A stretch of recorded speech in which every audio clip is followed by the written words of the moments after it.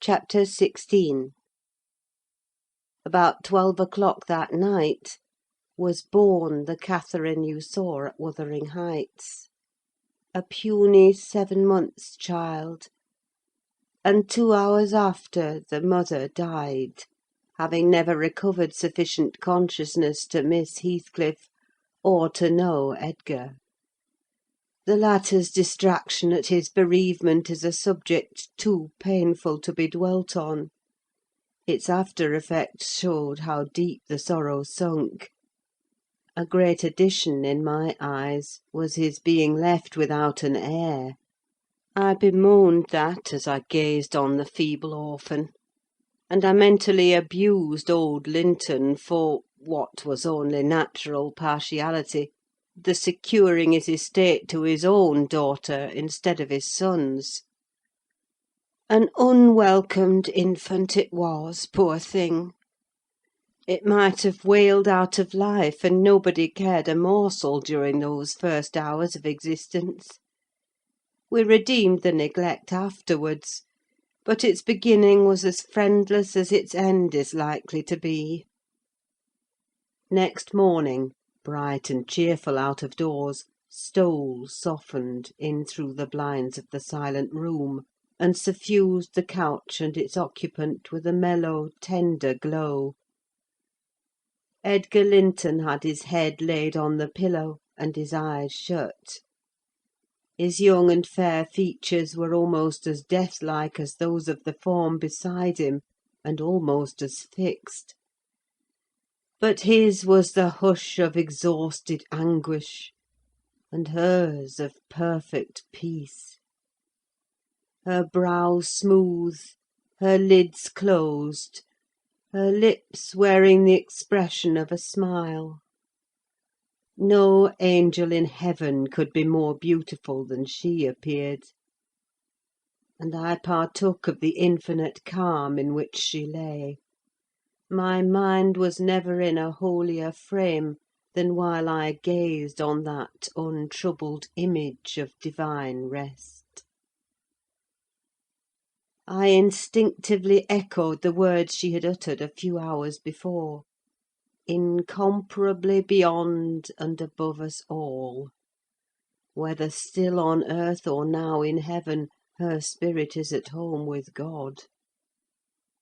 I don't know if it be a peculiarity in me, but I am seldom otherwise than happy while watching in the chamber of death, should no frenzied or despairing mourner share the duty with me.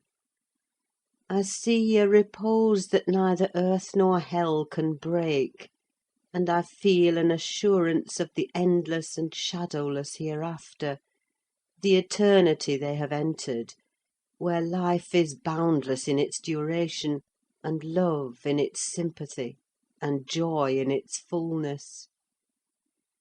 I noticed on that occasion how much selfishness there is even in a love like Mr. Linton's, when he so regretted Catherine's blessed release. To be sure, one might have doubted, after the wayward and impatient existence she had led, whether she merited a haven of peace at last. One might doubt in seasons of cold reflection, but not then, in the presence of her corpse. It asserted its own tranquillity, which seemed a pledge of equal quiet to its former inhabitant. Do you believe such people are happy in the other world, sir? I'd give a great deal to know. I declined answering Mrs. Dean's question, which struck me as something heterodox. She proceeded: "Retracing the course of Catherine Linton, I fear we have no right to think she is, but we'll leave her with her Maker. The master looked asleep, and I ventured soon after sunrise to quit the room and steal out to the pure, refreshing air. The servants thought me gone to shake off the drowsiness of my protracted watch. In reality, my chief motive was seeing Mr. Heathcliff. If he had remained among the larches all night, He would have heard nothing of the stir at the Grange, unless perhaps he might catch the gallop of the messenger going to Gimmerton. If he had come nearer, he would probably be aware, from the lights flitting to and fro, and the opening and shutting of the outer doors, that all was not right within. I wished, yet feared, to find him. I felt the terrible news must be told, and I longed to get it over, but how to do it I did not know. He was there, at least a few yards further in the park, leant against an old ash tree, his hat off, and his hair soaked with the dew that had gathered on the budded branches, and fell pattering round him. He had been standing a long time in that position, for I saw a pair of ouzels passing and repassing scarcely 3 feet from him, busy in building their nest, and regarding his proximity no more than that of a piece of timber. They flew off at my approach, and he raised his eyes and spoke. "She's dead," He said. "I've not waited for you to learn that. Put your handkerchief away, don't snivel before me. Damn you all, she wants none of your tears." I was weeping as much for him as her. We do sometimes pity creatures that have none of the feeling either for themselves or others. When I first looked into his face, I perceived that he had got intelligence of the catastrophe, and a foolish notion struck me that his heart was quelled, and he prayed, because his lips moved and his gaze was bent on the ground. "Yes, she's dead," I answered, checking my sobs and drying my cheeks. "Gone to heaven, I hope, where we may every one join her, if we take due warning, and leave our evil ways to follow good." "Did she take due warning, then?" asked Heathcliff, attempting a sneer. "Did she die like a saint? Come, give me a true history of the event. How did—" He endeavoured to pronounce the name, but could not manage it; and, compressing his mouth, he held a silent combat with his inward agony, defying meanwhile my sympathy with an unflinching, ferocious stare. "How did she die?" He resumed at last, fain, notwithstanding his hardihood, to have a support behind him, for after the struggle he trembled, in spite of himself, to his very finger ends. Poor wretch! I thought. You have a heart and nerves the same as your brother men. Why should you be anxious to conceal them? Your pride cannot blind God. You tempt him to wring them till he forces a cry of humiliation. "Quietly as a lamb," I answered aloud. She drew a sigh, and stretched herself like a child reviving and sinking again to sleep; and 5 minutes after I felt one little pulse at her heart, and nothing more. "And did she ever mention me?" he asked, hesitating, as if he dreaded the answer to his question would introduce details that he could not bear to hear. "Her senses never returned. She recognised nobody from the time you left her," I said. "She lies with a sweet smile on her face, and her latest ideas wandered back to pleasant early days. Her life closed in a gentle dream. May she wake as kindly in the other world." "May she awake in torment!" he cried, with frightful vehemence, stamping his foot and groaning in a sudden paroxysm of ungovernable passion. "Why, she's a liar to the end! Where is she? Not there! Not in heaven! Not perished! Where? Oh, you said you cared nothing for my sufferings, and I pray one prayer. I repeat it till my tongue stiffens. Catherine Earnshaw, may you not rest as long as I am living! You said I killed you. Haunt me, then! The murdered do haunt their murderers, I believe. I know that ghosts have wandered on earth. Be with me always. Take any form. Drive me mad. Only do not leave me in this abyss where I cannot find you. Oh, God, it is unutterable. I cannot live without my life. I cannot live without my soul. He dashed his head against the knotted trunk, and lifting up his eyes, howled, not like a man, but like a savage beast being goaded to death with knives and spears. I observed several splashes of blood about the bark of the tree, and his hand and forehead were both stained. Probably the scene I witnessed was a repetition of others acted during the night. It hardly moved my compassion: it appalled me. Still, I felt reluctant to quit him so. But the moment he recollected himself enough to notice me watching, he thundered a command for me to go, and I obeyed. He was beyond my skill to quiet or console. Mrs. Linton's funeral was appointed to take place on the Friday following her decease. Until then her coffin remained uncovered, and strewn with flowers and scented leaves, in the great drawing-room. Linton spent his days and nights there, her sleepless guardian; and, a circumstance concealed from all but me, Heathcliff spent his nights, at least, outside, equally a stranger to repose. I held no communication with him.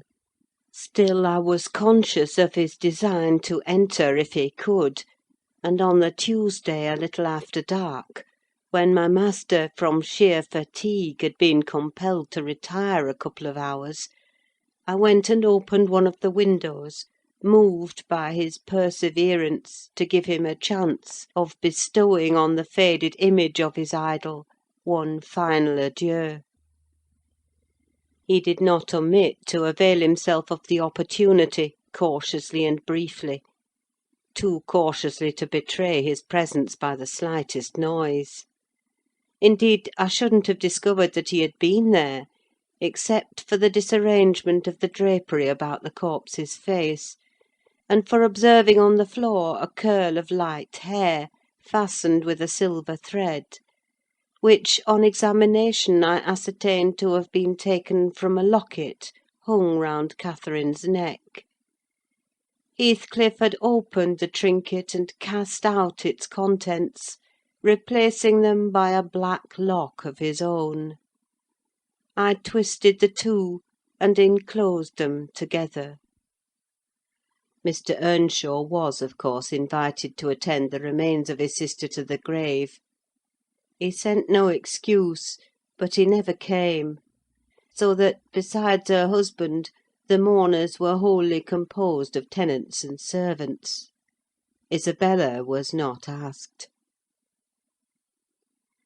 The place of Catherine's interment, to the surprise of the villagers, was neither in the chapel under the carved monument of the Lintons, nor yet by the tombs of her own relations outside. It was dug on a green slope in a corner of the kirkyard, where the wall is so low that heath and bilberry plants have climbed over it from the moor, and peat mould almost buries it. Her husband lies in the same spot now, and they have each a simple headstone above, and a plain grey block at their feet, to mark the graves.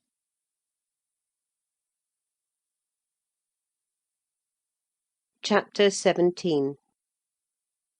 That Friday made the last of our fine days for a month. In the evening the weather broke. The wind shifted from south to north-east, and brought rain first, and then sleet and snow. On the morrow one could hardly imagine that there had been 3 weeks of summer.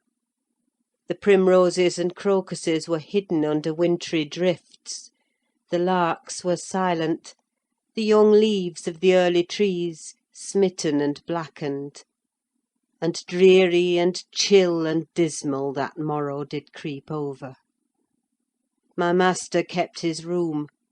I took possession of the lonely parlour, converting it into a nursery; and there I was, sitting with the moaning doll of a child laid on my knee, rocking it to and fro, and watching meanwhile the still driving flakes build up the uncurtained window, when the door opened, and some person entered out of breath and laughing. My anger was greater than my astonishment for a minute. I supposed it one of the maids, and I cried, "Have done! How dare you show your giddiness here? What would Mr. Linton say if he heard you?" "Excuse me," answered a familiar voice, "but I know Edgar is in bed, and I cannot stop myself." With that the speaker came forward to the fire, panting and holding her hand to her side. "I have run the whole way from Wuthering Heights," she continued, after a pause, "except where I've flown. I couldn't count the number of falls I've had. Oh, I'm aching all over. Don't be alarmed. There shall be an explanation as soon as I can give it. Only just have the goodness to step out and order the carriage to take me on to Gimmerton, and tell a servant to seek up a few clothes in my wardrobe." The intruder was Mrs. Heathcliff. She certainly seemed in no laughing predicament. Her hair streamed on her shoulders, dripping with snow and water. She was dressed in the girlish dress she commonly wore, befitting her age more than her position: a low frock with short sleeves, and nothing on either head or neck. The frock was of light silk, and clung to her with wet, and her feet were protected merely by thin slippers. Add to this a deep cut under one ear, which only the cold prevented from bleeding profusely, a white face scratched and bruised, and a frame hardly able to support itself through fatigue; and you may fancy my first fright was not much allayed when I had had leisure to examine her. "My dear young lady," I exclaimed, "I'll stir nowhere and hear nothing till you have removed every article of your clothes and put on dry things. And certainly you shall not go to Gimmerton to-night, so it is needless to order the carriage." "Certainly I shall," she said, "walking or riding. Yet I've no objection to dress myself decently. And see how it flows down my neck now! The fire does make it smart." She insisted on my fulfilling her directions before she would let me touch her; and not till after the coachman had been instructed to get ready, and a maid set to pack up some necessary attire, did I obtain her consent for binding the wound, and helping to change her garments. "Now, Ellen," she said, when my task was finished, and she was seated in an easy chair on the hearth, with a cup of tea before her, "you sit down opposite me and put poor Catherine's baby away. I don't like to see it. You mustn't think I care little for Catherine, because I behaved so foolishly on entering. I've cried too, bitterly. Yes, more than any one else has reason to cry. We parted unreconciled, you remember, and I shan't forgive myself. But for all that, I was not going to sympathise with him, the brute beast. Oh, give me the poker! This is the last thing of his I have about me." She slipped the gold ring from her third finger, and threw it on the floor. "I'll smash it," she continued, striking it with childish spite. "and then I'll burn it." And she took and dropped the misused article among the coals. "There! He shall buy another if he gets me back again. He'd be capable of coming to seek me, to tease Edgar. I dare not stay, lest that notion should possess his wicked head. And besides, Edgar has not been kind, has he? And I won't come suing for his assistance, nor will I bring him into more trouble. Necessity compelled me to seek shelter here; though, if I had not learned he was out of the way, I'd have halted at the kitchen, washed my face, warmed myself, got you to bring what I wanted, and departed again to anywhere out of the reach of that incarnate goblin. Ah! He was in such a fury! If he had caught me! It's a pity Earnshaw is not his match in strength. I wouldn't have run till I'd seen him all but demolished, had Hindley been able to do it. "Well, don't talk so fast, miss," I interrupted. "You'll disorder the handkerchief I've tied round your face, and make the cut bleed again. Drink your tea, and take breath, and give over laughing. Laughter is sadly out of place under this roof, and in your condition." An undeniable truth, she replied. Listen to that child! It maintains a constant wail. Send it out of my hearing for an hour. I shan't stay any longer. I rang the bell, and committed it to a servant's care; and then I inquired what had urged her to escape from Wuthering Heights in such an unlikely plight, and where she meant to go, as she refused remaining with us. I ought, and I wished to remain, Answered she. to cheer Edgar and take care of the baby, for two things, and because the Grange is my right home. But I tell you he wouldn't let me. Do you think he could bear to see me grow fat and merry? Could bear to think that we were tranquil, and not resolve on poisoning our comfort? Now I have the satisfaction of being sure that he detests me, to the point of its annoying him seriously to have me within earshot or eyesight. I notice, when I enter his presence, the muscles of his countenance are involuntarily distorted into an expression of hatred, partly arising from his knowledge of the good causes I have to feel that sentiment for him, and partly from original aversion.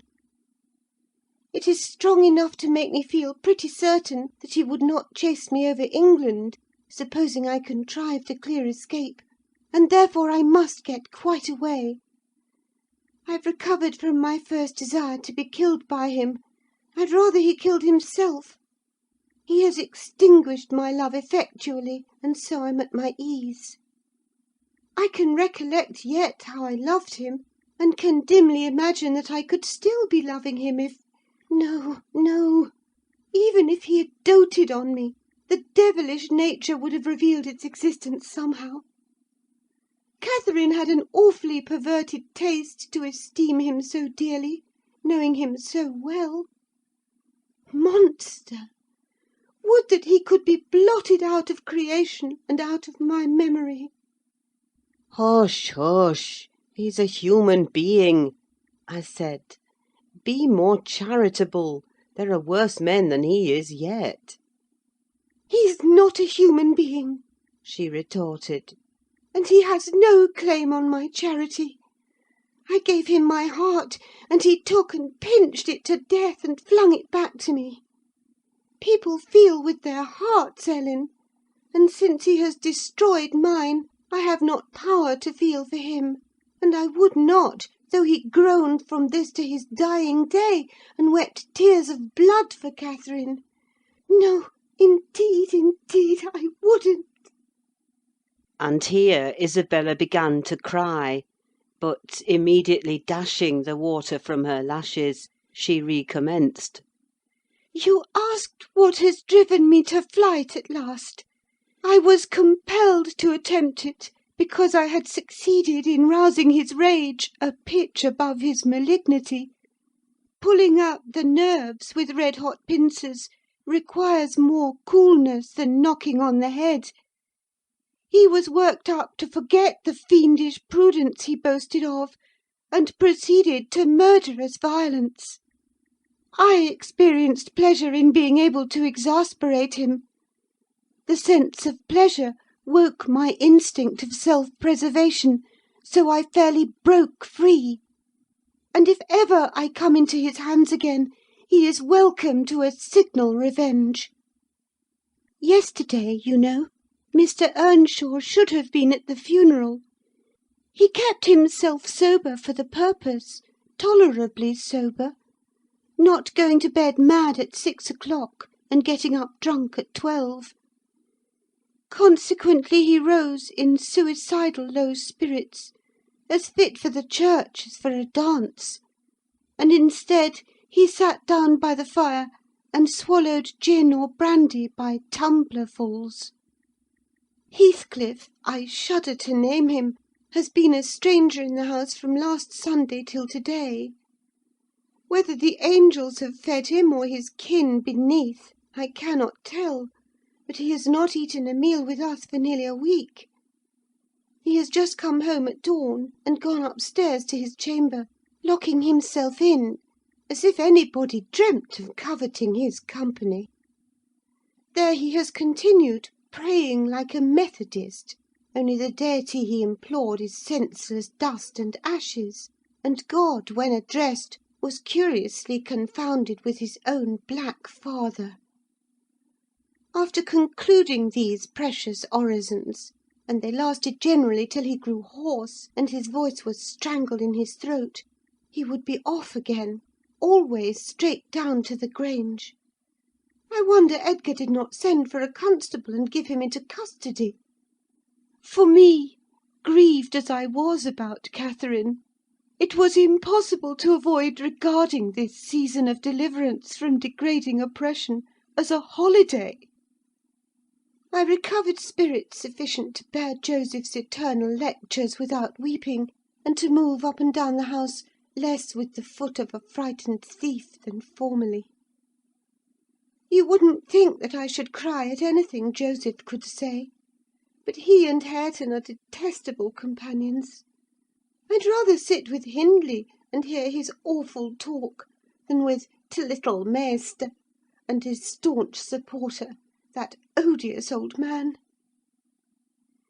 When Heathcliff is in, I'm often obliged to seek the kitchen and their society, or starve among the damp uninhabited chambers. When he is not, as was the case this week, I establish a table and chair at one corner of the house fire, and never mind how Mr. Earnshaw may occupy himself, and he does not interfere with my arrangements. He is quieter now than he used to be, if no one provokes him; more sullen and depressed, and less furious. Joseph affirms he's sure he's an altered man, that the Lord has touched his heart, and he is saved, so as by fire. I'm puzzled to detect signs of the favourable change, but it is not my business. Yester evening I sat in my nook reading some old books till late on towards 12. It seemed so dismal to go upstairs, with the wild snow blowing outside, and my thoughts continually reverting to the kirkyard and the new-made grave. I dared hardly lift my eyes from the page before me, that melancholy scene so instantly usurped its place. Hindley sat opposite, his head leant on his hand, perhaps meditating on the same subject.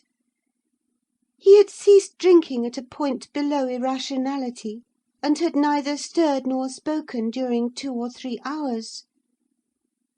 There was no sound through the house but the moaning wind, which shook the windows every now and then, the faint crackling of the coals, and the click of my snuffers as I removed at intervals the long wick of the candle. Hareton and Joseph were probably fast asleep in bed. It was very, very sad; and while I read I sighed, for it seemed as if all joy had vanished from the world, never to be restored. The doleful silence was broken at length by the sound of the kitchen latch. Heathcliff had returned from his watch earlier than usual, owing, I suppose, to the sudden storm. That entrance was fastened, and we heard him coming round to get in by the other. I rose with an irrepressible expression of what I felt on my lips, which induced my companion, who had been staring towards the door, to turn and look at me. "I'll keep him out 5 minutes," he exclaimed. "You won't object?" "No, you may keep him out the whole night for me," I answered. "Do, Put the key in the lock and draw the bolts." Earnshaw accomplished this ere his guest reached the front. He then came and brought his chair to the other side of my table, leaning over it, and searching in my eyes for a sympathy with the burning hate that gleamed from his. As he both looked and felt like an assassin, he couldn't exactly find that, but he discovered enough to encourage him to speak. "You and I," He said, "have each a great debt to settle with the man out yonder. If we were neither of us cowards, we might combine to discharge it. Are you as soft as your brother? Are you willing to endure to the last, and not once attempt a repayment?" "I'm weary of enduring now," I replied, "and I'd be glad of a retaliation that wouldn't recoil on myself. But treachery and violence are spears pointed at both ends. They wound those who resort to them worse than their enemies." "Treachery and violence are a just return for treachery and violence," cried Hindley. "Mrs. Heathcliff, I'll ask you to do nothing, but sit still and be dumb. Tell me now, can you? I'm sure you would have as much pleasure as I in witnessing the conclusion of the fiend's existence. He'll be your death unless you overreach him, and he'll be my ruin. Damn the hellish villain! He knocks at the door as if he were master here already. Promise to hold your tongue, and before that clock strikes—it wants 3 minutes of 1—you're a free woman." He took the implements which I described to you in my letter from his breast, and would have turned down the candle. I snatched it away, however, and seized his arm. "I'll not hold my tongue," I said. "You mustn't touch him. Let the door remain shut, and be quiet." "No, I've formed my resolution, and by God I'll execute it!" cried the desperate being. "I'll do you a kindness in spite of yourself, and Hareton justice; and you needn't trouble your head to screen me. Catherine is gone. Nobody alive would regret me, or be ashamed, though I cut my throat this minute; and it's time to make an end." I might as well have struggled with a bear, or reasoned with a lunatic. The only resource left me was to run to a lattice and warn his intended victim of the fate which awaited him. "You'd better seek shelter somewhere else to-night," I exclaimed, in rather a triumphant tone. "Mr. Earnshaw has a mind to shoot you if you persist in endeavouring to enter." "You'd better open the door, you—" he answered, addressing me by some elegant term that I don't care to repeat. "I shall not meddle in the matter," I retorted again. "Come in and get shot, if you please. I've done my duty." With that I shut the window and returned to my place by the fire, having too small a stock of hypocrisy at my command to pretend any anxiety for the danger that menaced him. Earnshaw swore passionately at me, affirming that I loved the villain yet, and calling me all sorts of names for the base spirit I evinced.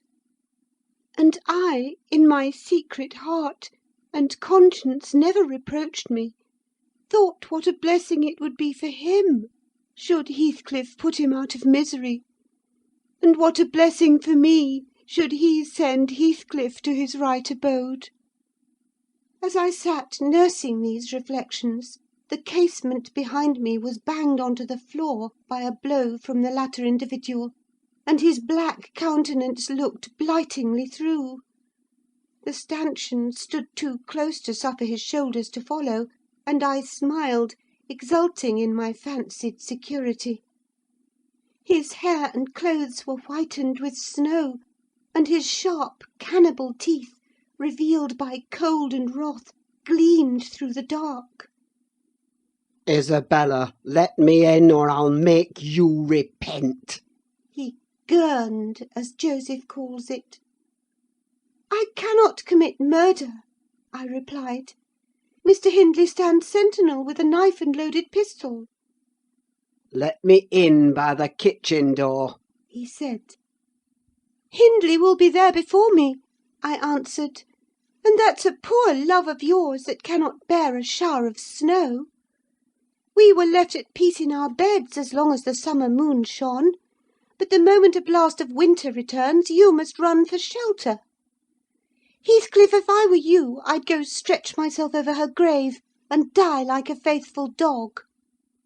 The world is surely not worth living in now, is it? You had distinctly impressed on me the idea that Catherine was the whole joy of your life. I can't imagine how you think of surviving her loss." "He's there, is he?" exclaimed my companion, rushing to the gap. "If I can get my arm out, I can hit him." "I'm afraid, Ellen, you'll set me down as really wicked, but you don't know all, so don't judge. I wouldn't have aided or abetted an attempt on even his life for anything. Wish that he were dead, I must, and therefore I was fearfully disappointed and unnerved by terror for the consequences of my taunting speech, when he flung himself on Earnshaw's weapon and wrenched it from his grasp.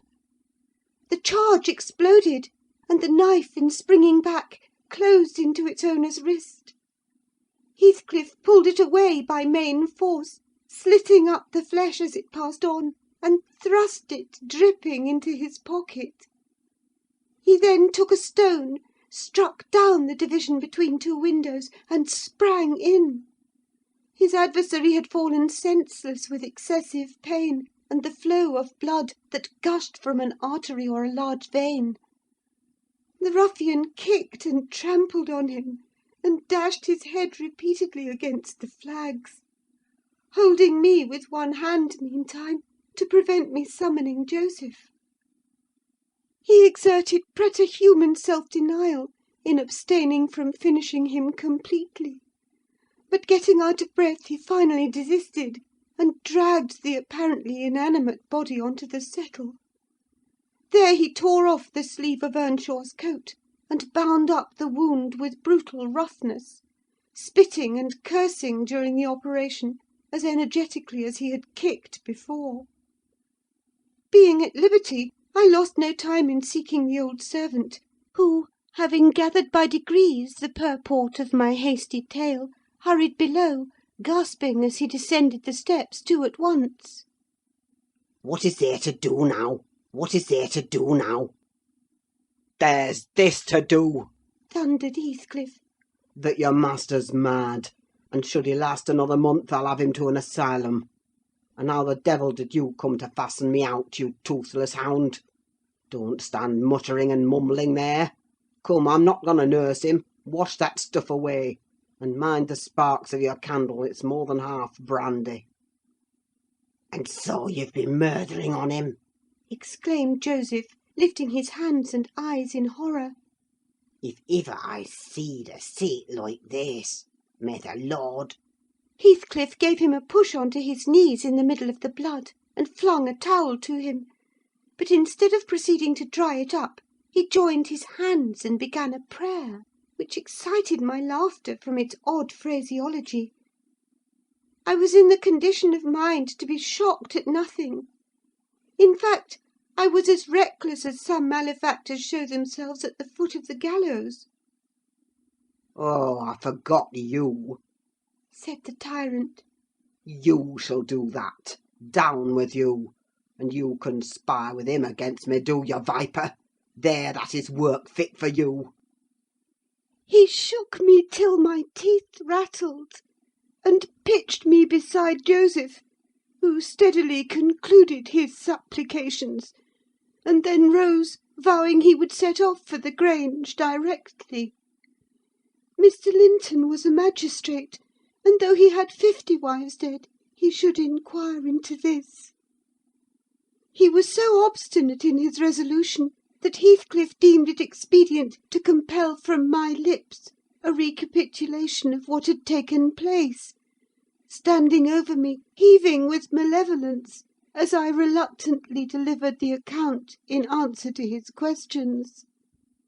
It required a great deal of labour to satisfy the old man that Heathcliff was not the aggressor, especially with my hardly wrung replies. However, Mr. Earnshaw soon convinced him that he was alive still.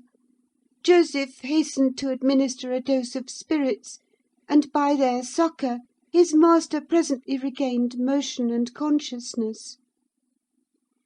Heathcliff, aware that his opponent was ignorant of the treatment received while insensible, called him deliriously intoxicated, and said that he should not notice his atrocious conduct further, but advised him to get to bed.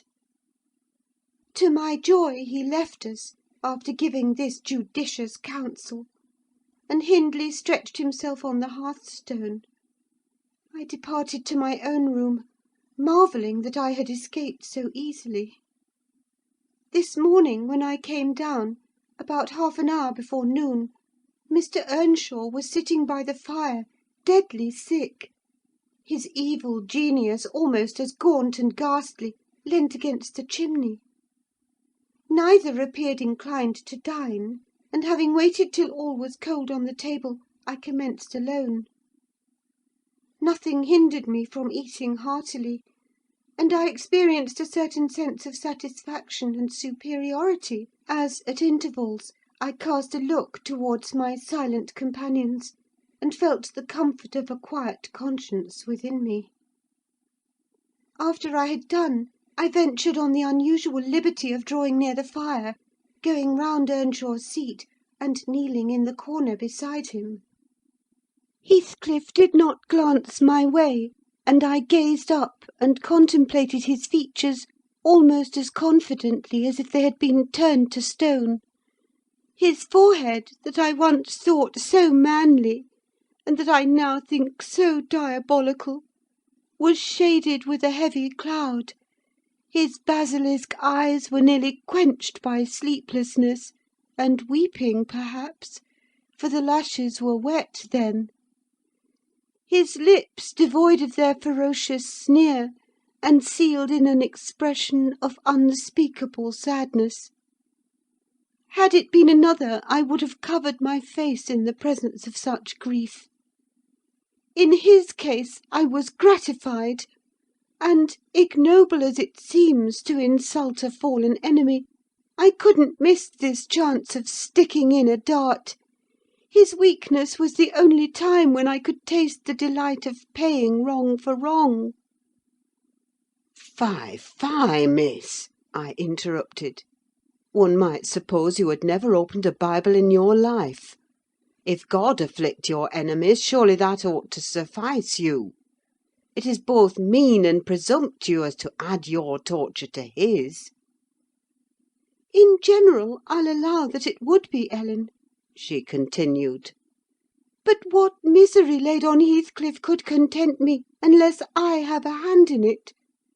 I'd rather he suffered less, if I might cause his sufferings, and he might know that I was the cause.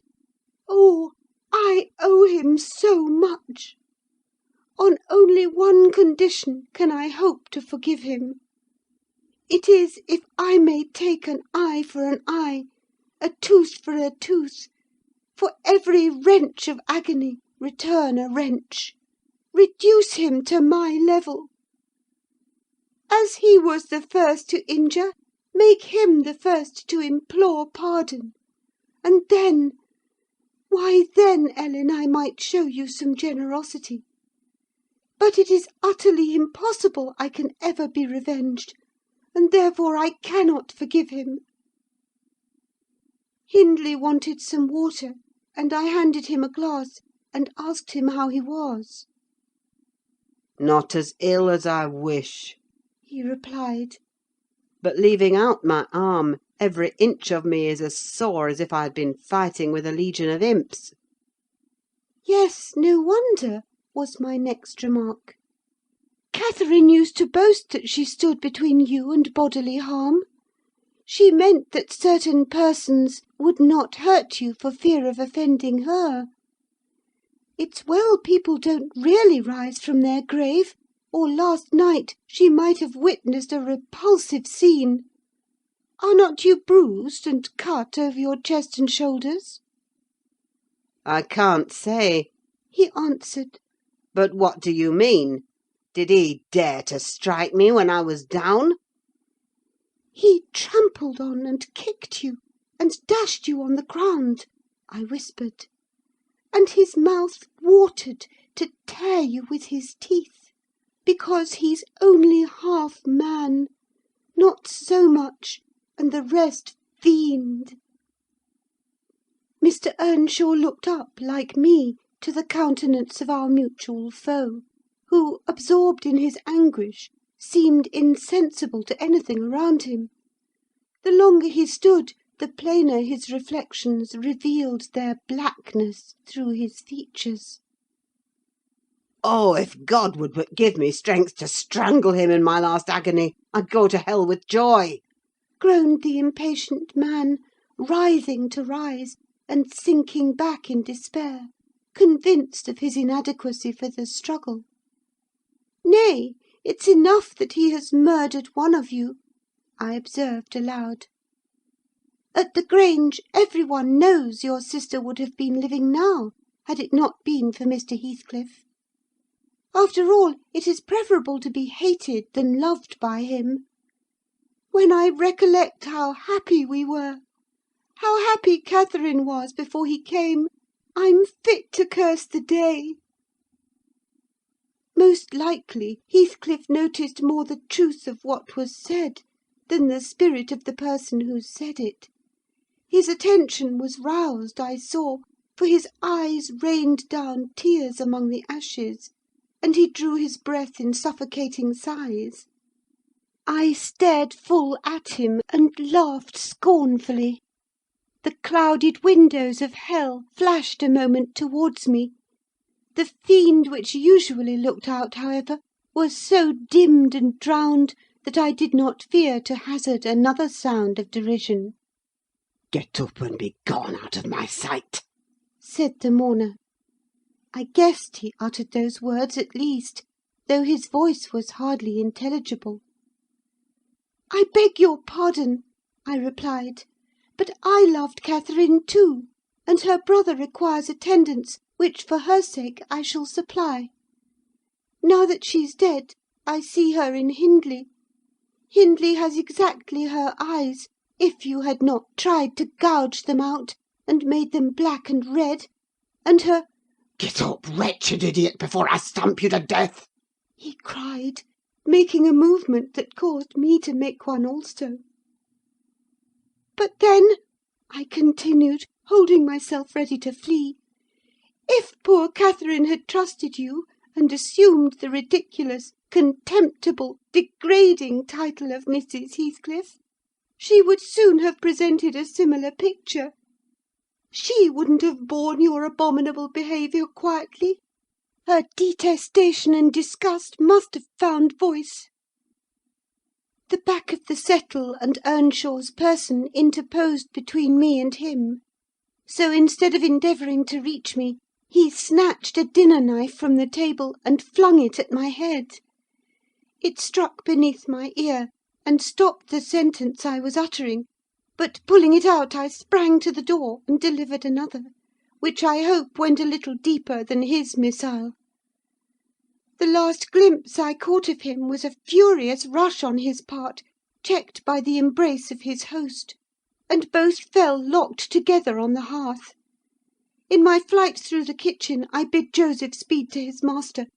I knocked over Hareton, who was hanging a litter of puppies from a chair back in the doorway, and, blessed as a soul escaped from purgatory, I bounded, leaped, and flew down the steep road; then, quitting its windings, shot direct across the moor, rolling over banks and wading through marshes, precipitating myself, in fact, towards the beacon light of the Grange. And far rather would I be condemned to a perpetual dwelling in the infernal regions than, even for one night, abide beneath the roof of Wuthering Heights again. Isabella ceased speaking, and took a drink of tea. Then she rose, and bidding me put on her bonnet and a great shawl I had brought, and turning a deaf ear to my entreaties for her to remain another hour, she stepped on to a chair, kissed Edgar's and Catherine's portraits, bestowed a similar salute on me, and descended to the carriage, accompanied by Fanny, who yelped wild with joy at recovering her mistress. She was driven away, never to revisit this neighbourhood; but a regular correspondence was established between her and my master, when things were more settled. I believe her new abode was in the south, near London. There she had a son born a few months subsequent to her escape. He was christened Linton, and from the first she reported him to be an ailing, peevish creature.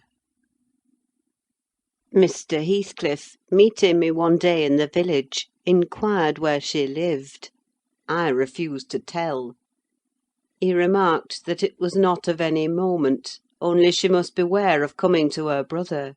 She should not be with him, if he had to keep her himself. Though I would give no information, he discovered, through some of the other servants, both her place of residence and the existence of the child. Still, he didn't molest her, for which forbearance she might thank his aversion, I suppose. He often asked about the infant when he saw me, and on hearing its name, smiled grimly, and observed, "They wish me to hate it too, do they?" "I don't think they wish you to know anything about it," I answered. "But I'll have it," he said, "when I want it. They may reckon on that." Fortunately, its mother died before the time arrived, some 13 years after the decease of Catherine, when Linton was 12, or a little more. On the day succeeding Isabella's unexpected visit, I had no opportunity of speaking to my master. He shunned conversation, and was fit for discussing nothing. When I could get him to listen, I saw it pleased him that his sister had left her husband, whom he abhorred with an intensity which the mildness of his nature would scarcely seem to allow. So deep and sensitive was his aversion, that he refrained from going anywhere where he was likely to see or hear of Heathcliff. Grief, and that together, transformed him into a complete hermit. He threw up his office of magistrate, ceased even to attend church, avoided the village on all occasions, and spent a life of entire seclusion within the limits of his park and grounds, only varied by solitary rambles on the moors, and visits to the grave of his wife, mostly at evening, or early morning before other wanderers were abroad. But he was too good to be thoroughly unhappy long. He didn't pray for Catherine's soul to haunt him. Time brought resignation, and a melancholy sweeter than common joy. He recalled her memory with ardent, tender love, and hopeful aspiring to the better world, where he doubted not she was gone. And he had earthly consolation and affections also. For a few days, I said, he seemed regardless of the puny successor to the departed. That coldness melted as fast as snow in April, and ere the tiny thing could stammer a word or totter a step, it wielded a despot's sceptre in his heart. It was named Catherine, but he never called it the name in full, as he had never called the first Catherine short; probably because Heathcliff had a habit of doing so. The little one was always Cathy. It formed to him a distinction from the mother, and yet a connection with her, and his attachment sprang from its relation to her far more than from its being his own. I used to draw a comparison between him and Hindley Earnshaw, and perplex myself to explain satisfactorily why their conduct was so opposite in similar circumstances. They had both been fond husbands, and were both attached to their children, and I could not see how they shouldn't both have taken the same road, for good or evil. But I thought in my mind, Hindley, with apparently the stronger head, has shown himself sadly the worse and the weaker man. When his ship struck, the captain abandoned his post, and the crew, instead of trying to save her, rushed into riot and confusion, leaving no hope for their luckless vessel. Linton, on the contrary, displayed the true courage of a loyal and faithful soul. He trusted God, and God comforted him. One hoped, and the other despaired. They chose their own lots, and were righteously doomed to endure them. But you'll not want to hear my moralising, Mr. Lockwood. You'll judge as well as I can all these things. At least you'll think you will, and that's the same. The end of Earnshaw was what might have been expected. It followed fast on his sister's. There were scarcely 6 months between them. We at the Grange never got a very succinct account of his state preceding it. All that I did learn was on occasion of going to aid in the preparations for the funeral. Mr. Kenneth came to announce the event to my master. "Well, Nelly," said he, riding into the yard one morning, too early not to alarm me with an instant presentiment of bad news, "it's yours and my turn to go into mourning at present. Who's given us the slip now, do you think?" Who? I asked in a flurry. "Why, guess," he returned, dismounting, and slinging his bridle on a hook by the door. "And nip up the corner of your apron. I'm certain you'll need it." Not Mr. Heathcliff, surely? I exclaimed. "What, would you have tears for him?" said the doctor. "No, Heathcliff's a tough young fellow. He looks blooming to-day. I've just seen him. He's rapidly regaining flesh since he lost his better half."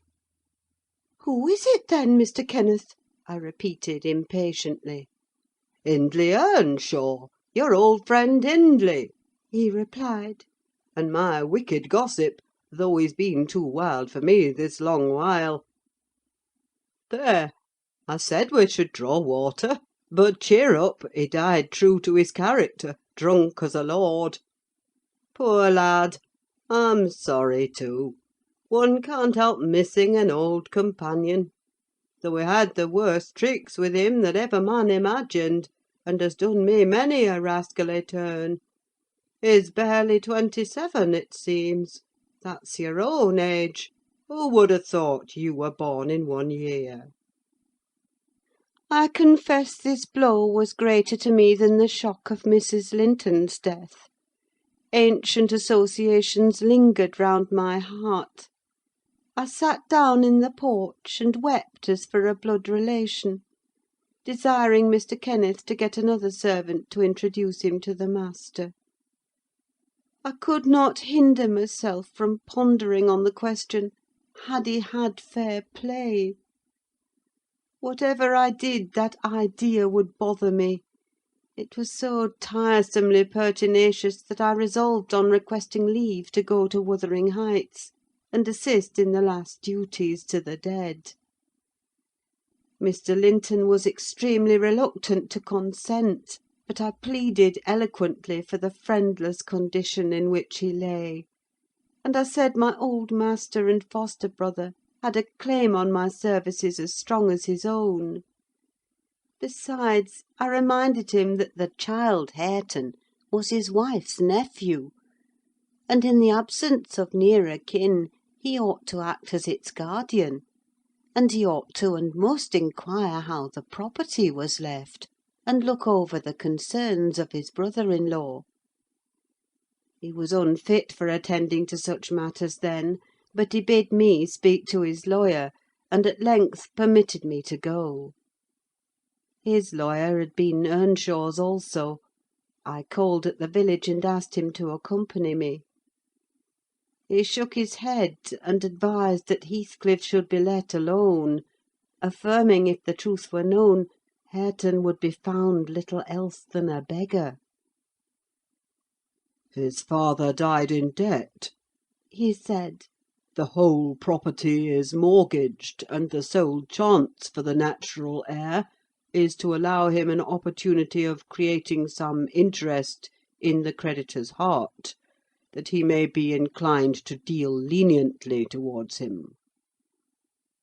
When I reached the Heights, I explained that I had come to see everything carried on decently, and Joseph, who appeared in sufficient distress, expressed satisfaction at my presence.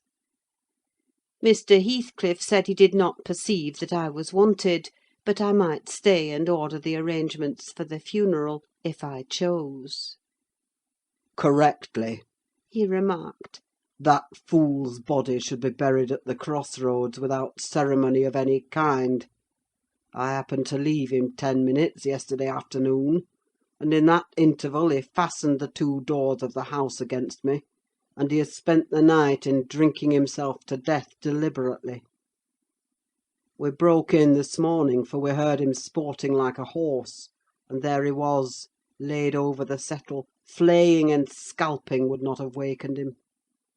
I sent for Kenneth, and he came, but not till the beast had changed into carrion.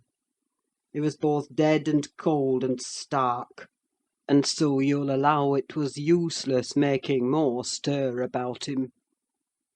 The old servant confirmed this statement, but muttered, "I'd rayther he'd gone himself, doctor. I sud ha' ta'en tent up t' maister better nor him. And he warn't dead when I left, nought o' t' sort." I insisted on the funeral being respectable. Mr. Heathcliff said I might have my own way there too, only he desired me to remember that the money for the whole affair came out of his pocket. He maintained a hard, careless deportment, indicative of neither joy nor sorrow. If anything, it expressed a flinty gratification at a piece of difficult work successfully executed. I observed once, indeed, something like exultation in his aspect. It was just when the people were bearing the coffin from the house. He had the hypocrisy to represent a mourner, and previous to following with Hareton, he lifted the unfortunate child on to the table, and muttered with peculiar gusto, "Now, my bonny lad, you are mine, and we'll see if one tree won't grow as crooked as another, with the same wind to twist it." The unsuspecting thing was pleased at this speech. He played with Heathcliff's whiskers and stroked his cheek, but I divined its meaning, and observed tartly, "That boy must go back with me to Thrushcross Grange, sir. There is nothing in the world less yours than he is." "Does Linton say so?" he demanded. "Of course: he has ordered me to take him," I replied. "Well," said the scoundrel, "we'll not argue the subject now; but I have a fancy to try my hand at rearing a young one. So intimate to your master that I must supply the place of this with my own, if he attempt to remove it. I don't engage to let Hareton go undisputed, but I'll be pretty sure to make the other come. Remember to tell him." This hint was enough to bind our hands. I repeated its substance on my return, and Edgar Linton, little interested at the commencement, spoke no more of interfering. I'm not aware that he could have done it to any purpose, had he been ever so willing. The guest was now the master of Wuthering Heights. He held firm possession, and proved to the attorney, who in his turn proved it to Mr. Linton, that Earnshaw had mortgaged every yard of land he owned for cash to supply his mania for gaming, and he, Heathcliff, was the mortgagee. In that manner, Hareton, who should now be the first gentleman in the neighbourhood, was reduced to a state of complete dependence on his father's inveterate enemy, and lives in his own house as a servant, deprived of the advantage of wages, quite unable to right himself because of his friendlessness and his ignorance that he has been wronged.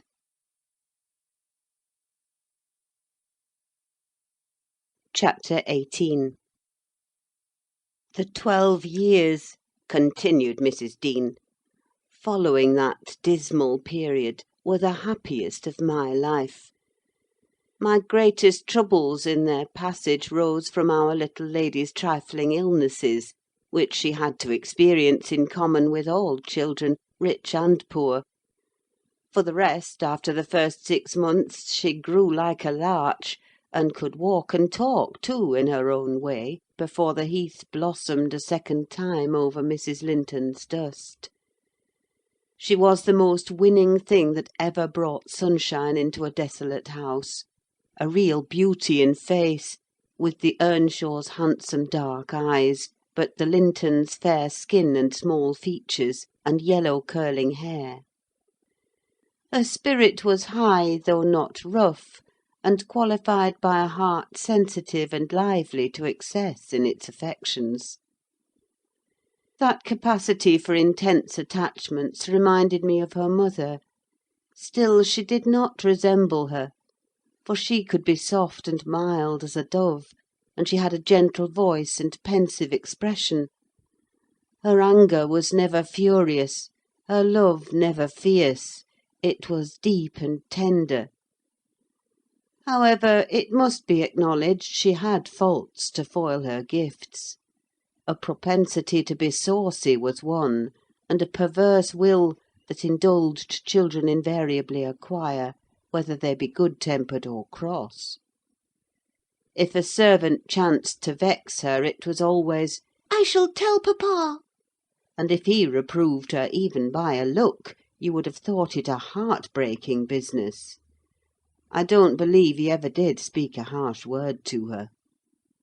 He took her education entirely on himself, and made it an amusement. Fortunately, curiosity and a quick intellect made her an apt scholar. She learned rapidly and eagerly, and did honour to his teaching. Till she reached the age of 13, she had not once been beyond the range of the park by herself. Mr. Linton would take her with him a mile or so outside on rare occasions, but he trusted her to no one else. Gimmerton was an unsubstantial name in her ears; the chapel the only building she had approached or entered, except her own home. Wuthering Heights and Mr. Heathcliff did not exist for her; she was a perfect recluse, and apparently perfectly contented. Sometimes, indeed, while surveying the country from her nursery window, she would observe, Ellen, how long will it be before I can walk to the top of those hills? I wonder what lies on the other side. Is it the sea? "No, Miss Cathy," I would answer. "It is hills again, just like these." And what are those golden rocks like when you stand under them? She once asked. The abrupt descent of Penistone Crags particularly attracted her notice, especially when the setting sun shone on it and the topmost heights, and the whole extent of landscape besides lay in shadow. I explained that they were bare masses of stone, with hardly enough earth in their clefts to nourish a stunted tree. And why are they bright so long after it is evening here? She pursued. "Because they are a great deal higher up than we are," replied I. "You could not climb them; they're too high and steep. In winter the frost is always there before it comes to us, and deep into summer I have found snow under that black hollow on the north-east side." Oh, you have been on them! she cried gleefully. Then I can go too when I am a woman. Has papa been, Ellen? "Papa would tell you, miss," I answered hastily, "that they are not worth the trouble of visiting. The moors where you ramble with him are much nicer, and Thrushcross Park is the finest place in the world." "But I know the park, and I don't know those," she murmured to herself. "And I should delight to look round me from the brow of that tallest point. My little pony Minnie shall take me some time." One of the maids mentioning the fairy cave quite turned her head with a desire to fulfil this project. She teased Mr. Linton about it, and he promised she should have the journey when she got older. But Miss Catherine measured her age by months, and "Now am I old enough to go to Penistone Crags?" was the constant question in her mouth. The road thither wound close by Wuthering Heights. Edgar had not the heart to pass it, so she received as constantly the answer, "Not yet, love, not yet." I said Mrs. Heathcliff lived above a dozen years after quitting her husband. Her family were of a delicate constitution. She and Edgar both lacked the ruddy health that you will generally meet in these parts. What her last illness was, I am not certain. I conjecture they died of the same thing, a kind of fever, slow at its commencement, but incurable, and rapidly consuming life towards the close. She wrote to inform her brother of the probable conclusion of a 4 months' indisposition under which she had suffered, and entreated him to come to her if possible, for she had much to settle, and she wished to bid him adieu, and deliver Lintons safely into his hands. Her hope was that Linton might be left with him as he had been with her. His father, she would fain convince herself, had no desire to assume the burden of his maintenance or education.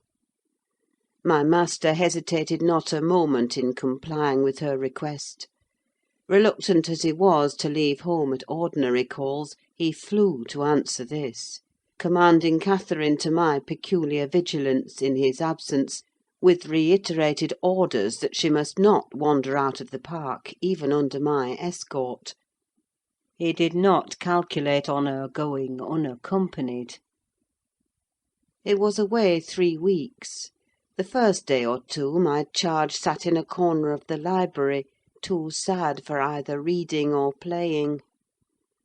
In that quiet state she caused me little trouble, but it was succeeded by an interval of impatient, fretful weariness, and being too busy, and too old then, to run up and down amusing her, I hit on a method by which she might entertain herself. I used to send her on her travels round the grounds, now on foot, and now on a pony, indulging her with a patient audience of all her real and imaginary adventures when she returned. The summer shone in full prime, and she took such a taste for this solitary rambling that she often contrived to remain out from breakfast till tea, and then the evenings were spent in recounting her fanciful tales. I did not fear her breaking bounds, because the gates were generally locked, and I thought she would scarcely venture forth alone if they had stood wide open. Unluckily, my confidence proved misplaced. Catherine came to me one morning at 8 o'clock, and said she was that day an Arabian merchant, going to cross the desert with his caravan, and I must give her plenty of provision for herself and beasts, a horse and 3 camels, personated by a large hound and a couple of pointers. I got together good store of dainties, and slung them in a basket on one side of the saddle, and she sprang up as gay as a fairy, sheltered by her wide-brimmed hat and gauze veil from the July sun, and trotted off with a merry laugh, mocking my cautious counsel to avoid galloping, and come back early. The naughty thing never made her appearance at tea. One traveller, the hound, being an old dog and fond of its ease, returned, but neither Cathy nor the pony nor the 2 pointers were visible in any direction. I dispatched emissaries down this path and that path, and at last went wandering in search of her myself. There was a labourer working at a fence round a plantation on the borders of the grounds. I inquired of him if he had seen our young lady. "Saw her at morn," he replied. "She would have me to cut her a hazel switch, and then she leapt her galloway over the hedge yonder, where it is lowest, and galloped out of sight." You may guess how I felt at hearing this news. It struck me directly she must have started for Penistone Crags. "What will become of her?"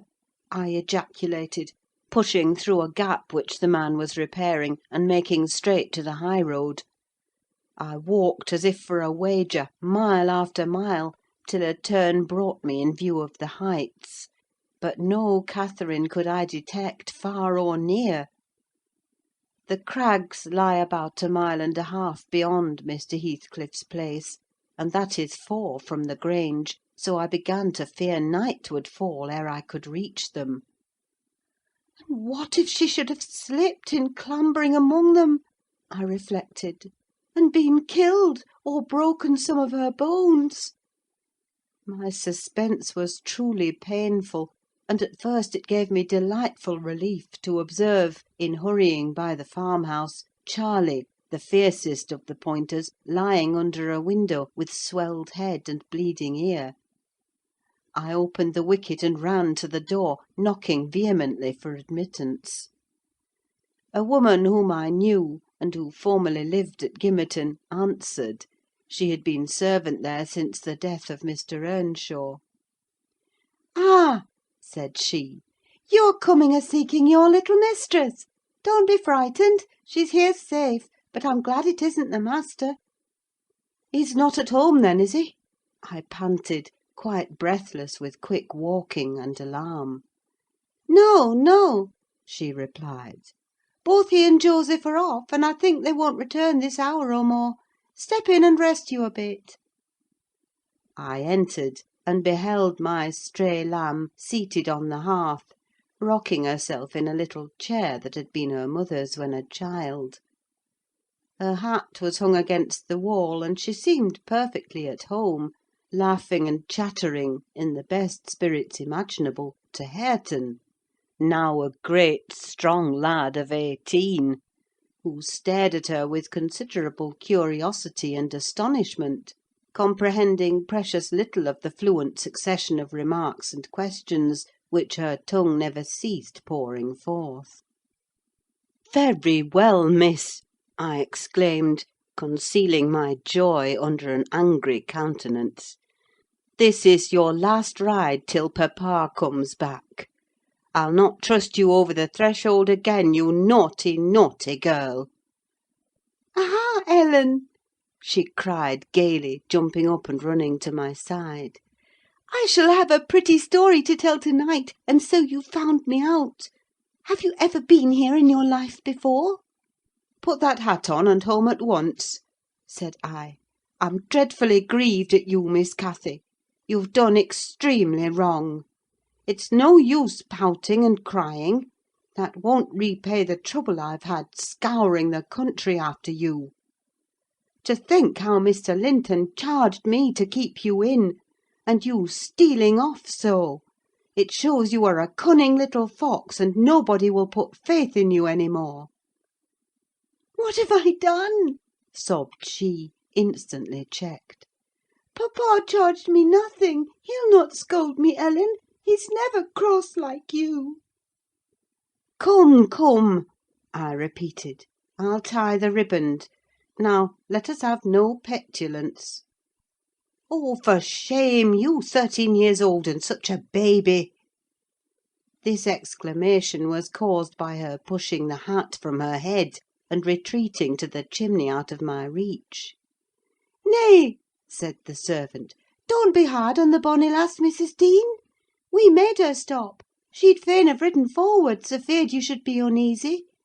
Hareton offered to go with her, and I thought he should. It's a wild road over the hills." Hareton, during the discussion, stood with his hands in his pockets, too awkward to speak, though he looked as if he did not relish my intrusion. "How long am I to wait?" I continued, disregarding the woman's interference. "It will be dark in 10 minutes. Where is the pony, Miss Cathy? And where is Phoenix? I shall leave you unless you be quick, so please yourself." "The pony is in the yard," she replied, "and Phoenix is shut in there. He's bitten, and so is Charlie.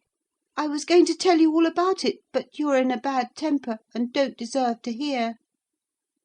I picked up her hat, and approached to reinstate it; but, perceiving that the people of the house took her part, she commenced capering round the room, and, on my giving chase, ran like a mouse over and under and behind the furniture, rendering it ridiculous for me to pursue. Hareton and the woman laughed, and she joined them, and waxed more impertinent still, till I cried, in great irritation, "Well, Miss Cathy, if you were aware whose house this is, you'd be glad enough to get out." "It's your father's, isn't it?" said she, turning to Hareton. "Nay," he replied, looking down and blushing bashfully. He could not stand a steady gaze from her eyes, though they were just his own. "Whose, then? Your master's?" she asked. He coloured deeper, with a different feeling, muttered an oath, and turned away. "Who is his master?" continued the tiresome girl, appealing to me. "He talked about our house and our folk. I thought he had been the owner's son; and he never said Miss. He should have done, shouldn't he, if he's a servant?" Hareton grew black as a thundercloud at this childish speech. I silently shook my questioner, and at last succeeded in equipping her for departure. "Now get my horse," she said, addressing her unknown kinsman, as she would one of the stable boys at the Grange. "And you may come with me. I want to see where the goblin hunter rises in the marsh, and to hear about the fairishes, as you call them. But make haste. What's the matter? Get my horse, I say." "I'll see thee damned before I be thy servant," growled the lad. "You'll see me what?" asked Catherine, in surprise. "Damned, thou saucy witch!" he replied. "There, Miss Cathy, you see you have got into pretty company," I interposed. "Nice words to be used to a young lady. Pray don't begin to dispute with him. Come, let us seek for Minnie ourselves, and be gone." "But, Ellen!" cried she, staring fixed in astonishment. "How dare he speak so to me? Mustn't he be made to do as I ask him? You wicked creature, I shall tell papa what you said. Now then!" Hareton did not appear to feel this threat, so the tears sprang into her eyes with indignation. "You bring the pony," she exclaimed, turning to the woman, "and let my dog free this moment." "Softly, miss," answered she addressed. "You'll lose nothing by being civil. Though Mr. Hareton there be not the master's son, he's your cousin, and I was never hired to serve you." "He my cousin!" cried Cathy, with a scornful laugh. "Yes, indeed," responded her reprover. "Oh, Ellen, don't let them say such things!" she pursued, in great trouble. "Papa is gone to fetch my cousin from London. My cousin is a gentleman's son. That my—" She stopped, and wept outright, upset at the bare notion of relationship with such a clown. "Hush, hush!" I whispered. "People can have many cousins, and of all sorts, Miss Cathy, without being any the worse for it: only they needn't keep their company if they be disagreeable and bad." He's not my cousin, Ellen," she went on, gathering fresh grief from reflection, and flinging herself into my arms for refuge from the idea. I was much vexed at her and the servant for their mutual revelations, having no doubt of Linton's approaching arrival, communicated by the former, being reported to Mr. Heathcliff, and feeling as confident that Catherine's first thought on her father's return would be to seek an explanation of the latter's assertion concerning her rude-bred kindred. Hareton, recovering from his disgust at being taken for a servant, seemed moved by her distress, and having fetched the pony round to the door, He took, to propitiate her, a fine crooked-legged terrier whelp from the kennel, and putting it into her hand, bid her whist, for he meant nought. Pausing in her lamentations, she surveyed him with a glance of awe and horror, then burst forth anew. I could scarcely refrain from smiling at this antipathy to the poor fellow, who was a well-made, athletic youth, good-looking in features, and stout and healthy, but attired in garments befitting his daily occupations of working on the farm, and lounging among the moors after rabbits and game. Still, I thought I could detect in his physiognomy a mind owning better qualities than his father ever possessed. Good things lost amid a wilderness of weeds, to be sure, whose rankness far overtopped their neglected growth; yet, notwithstanding, evidence of a wealthy soil that might yield luxuriant crops under other and favourable circumstances. Mr. Heathcliff, I believe, had not treated him physically ill, thanks to his fearless nature, which offered no temptation to that course of oppression. He had none of the timid susceptibility that would have given zest to ill-treatment in Heathcliff's judgment. He appeared to have bent his malevolence on making him a brute. He was never taught to read or write, never rebuked for any bad habit which did not annoy his keeper, never led a single step towards virtue, or guarded by a single precept against vice. And, from what I heard, Joseph contributed much to his deterioration by a narrow-minded partiality, which prompted him to flatter and pet him as a boy, because he was the head of the old family. And as he had been in the habit of accusing Catherine Earnshaw and Heathcliff, when children, of putting the master past his patience, and compelling him to seek solace in drink by what he termed their offald ways, so at present he laid the whole burden of Hareton's faults on the shoulders of the usurper of his property. If the lad swore, he wouldn't correct him, nor however culpably he behaved. It gave Joseph satisfaction, apparently, to watch him go the worst lengths.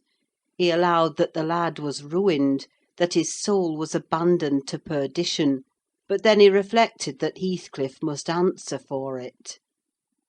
Hareton's blood would be required at his hands, and there lay immense consolation in that thought. Joseph had instilled into him a pride of name and of his lineage. He would, had he dared, have fostered hate between him and the present owner of the Heights; but his dread of that owner amounted to superstition, and he confined his feelings regarding him to muttered innuendos and private comminations.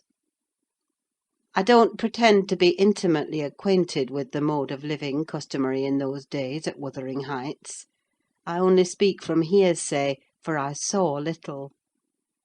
The villagers affirmed Mr. Heathcliff was near, and a cruel, hard landlord to his tenants; but the house inside had regained its ancient aspect of comfort under female management, and the scenes of riot, common in Hindley's time, were not now enacted within its walls.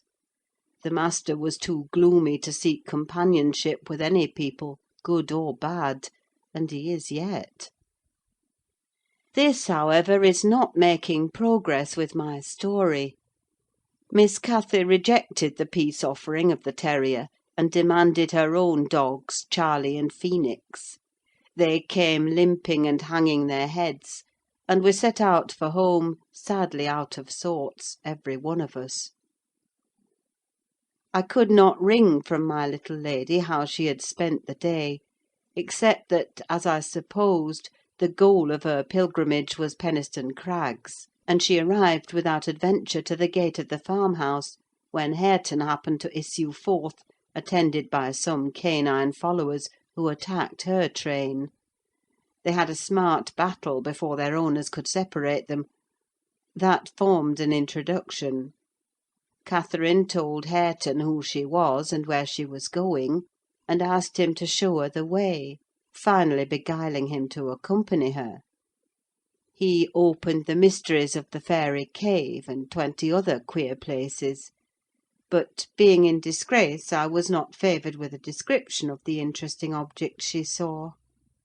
I could gather, however, that her guide had been a favourite, till she hurt his feelings by addressing him as a servant, and Heathcliff's housekeeper hurt hers by calling him her cousin. Then the language he had held to her rankled in her heart. She, who was always love and darling and queen and angel with everybody at the Grange, to be insulted so shockingly by a stranger! She did not comprehend it, and hard work I had to obtain a promise that she would not lay the grievance before her father. I explained how he objected to the whole household at the Heights, and how sorry he would be to find she had been there; but I insisted most on the fact that if she revealed my negligence of his orders, he would perhaps be so angry that I should have to leave. And Cathy couldn't bear that prospect. She pledged her word, and kept it, for my sake. After all, she was a sweet little girl.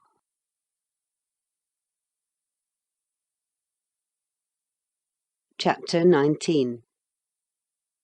A letter edged with black announced the day of my master's return. Isabella was dead, and he wrote to bid me get mourning for his daughter, and arrange a room and other accommodations for his youthful nephew. Catherine ran wild with joy at the idea of welcoming her father back, and indulged most sanguine anticipations of the innumerable excellencies of her real cousin. The evening of their expected arrival came.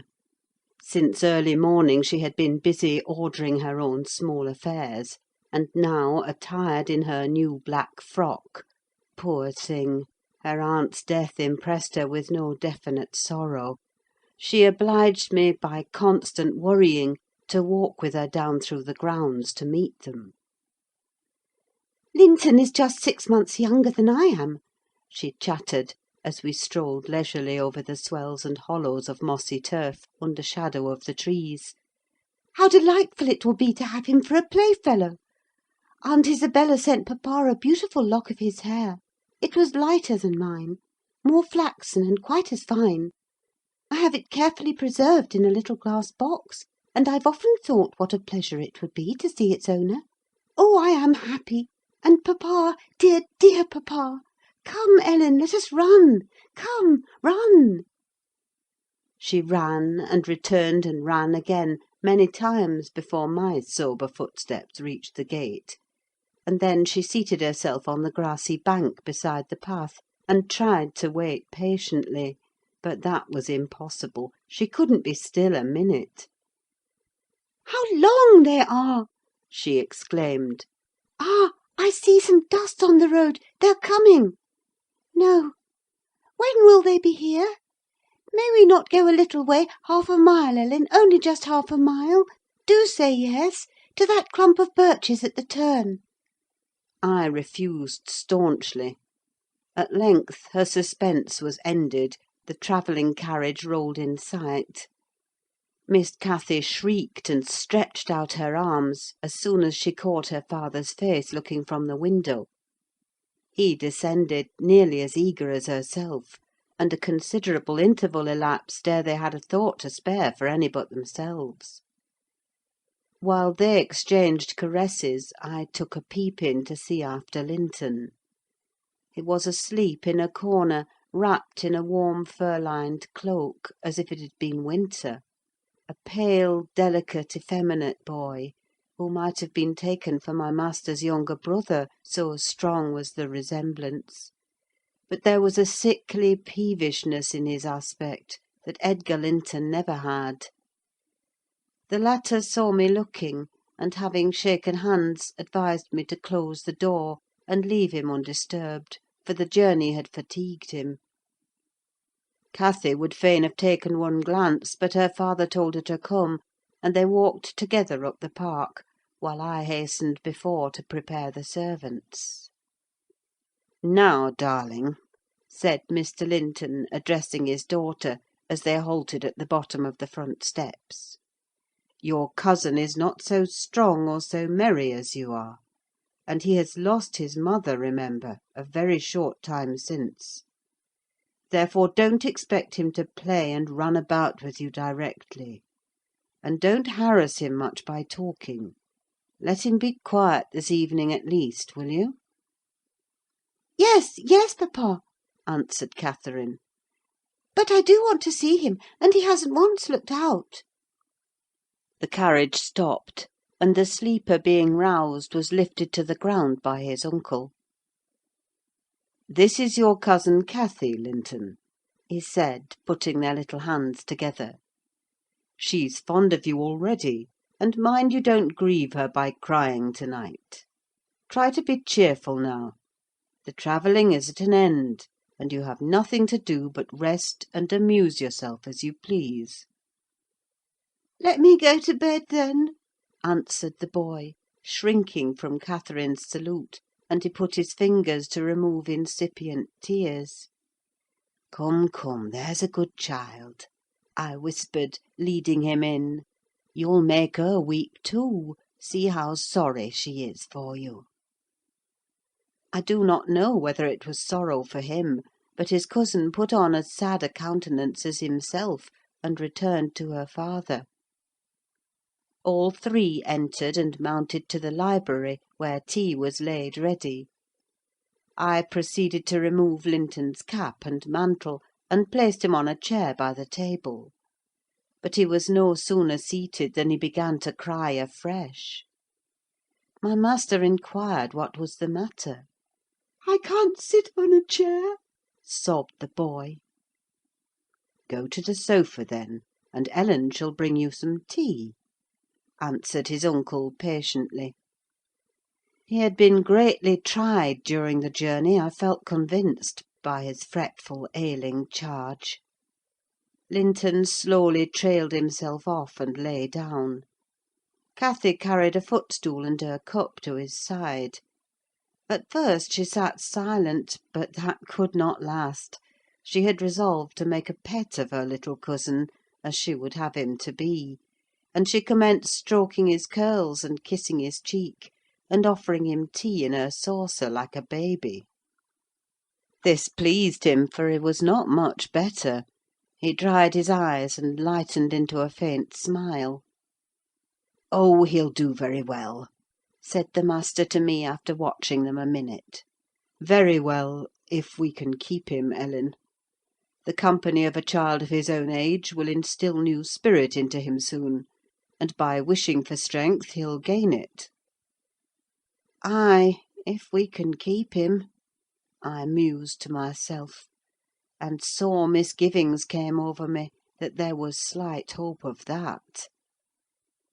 And then I thought, however will that weakling live at Wuthering Heights? Between his father and Hareton, what playmates and instructors they'll be!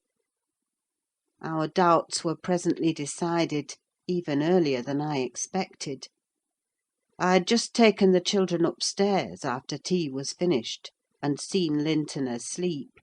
He would not suffer me to leave him till that was the case.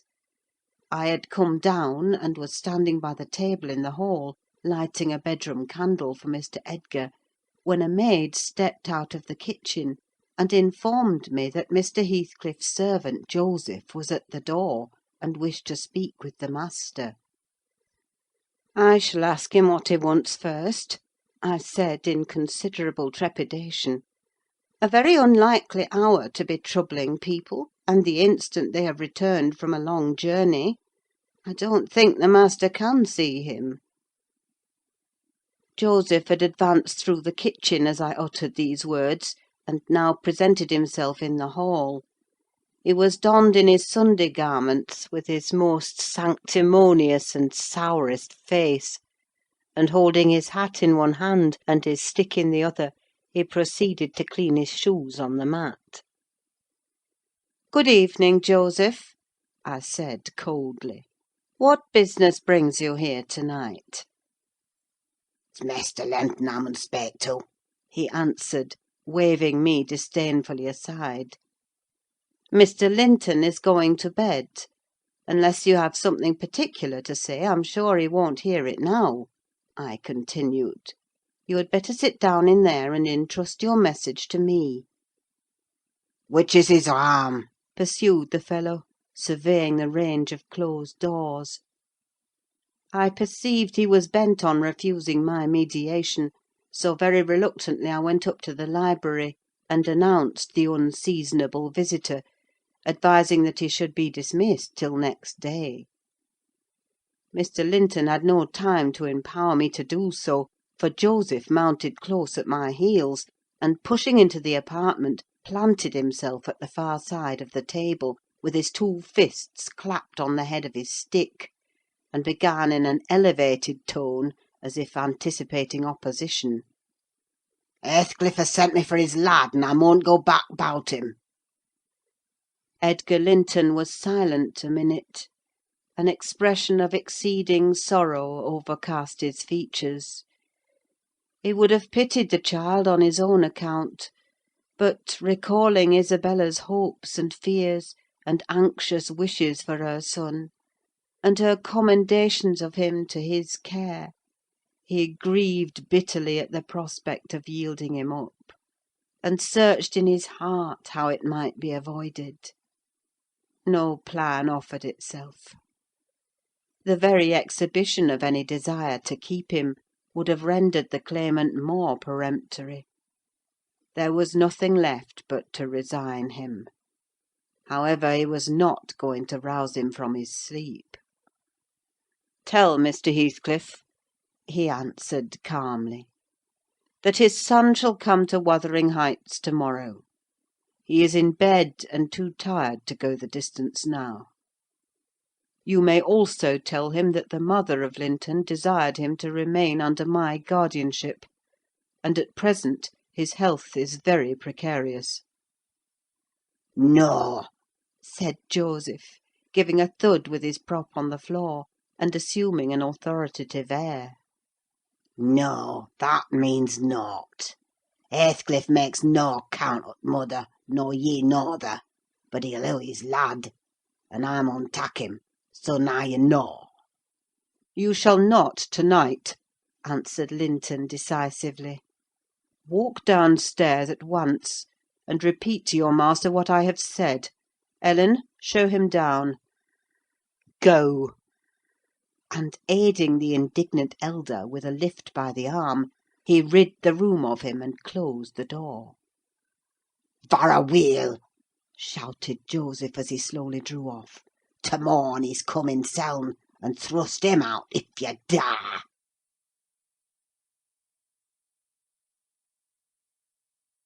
Chapter 20. To obviate the danger of this threat being fulfilled, Mr. Linton commissioned me to take the boy home early on Catherine's pony; and, said he, "as we shall now have no influence over his destiny, good or bad, you must say nothing of where he has gone to my daughter.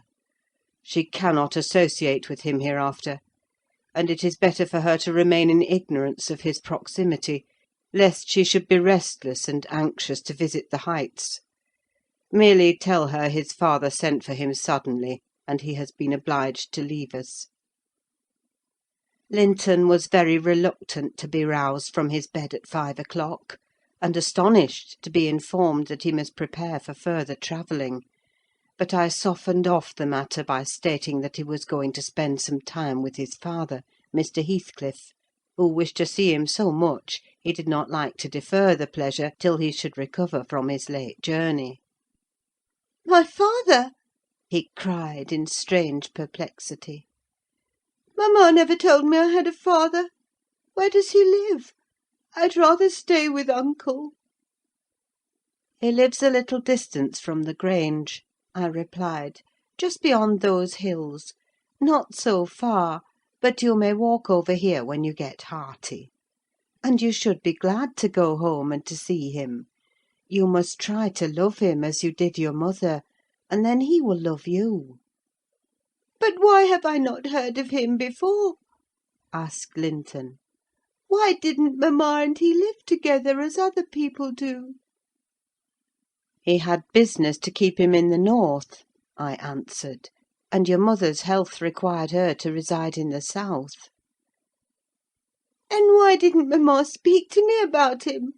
persevered the child. "She often talked of uncle, and I learnt to love him long ago. How am I to love papa? I don't know him." "Oh, all children love their parents," I said.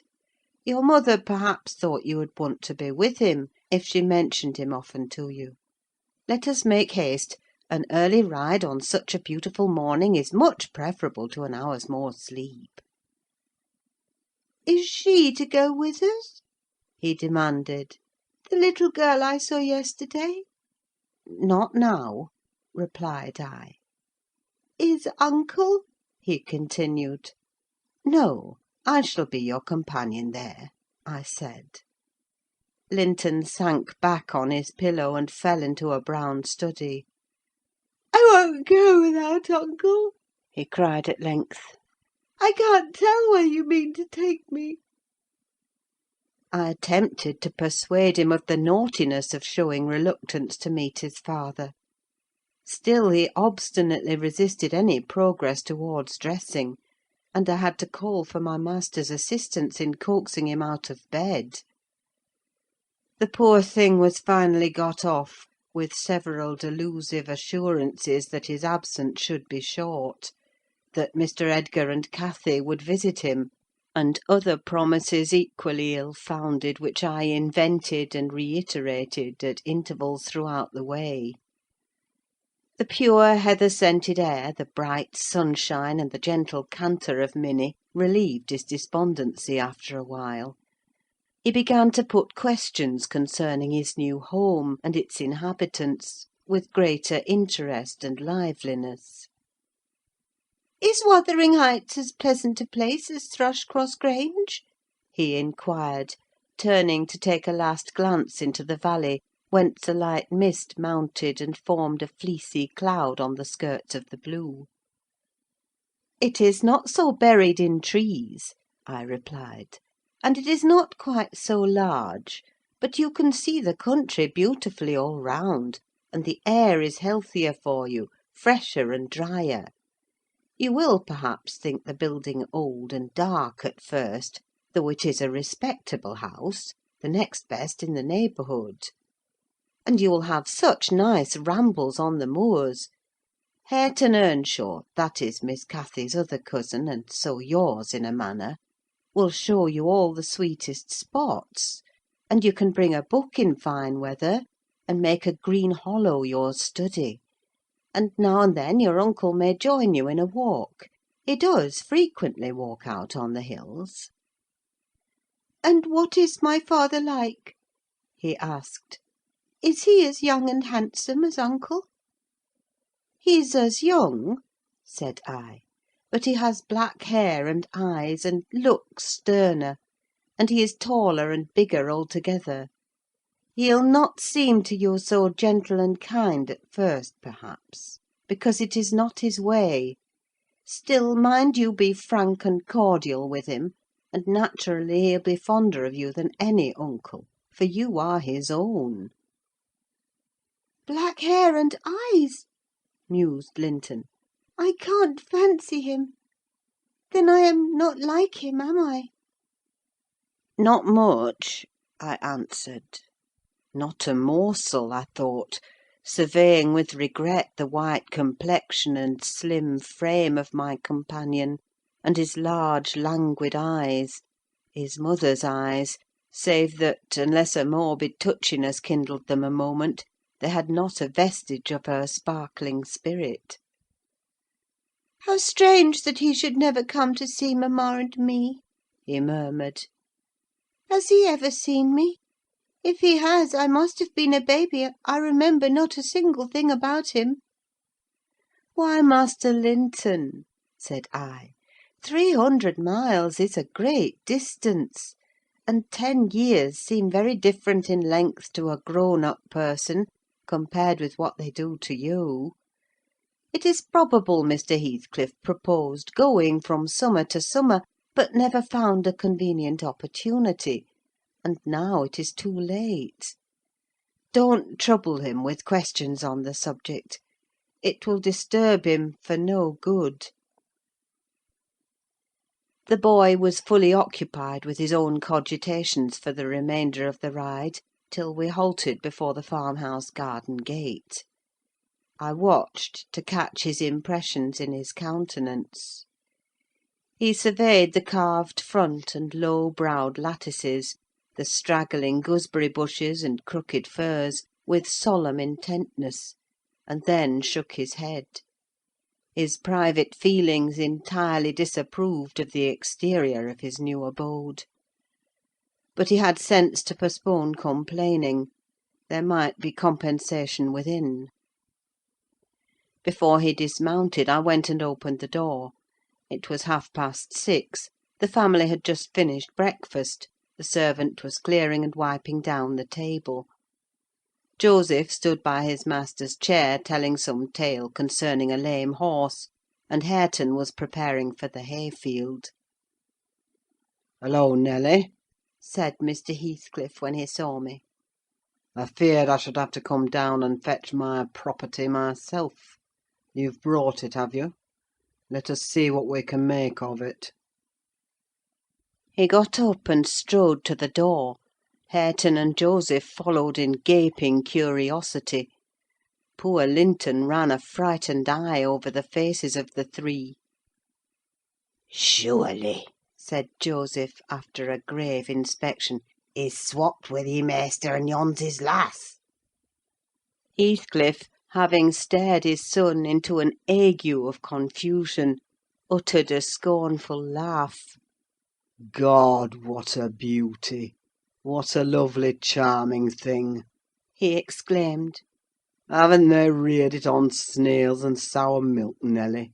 Oh, damn my soul, but that's worse than I expected; and the devil knows I was not sanguine." I bid the trembling and bewildered child get down and enter. He did not thoroughly comprehend the meaning of his father's speech, or whether it were intended for him. Indeed, he was not yet certain that the grim, sneering stranger was his father. But he clung to me with growing trepidation, and on Mr. Heathcliff's taking a seat and bidding him come hither, he hid his face on my shoulder and wept. "Tut, tut!" said Heathcliff, stretching out a hand and dragging him roughly between his knees, and then holding up his head by the chin. "None of that nonsense! We're not going to hurt thee, Linton. Isn't that thy name? Thou art thy mother's child entirely. Where's my share in thee, puling chicken?" He took off the boy's cap and pushed back his thick flaxen curls, felt his slender arms and his small fingers; during which examination Linton ceased crying, and lifted his great blue eyes to inspect the inspector. "Do you know me?"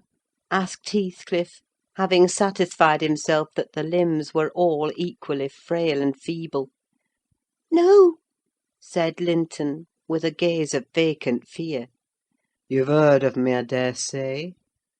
"No," he replied again. "No? What a shame of your mother, never to waken your filial regard for me! You are my son, then, I'll tell you. And your mother was a wicked slut to leave you in ignorance of the sort of father you possessed. Now don't wince and colour up, though it is something to see you have not white blood. Be a good lad, and I'll do for you. Nelly, if you be tired, you may sit down; if not, get home again. I guess you'll report what you hear and see to the cipher at the Grange, and this thing won't be settled while you linger about it."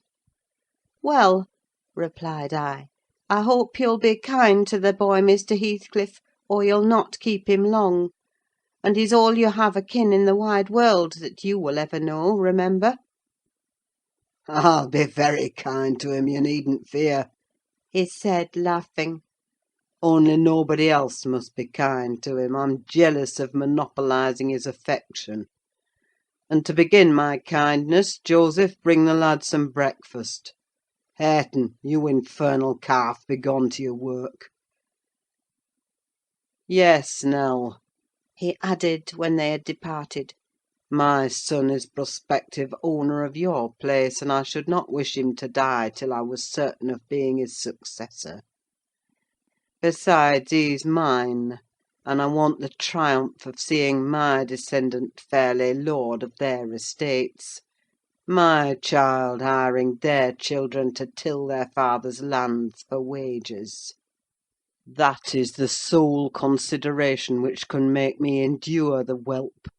I despise him for himself, and hate him for the memories he revives; but that consideration is sufficient. He's as safe with me, and shall be tended as carefully as your master tends his own. I have a room upstairs furnished for him in handsome style. I've engaged a tutor, also, to come 3 times a week, from 20 miles distance, to teach him what he pleases to learn. I've ordered Hareton to obey him; and, in fact, I've arranged everything with a view to preserve the superior and the gentleman in him above his associates. I do regret, however, that he so little deserves the trouble. If I wished any blessing in the world, it was to find him a worthy object of pride; and I'm bitterly disappointed with the way-faced, whining wretch." While he was speaking, Joseph returned bearing a basin of milk porridge, and placed it before Linton, who stirred round the homely mess with a look of aversion, and affirmed he could not eat it. I saw the old manservant shared largely in his master's scorn of the child, though he was compelled to retain the sentiment in his heart, because Heathcliff plainly meant his underlings to hold him in honour. "Cannot ate it?" repeated he, peering in Linton's face, and subduing his voice to a whisper, for fear of being overheard.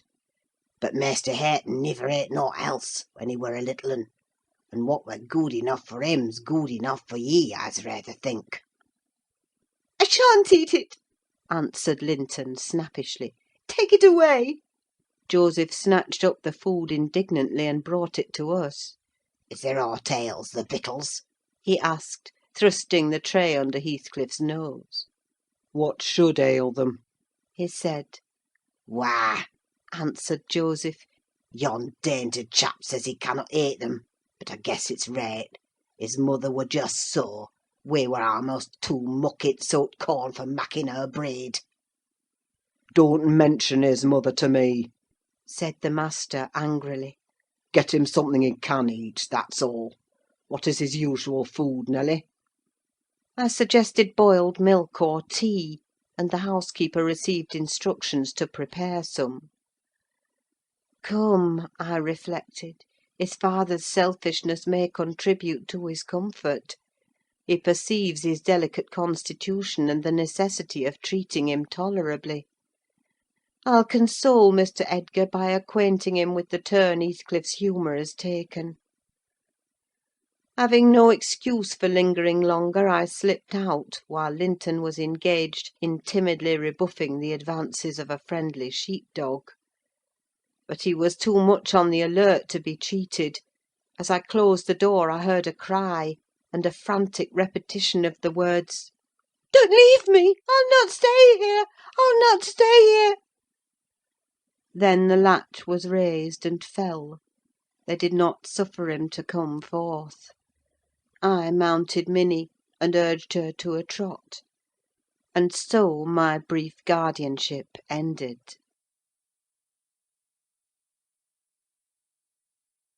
Chapter 21. We had sad work with little Cathy that day. She rose in high glee, eager to join her cousin; and such passionate tears and lamentations followed the news of his departure, that Edgar himself was obliged to soothe her, by affirming he should come back soon. He added, however, "if I can get him." and there were no hopes of that. This promise poorly pacified her, but time was more potent, and though still at intervals she inquired of her father when Linton would return, before she did see him again his features had waxed so dim in her memory that she did not recognise him. When I chanced to encounter the housekeeper of Wuthering Heights in paying business visits to Gimmerton, I used to ask how the young master got on, for he lived almost as secluded as Catherine herself, and was never to be seen.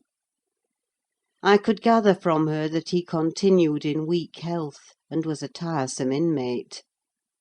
She said Mr. Heathcliff seemed to dislike him ever longer and worse, though he took some trouble to conceal it. He had an antipathy to the sound of his voice, and could not do at all with his sitting in the same room with him many minutes together. There seldom passed much talk between them.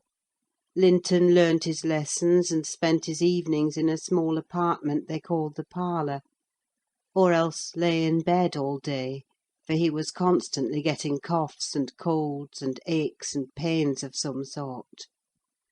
"And I never know such a faint-hearted creature," added the woman. "No one so careful of hisseln. He will go on if I leave the window open a bit late in the evening. Oh, it's killing a breath of night air! And he must have a fire in the middle of summer, and Joseph's bacca pipe is poison, and he must always have sweets and dainties, and always milk, milk for ever, heeding naught how the rest of us are pinched in winter.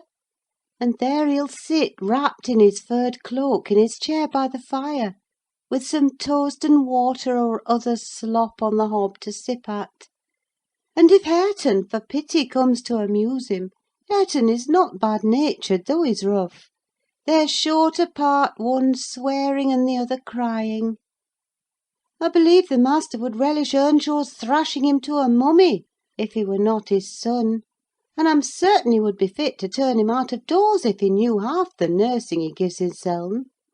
But then he won't go into danger of temptation: he never enters the parlour; and should Linton show those ways in the house where he is, he sends him upstairs directly." I divined from this account that utter lack of sympathy had rendered young Heathcliff selfish and disagreeable, if he were not so originally, and my interest in him, consequently, decayed; though still I was moved with a sense of grief at his lot, and a wish that he had been left with us. Mr. Edgar encouraged me to gain information: he thought a great deal about him, I fancy, and would have run some risk to see him; and he told me once to ask the housekeeper whether he ever came into the village. She said he had only been twice, on horseback, accompanying his father, and both times he pretended to be quite knocked up for 3 or 4 days afterwards. That housekeeper left, if I recollect rightly, 2 years after he came, and another, whom I did not know, was her successor. She lives there still.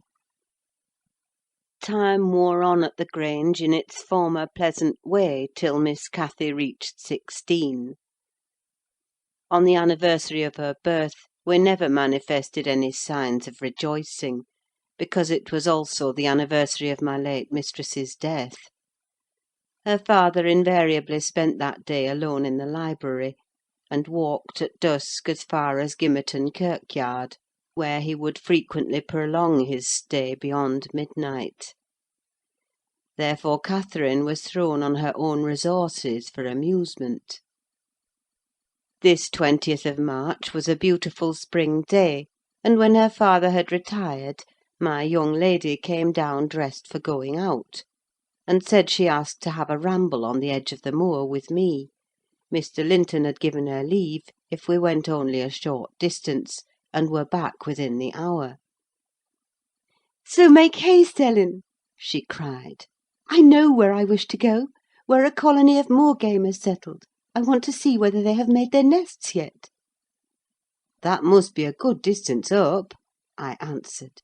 "They don't breed on the edge of the moor." "No, it's not," she said. I've gone very near with papa.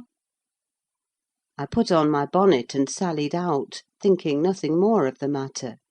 She bounded before me and returned to my side, and was off again like a young greyhound.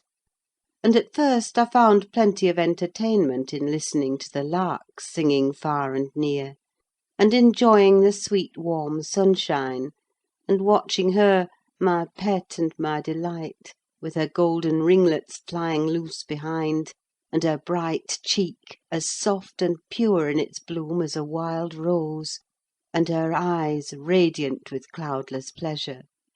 She was a happy creature, and an angel in those days. It's a pity she could not be content.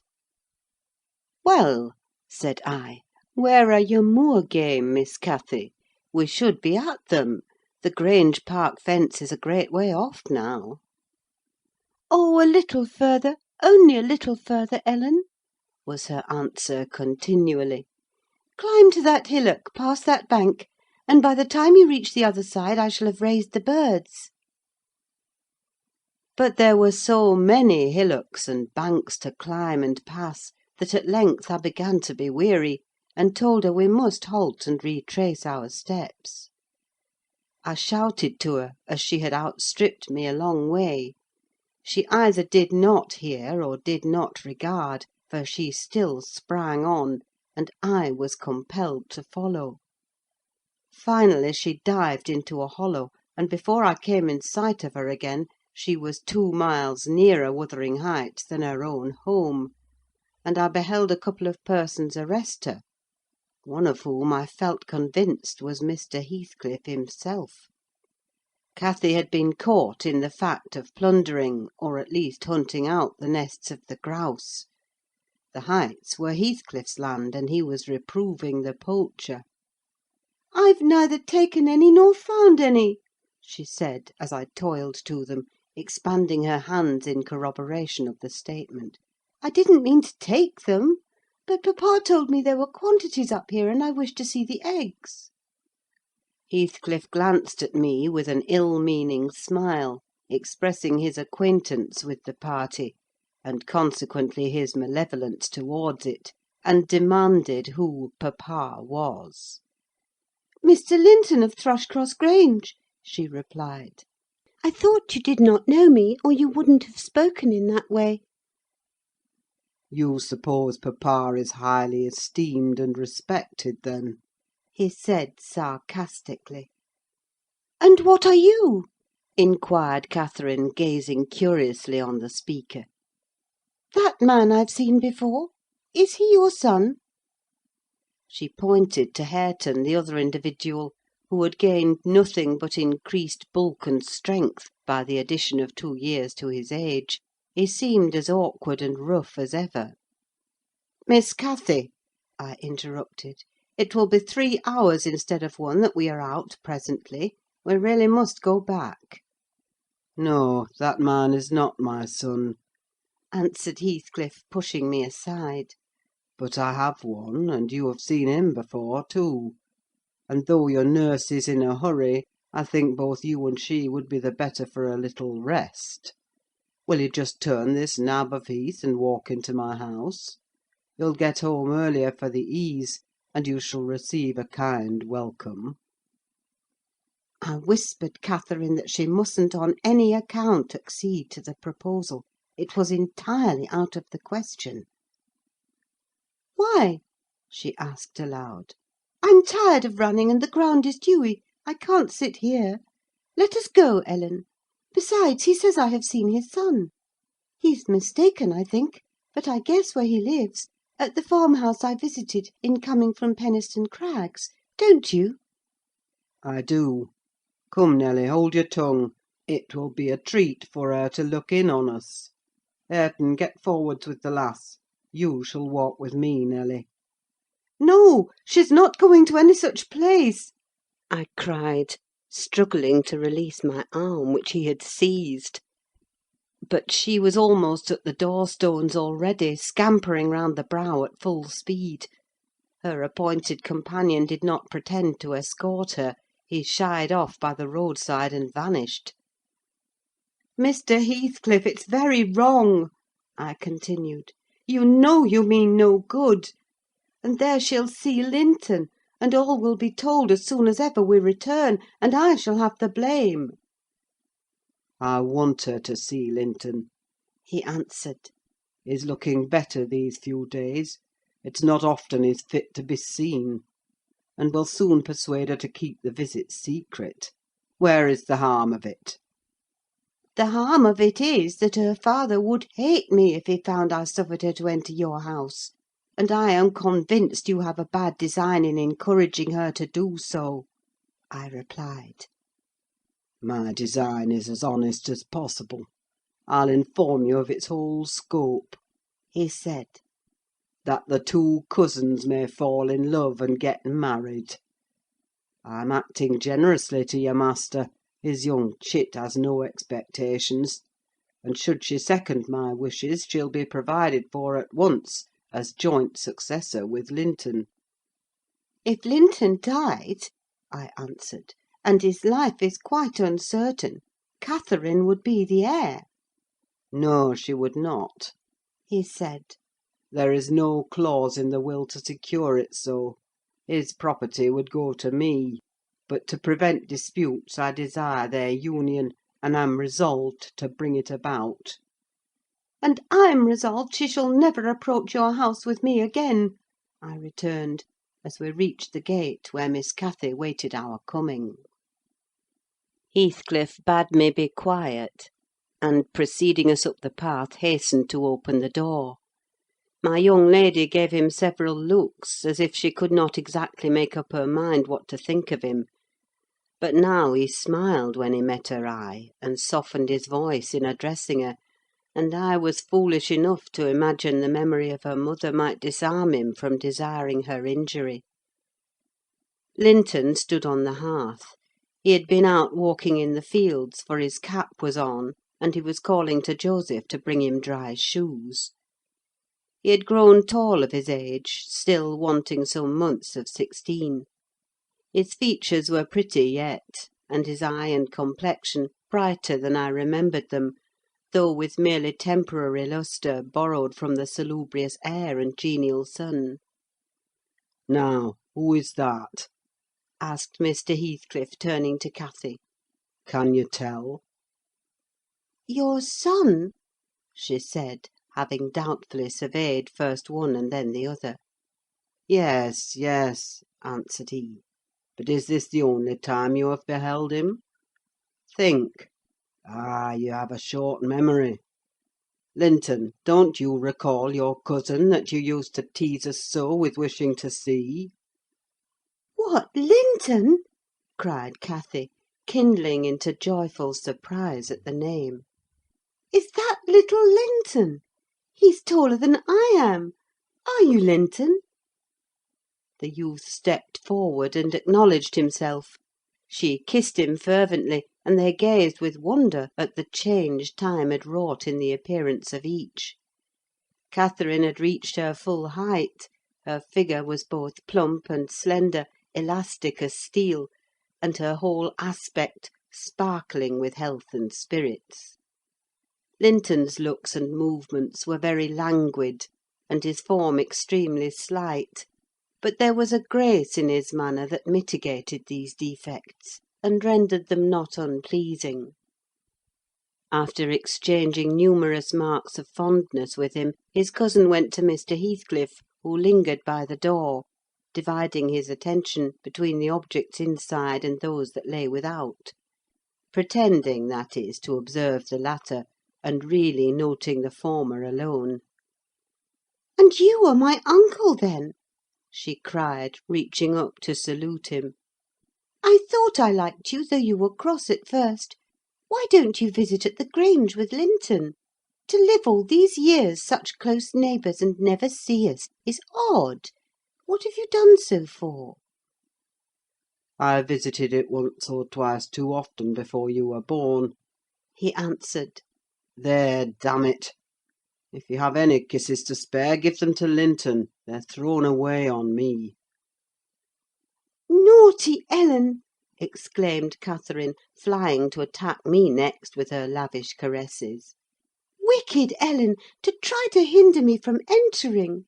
But I'll take this walk every morning in future, may I, uncle? And sometimes bring papa? Won't you be glad to see us?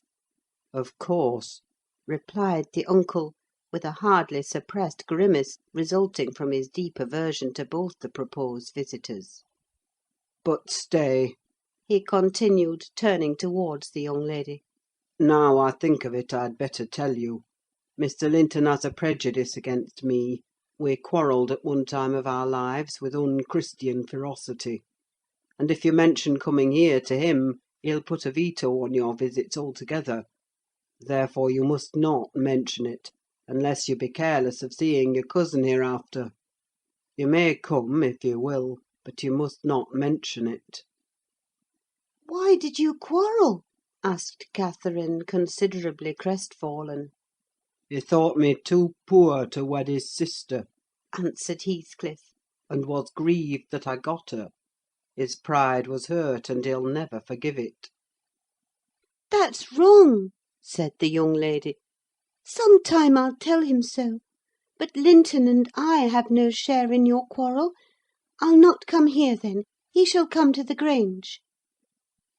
It will be too far for me, murmured her cousin. To walk 4 miles would kill me. No, come here, Miss Catherine, now and then. Not every morning, but once or twice a week.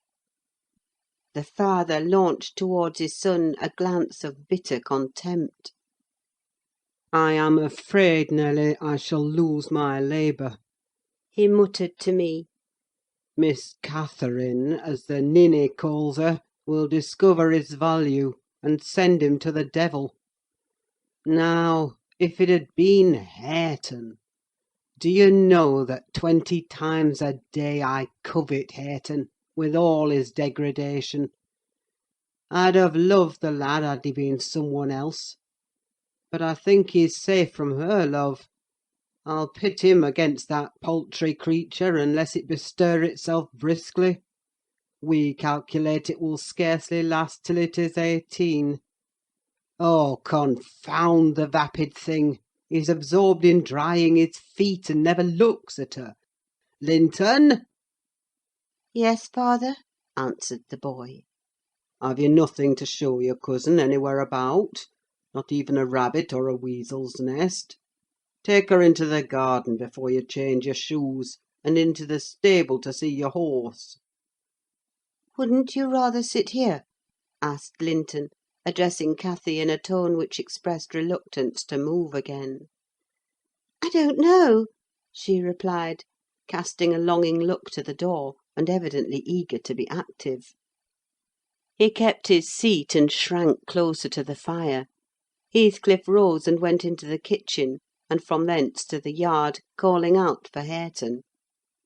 Hareton responded, and presently the two re-entered. The young man had been washing himself, as was visible by the glow on his cheeks and his wetted hair. "Oh, I'll ask you, uncle!" cried Miss Cathy, recollecting the housekeeper's assertion. "That is not my cousin, is he?" Yes, he replied. your mother's nephew. Don't you like him? Catherine looked queer. Is he not a handsome lad? He continued. The uncivil little thing stood on tiptoe, and whispered a sentence in Heathcliff's ear. He laughed. Hareton darkened. I perceived he was very sensitive to suspected slights, and had obviously a dim notion of his inferiority; but his master or guardian chased the frown by exclaiming, You'll be the favourite among us, Hareton. She says you are a... what was it? Well, something very flattering.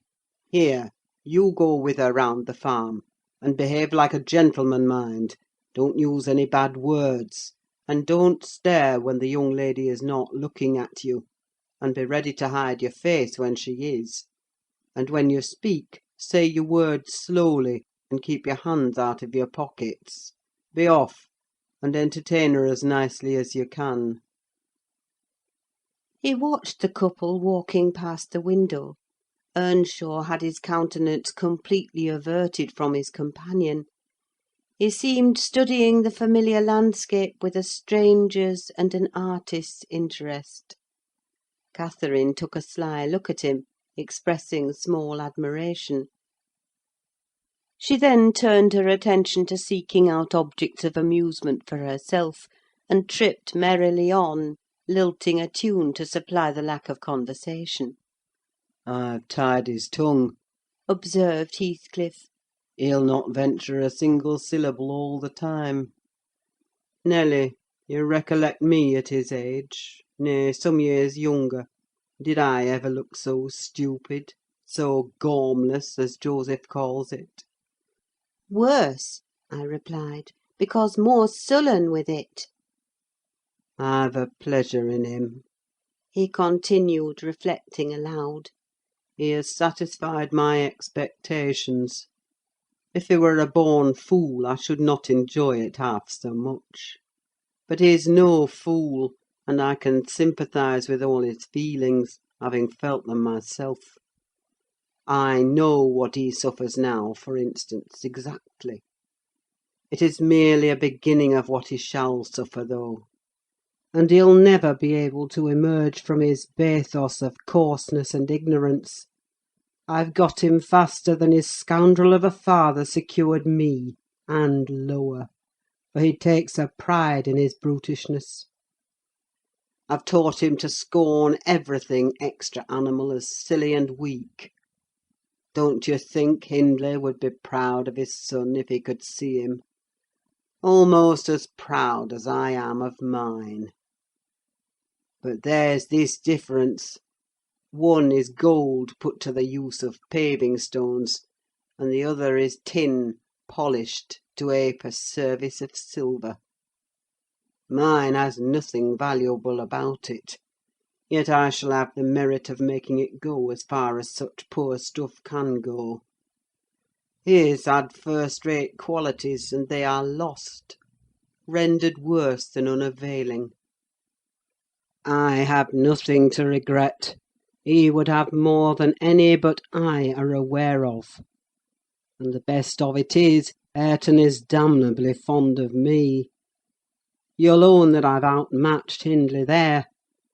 If the dead villain could rise from his grave to abuse me for his offspring's wrongs, I should have the fun of seeing the said offspring fight him back again, indignant that he should dare to rail at the one friend he has in the world. Heathcliff chuckled a fiendish laugh at the idea. I made no reply, because I saw that he expected none.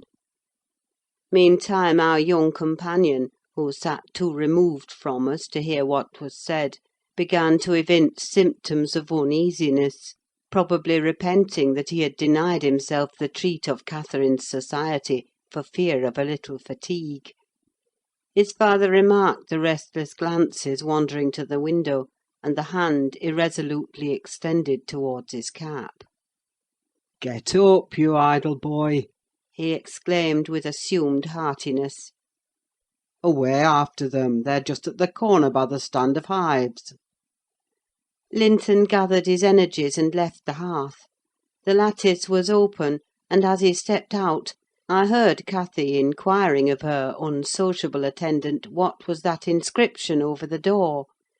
Hareton stared up and scratched his head like a true clown. "It's some damnable writing," he answered. "I cannot read it." "Can't read it?" cried Catherine. "I can read it. It's English. But I want to know why it is there." Linton giggled, the first appearance of mirth he had exhibited. "He does not know his letters," he said to his cousin. "Could you believe in the existence of such a colossal dunce?"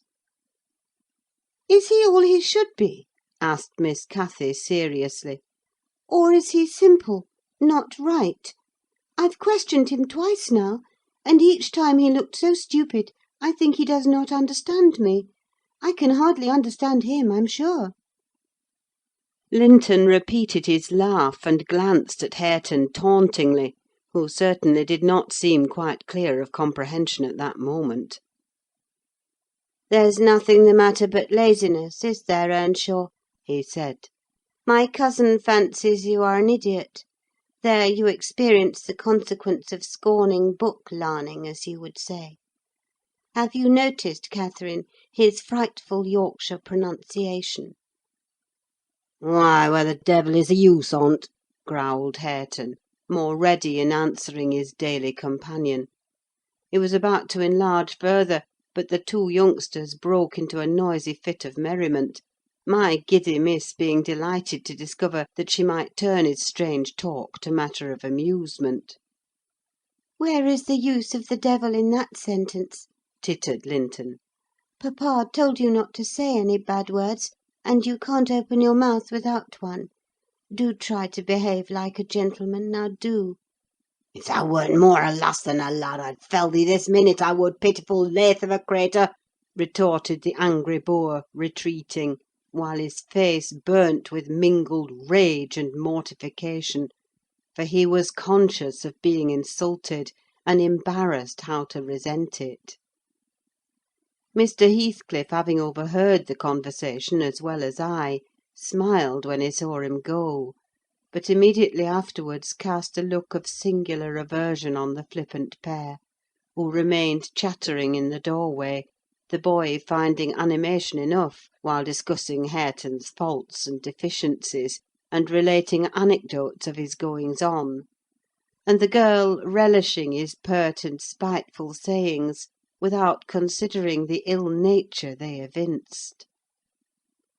I began to dislike more than to compassionate Linton, and to excuse his father in some measure for holding him cheap. We stayed till afternoon. I could not tear Miss Cathy away sooner, but happily my master had not quitted his apartment, and remained ignorant of our prolonged absence. As we walked home, I would fain have enlightened my charge on the characters of the people we had quitted, but she got it into her head that I was prejudiced against them. "Aha!" she cried. "You take papa's side, Ellen. You are partial, I know, or else you wouldn't have cheated me so many years into the notion that Linton lived a long way from here. I'm really extremely angry, only I'm so pleased I can't show it. But you must hold your tongue about my uncle. He's my uncle, remember, and I'll scold papa for quarrelling with him." And so she ran on, till I relinquished the endeavour to convince her of her mistake. She did not mention the visit that night, because she did not see Mr. Linton. Next day it all came out, sadly to my chagrin. And still I was not altogether sorry. I thought the burden of directing and warning would be more efficiently borne by him than me. But he was too timid in giving satisfactory reasons for his wish that she should shun connection with the household of the Heights; and Catherine liked good reasons for every restraint that harassed her petted will. "Papa!" she exclaimed, after the morning salutations, "guess whom I saw yesterday in my walk on the moors." "Ah, papa, you started! You've not done right, have you now? I saw—but listen, and you shall hear how I found you out; and Ellen, who is in league with you, and yet pretended to pity me so, when I kept hoping, and was always disappointed, about Linton's coming back." She gave a faithful account of her excursion and its consequences; and my master, though he cast more than one reproachful look at me, said nothing till she had concluded. Then he drew her to him, and asked if she knew why he had concealed Linton's near neighbourhood from her.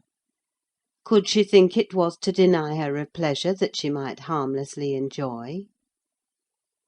"It was because you disliked Mr. Heathcliff," she answered. "Then you believe I care more for my own feelings than yours, Cathy?" he said. "No, it was not because I disliked Mr. Heathcliff, but because Mr. Heathcliff dislikes me. and is a most diabolical man, delighting to wrong and ruin those he hates, if they give him the slightest opportunity. I knew that you could not keep up an acquaintance with your cousin without being brought into contact with him, and I knew he would detest you on my account. So for your own good, and nothing else, I took precautions that you should not see Linton again. I meant to explain this sometime as you grew older, and I am sorry I delayed it." "But Mr. Heathcliff was quite cordial, papa," observed Catherine, not at all convinced. "And he didn't object to our seeing each other. He said I might come to his house when I pleased, only I must not tell you, because you had quarrelled with him, and would not forgive him for marrying Aunt Isabella. And you won't.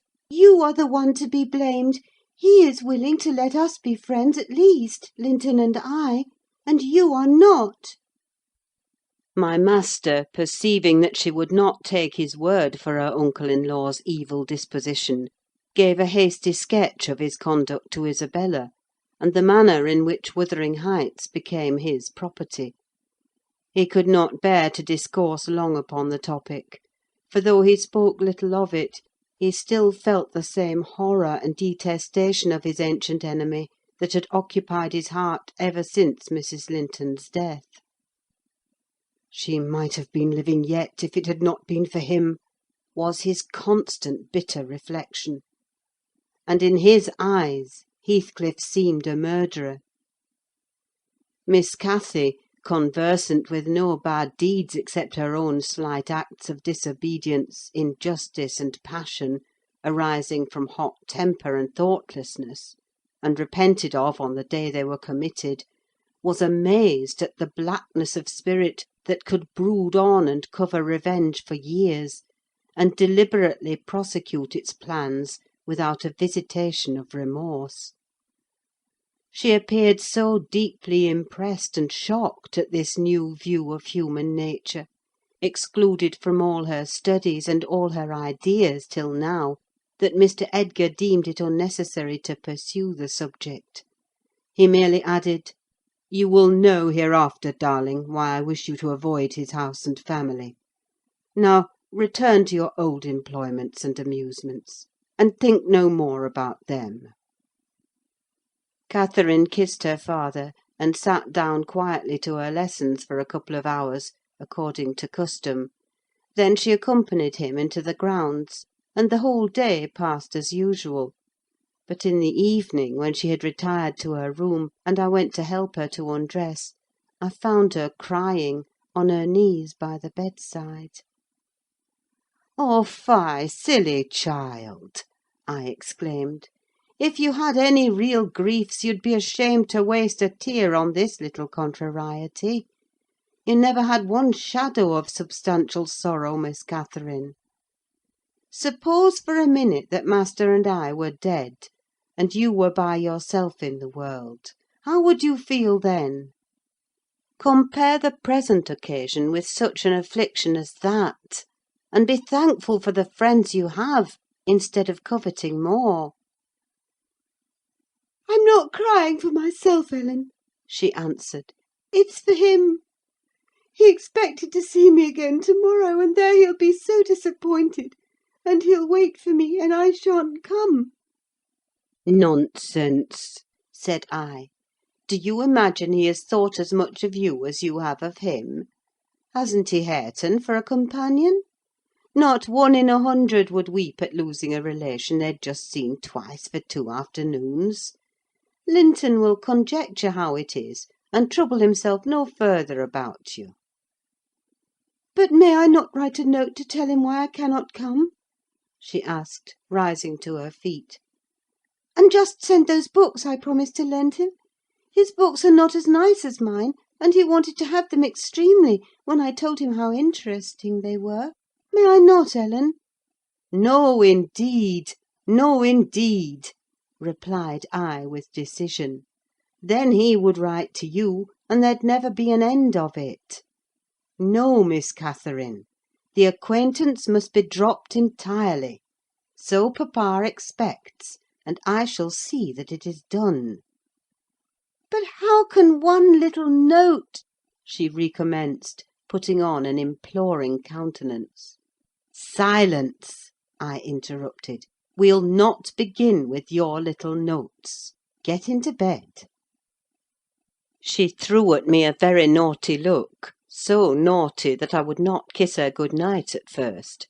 I covered her up and shut her door, in great displeasure; but, repenting half-way, I returned softly, and lo! there was Miss, standing at the table with a bit of blank paper before her and a pencil in her hand, which she guiltily slipped out of sight on my entrance. "You'll get nobody to take that, Catherine," I said, "if you write it. And at present I shall put out your candle." I set the extinguisher on the flame, receiving as I did so a slap on my hand, and a petulant "Cross thing!" I then quitted her again, and she drew the bolt in one of her worst, most peevish humours.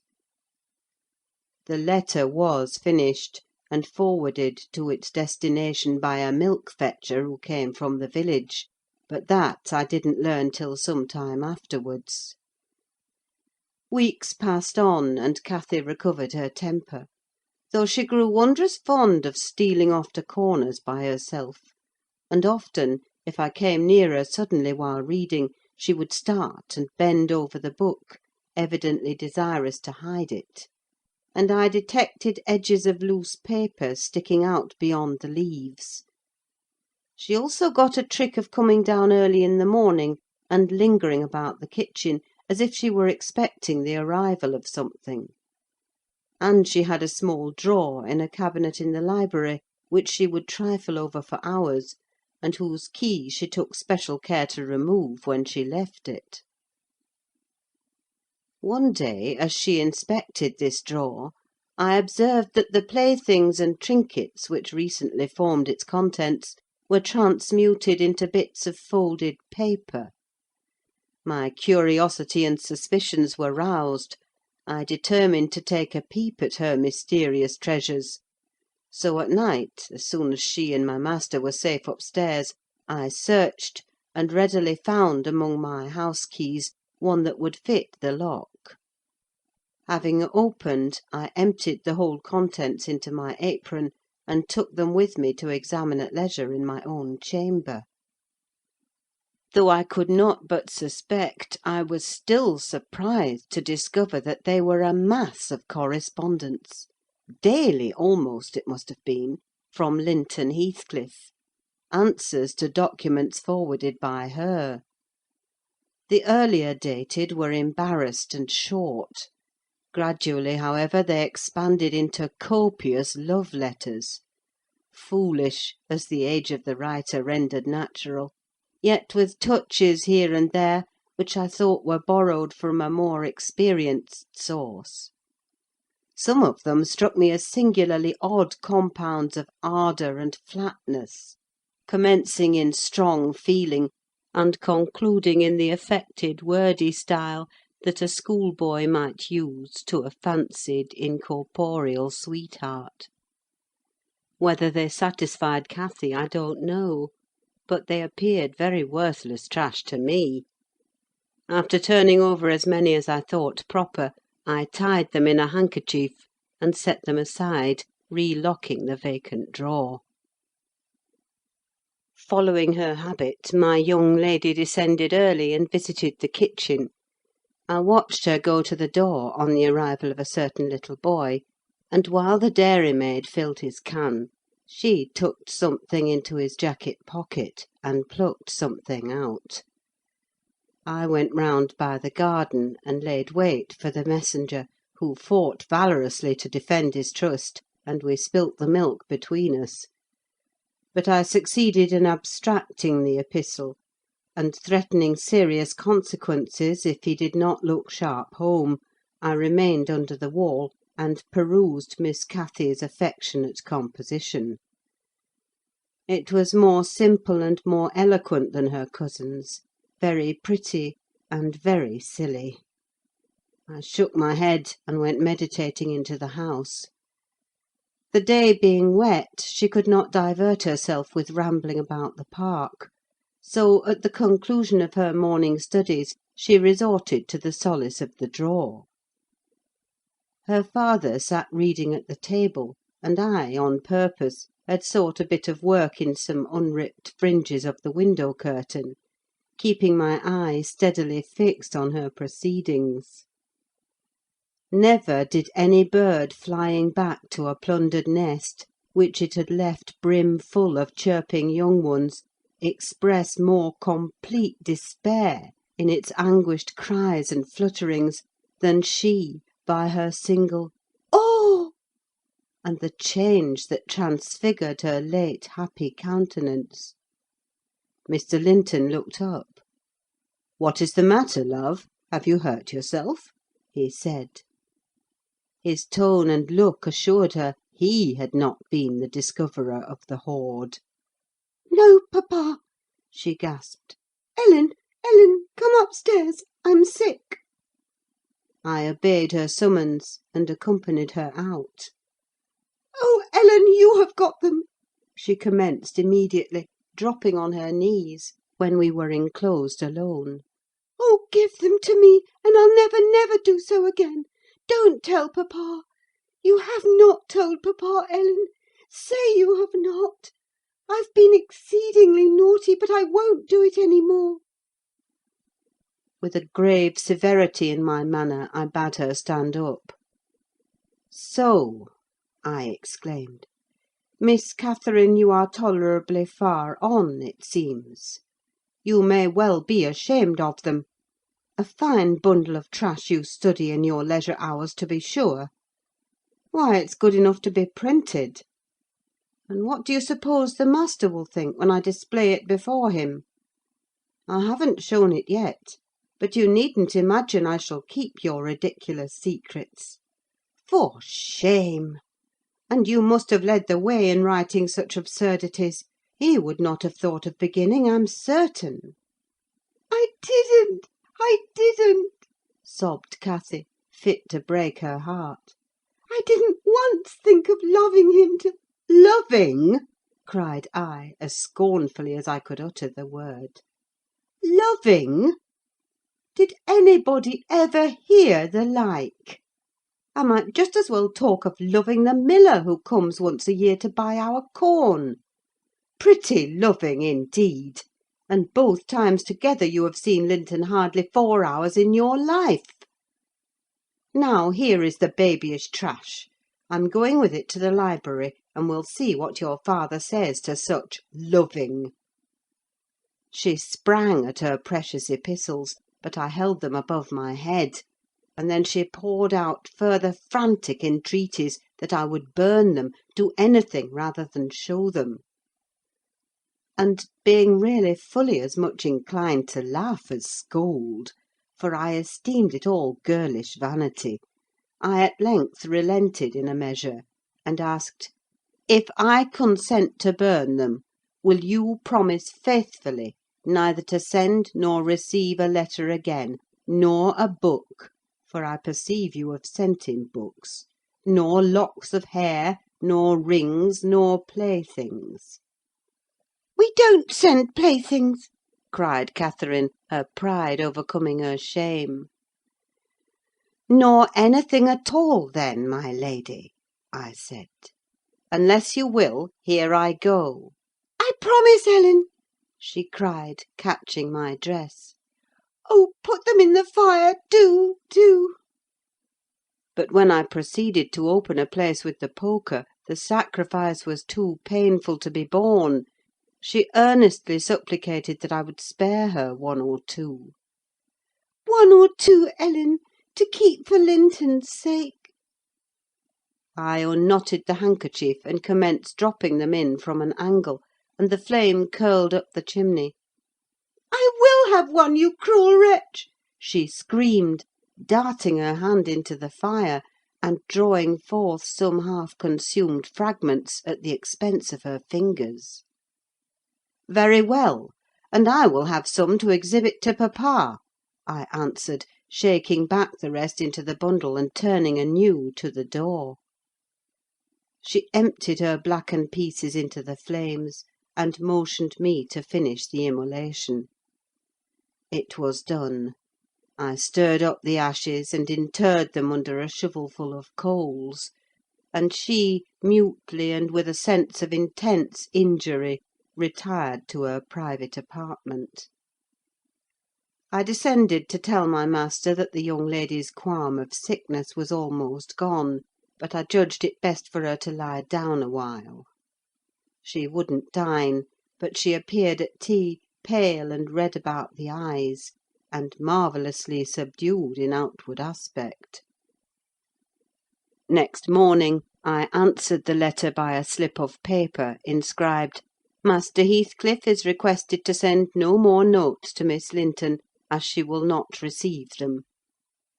And henceforth the little boy came with vacant pockets.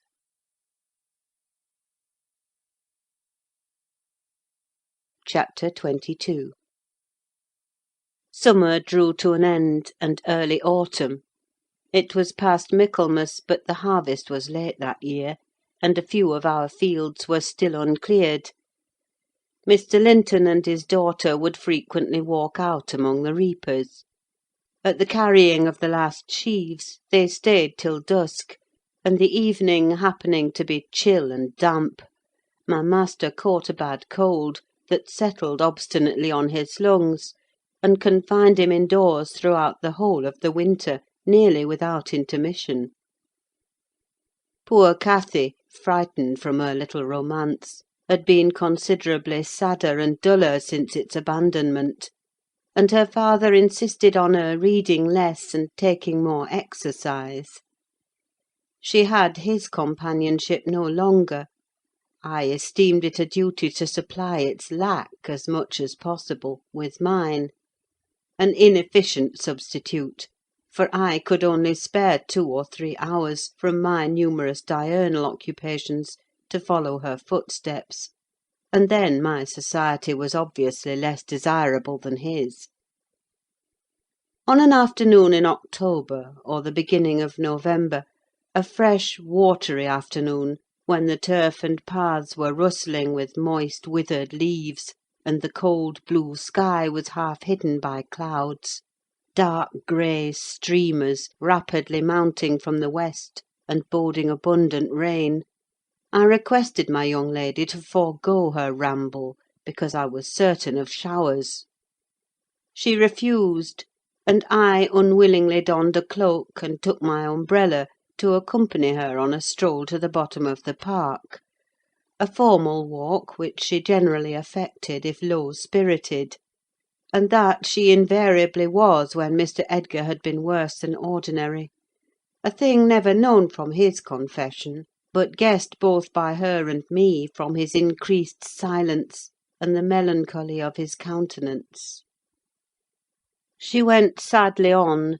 There was no running or bounding now, though the chill wind might well have tempted her to race; and often, from the side of my eye, I could detect her raising a hand and brushing something off her cheek. I gazed round for a means of diverting her thoughts.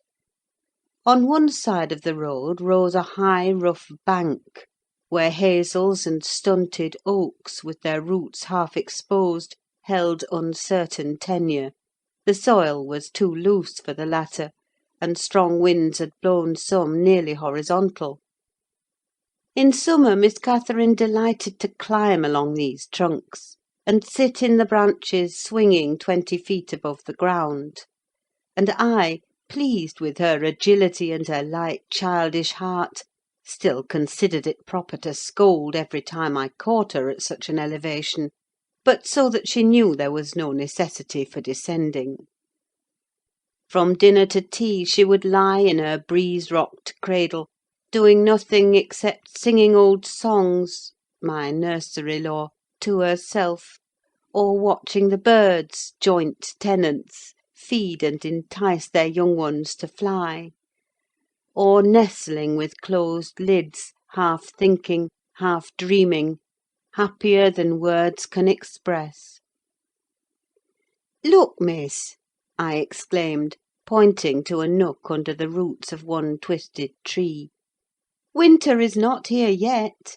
There's a little flower up yonder, the last bud from the multitude of bluebells that clouded those turf steps in July with a lilac mist.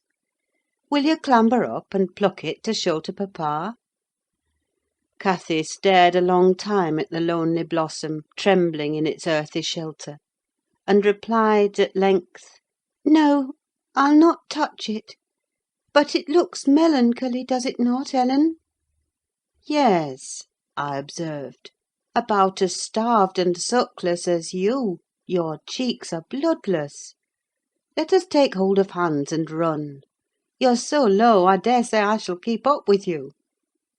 "No," she repeated, and continued sauntering on, pausing at intervals to muse over a bit of moss, or a tuft of blanched grass, or a fungus spreading its bright orange among the heaps of brown foliage; and ever and anon her hand was lifted to her averted face.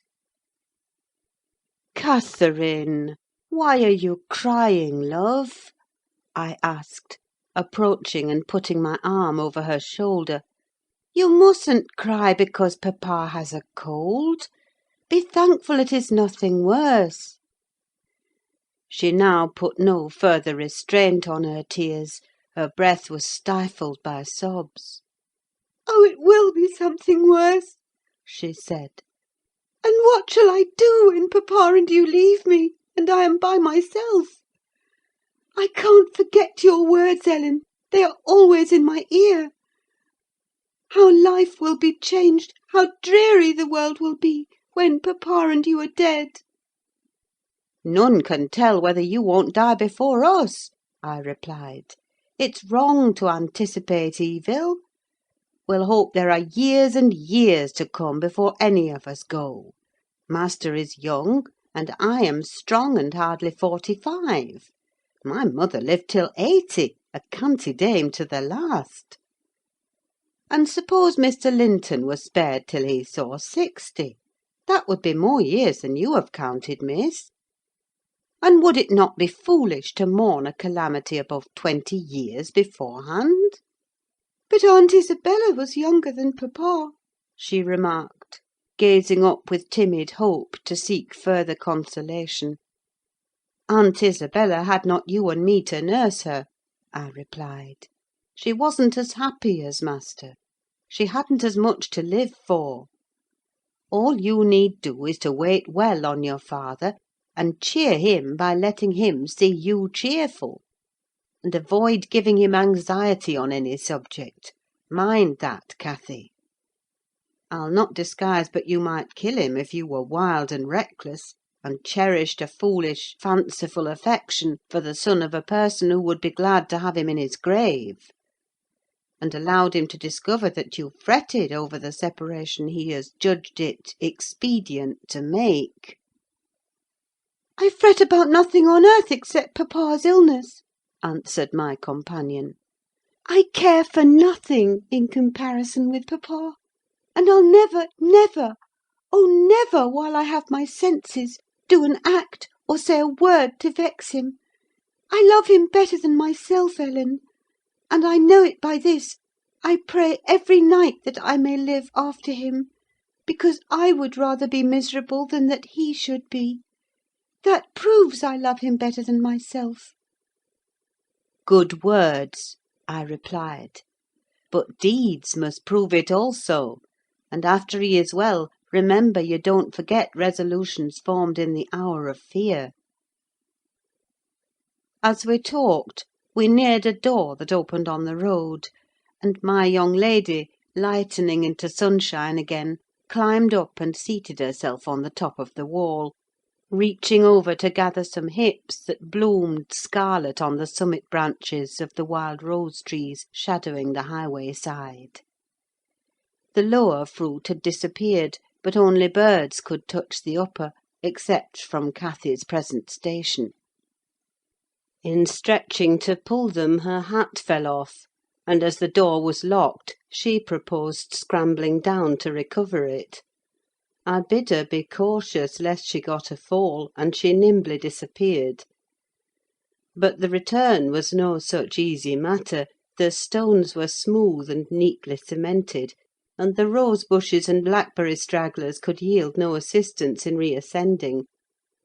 I, like a fool, didn't recollect that, till I heard her laughing and exclaiming, "Ellen, you'll have to fetch the key, or else I must run round to the porter's lodge. I can't scale the ramparts on this side." "Stay where you are," I answered. "I have my bundle of keys in my pocket: perhaps I may manage to open it. If not, I'll go." Catherine amused herself with dancing to and fro before the door, while I tried all the large keys in succession. I had applied the last, and found that none would do; so, repeating my desire that she would remain there, I was about to hurry home as fast as I could, when an approaching sound arrested me. It was the trot of a horse. Cathy's dance stopped also. "Who is that?" I whispered. "Ellen, I wish you could open the door," whispered back my companion anxiously. "Oh, Miss Linton!" cried a deep voice, the rider's. "I'm glad to meet you. Don't be in haste to enter, for I have an explanation to ask and obtain." "I shan't speak to you, Mr. Heathcliff," answered Catherine. "Papa says you are a wicked man, and you hate both him and me, and Ellen says the same." "That is nothing to the purpose," said Heathcliff. He it was. "I don't hate my son, I suppose, and it is concerning him that I demand your attention. Yes, you have cause to blush. 2 or 3 months since, were you not in the habit of writing to Linton? Making love in play, eh? You deserved, both of you, flogging for that: you especially the elder, and less sensitive, as it turns out. I've got your letters, and if you give me any pertness, I'll send them to your father. I presume you grew weary of the amusement and dropped it, didn't you? Well, you dropped Linton with it into a slough of despond. He was in earnest, in love really. As true as I live, he's dying for you, breaking his heart at your fickleness, not figuratively, but actually. Though Hareton has made him a standing jest for 6 weeks, and I have used more serious measures, and attempted to frighten him out of his idiocy, he gets worse daily, and he'll be under the sod before summer, unless you restore him." "How can you lie so glaringly to the poor child?" I called from the inside. "Pray ride on. How can you deliberately get up such paltry falsehoods? Miss Cathy, I'll knock the lock off with a stone. You won't believe that vile nonsense. You can feel in yourself it is impossible that a person should die for love of a stranger." "I was not aware there were eavesdroppers," muttered the detected villain. "Worthy Mrs. Dean, I like you, but I don't like your double-dealing," he added aloud. "How could you lie so glaringly as to affirm I hated the poor child, and invent bugbear stories to terrify her from my door-stones? Catherine Linton! The very name warms me. My bonny lass, I shall be from home all this week. Go and see if I've not spoken truth. Do, there's a darling. Just imagine your father in my place, and Linton in yours. Then think how you would value your careless lover if he refused to stir a step to comfort you, when your father himself entreated him. And don't from pure stupidity fall into the same error. I swear on my salvation he's going to his grave, and none but you can save him." The lock gave way, and I issued out. "I swear Linton is dying," repeated Heathcliff, looking hard at me. "and grief and disappointment are hastening his death. Nelly, if you won't let her go, you can walk over yourself. but I shall not return till this time next week, and I think your master himself would scarcely object to her visiting her cousin." "Come in," said I, taking Cathy by the arm, and half forcing her to re-enter; for she lingered, viewing with troubled eyes the features of the speaker, too stern to express his inward deceit. He pushed his horse close, and bending down, observed, "Miss Catherine, I'll own to you that I've little patience with Linton, and Hareton and Joseph have less. I'll own that he's with a harsh set. He pines for kindness as well as love, and a kind word from you would be his best medicine. Don't mind Mrs. Dean's cruel cautions, but be generous and contrive to see him. He dreams of you day and night, and cannot be persuaded that you don't hate him, since you neither write nor call." I closed the door, and rolled a stone to assist the loosened lock in holding it; and spreading my umbrella, I drew my charge underneath, for the rain began to drive through the moaning branches of the trees, and warned us to avoid delay. Our hurry prevented any comment on the encounter with Heathcliff, as we stretched towards home; but I divined instinctively that Catherine's heart was clouded now in double darkness. Her features were so sad they did not seem hers. She evidently regarded what she had heard as every syllable true. The master had retired to rest before we came in. Cathy stole to his room to inquire how he was. He had fallen asleep. She returned and asked me to sit with her in the library. We took our tea together, and afterwards she lay down on the rug, and told me not to talk, for she was weary. I got a book and pretended to read. As soon as she supposed me absorbed in my occupation, she recommenced her silent weeping. It appeared at present her favourite diversion. I suffered her to enjoy it a while, then I expostulated, deriding and ridiculing all Mr. Heathcliff's assertions about his son, as if I were certain she would coincide. Alas, I hadn't skill to counteract the effect his account had produced. It was just what he intended. "You may be right, Ellen," she answered; "but I shall never feel at ease till I know. And I must tell Linton it is not my fault that I don't write, and convince him that I shall not change." What use were anger and protestations against her silly credulity? We parted that night hostile, but next day beheld me on the road to Wuthering Heights, by the side of my wilful young mistress's pony. I couldn't bear to witness her sorrow, to see her pale, dejected countenance and heavy eyes; and I yielded, in the faint hope that Linton himself might prove, by his reception of us, how little of the tale was founded on fact.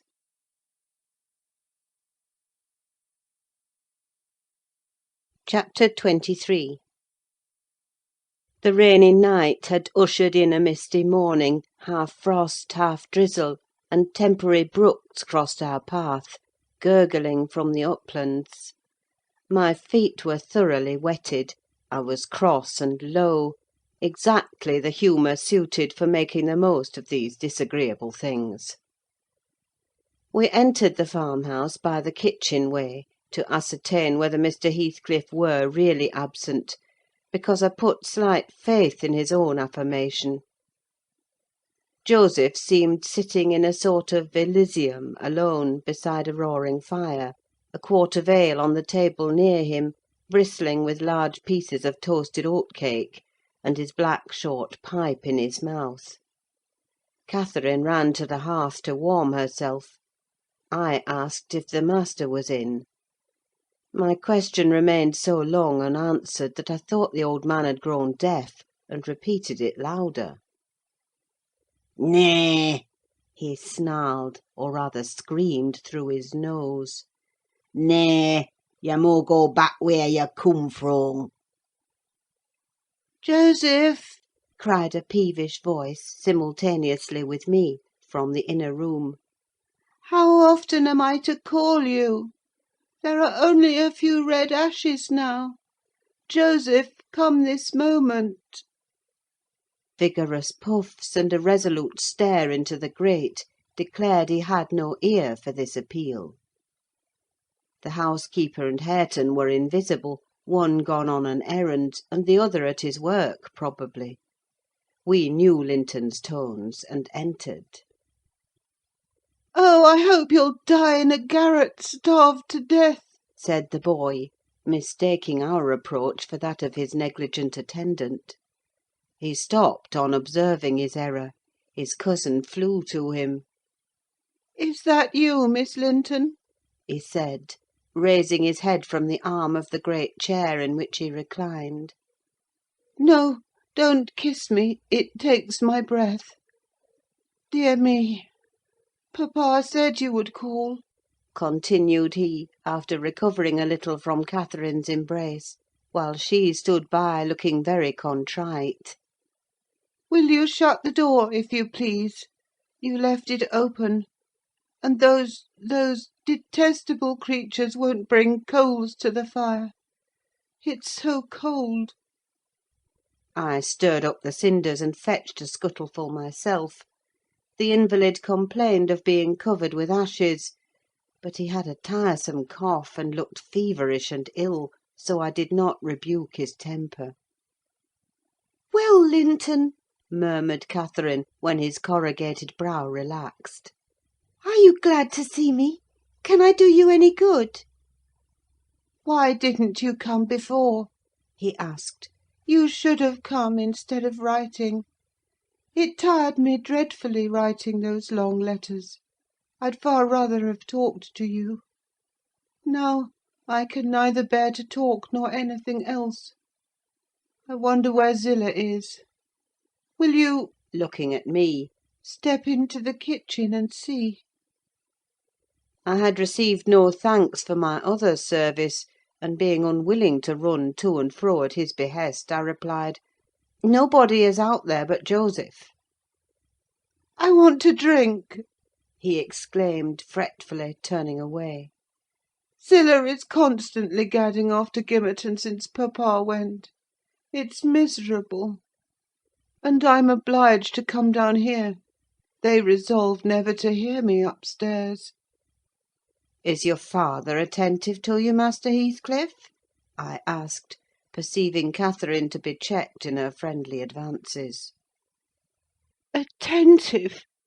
He makes them a little more attentive, at least," he cried. "The wretches! Do you know, Miss Linton, that brute Hareton laughs at me. I hate him: indeed, I hate them all. They are odious beings." Cathy began searching for some water. She lighted on a pitcher in the dresser, filled a tumbler, and brought it. He bid her add a spoonful of wine from a bottle on the table, and having swallowed a small portion, appeared more tranquil, and said she was very kind. "And are you glad to see me?"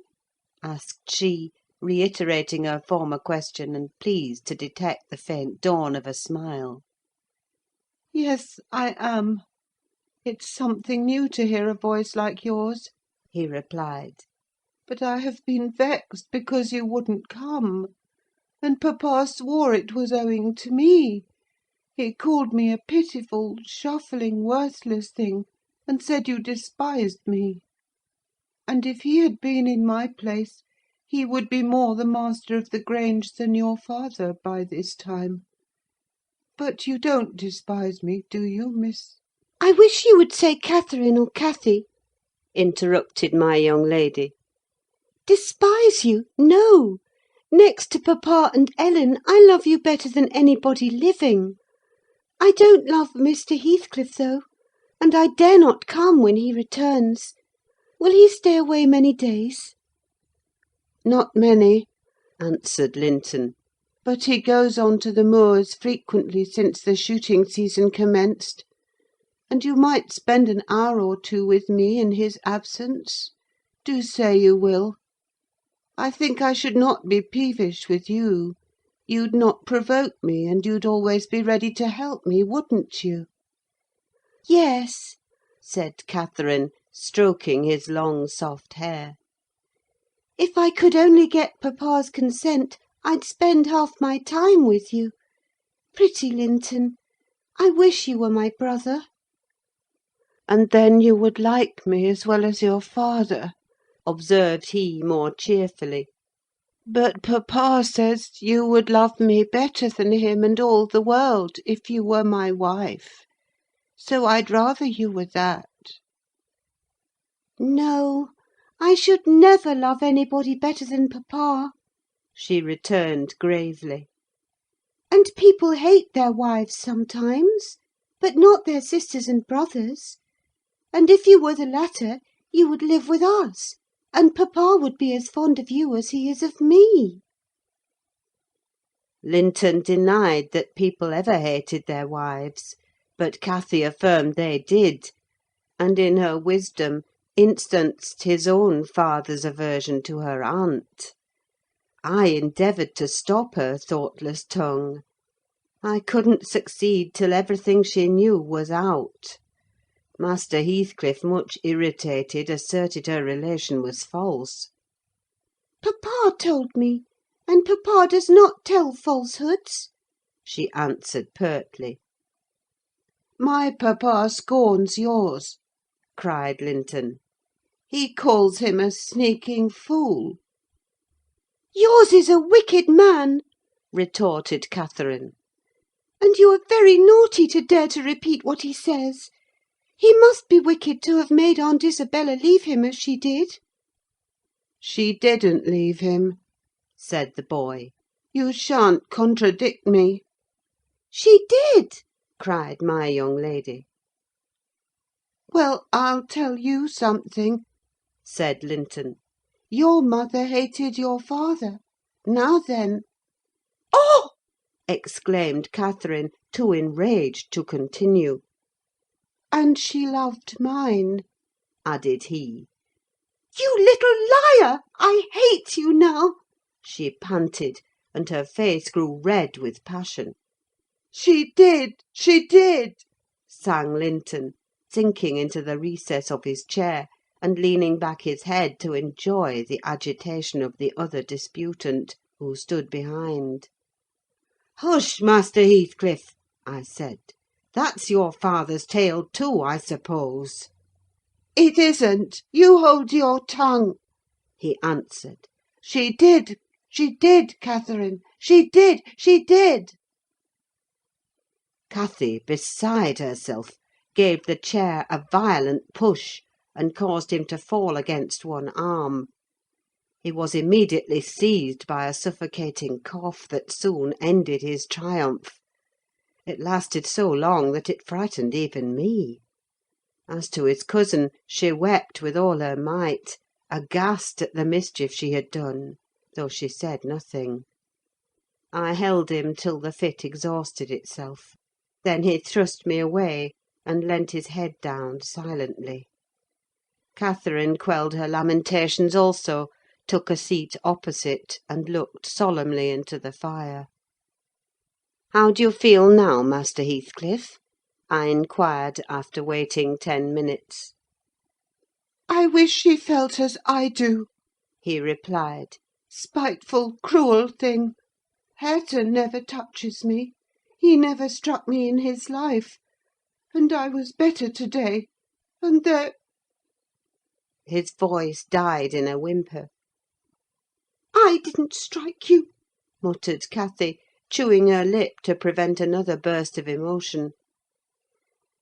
He sighed and moaned like one under great suffering, and kept it up for 1/4 of an hour, on purpose to distress his cousin, apparently; for whenever he caught a stifled sob from her, he put renewed pain and pathos into the inflections of his voice.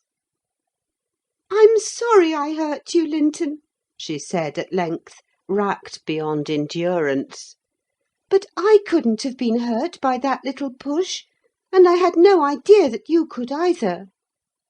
You're not much, are you, Linton? Don't let me go home thinking I've done you harm.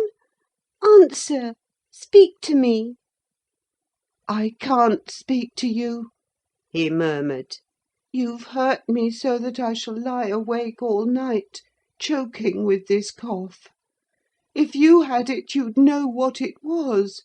But you'll be comfortably asleep while I'm in agony and nobody near me. I wonder how you would like to pass those fearful nights. And he began to wail aloud for very pity of himself. "Since you are in the habit of passing dreadful nights," I said, "it won't be Miss who spoils your ease. You'd be the same had she never come. However, she shall not disturb you again, and perhaps you'll get quieter when we leave you."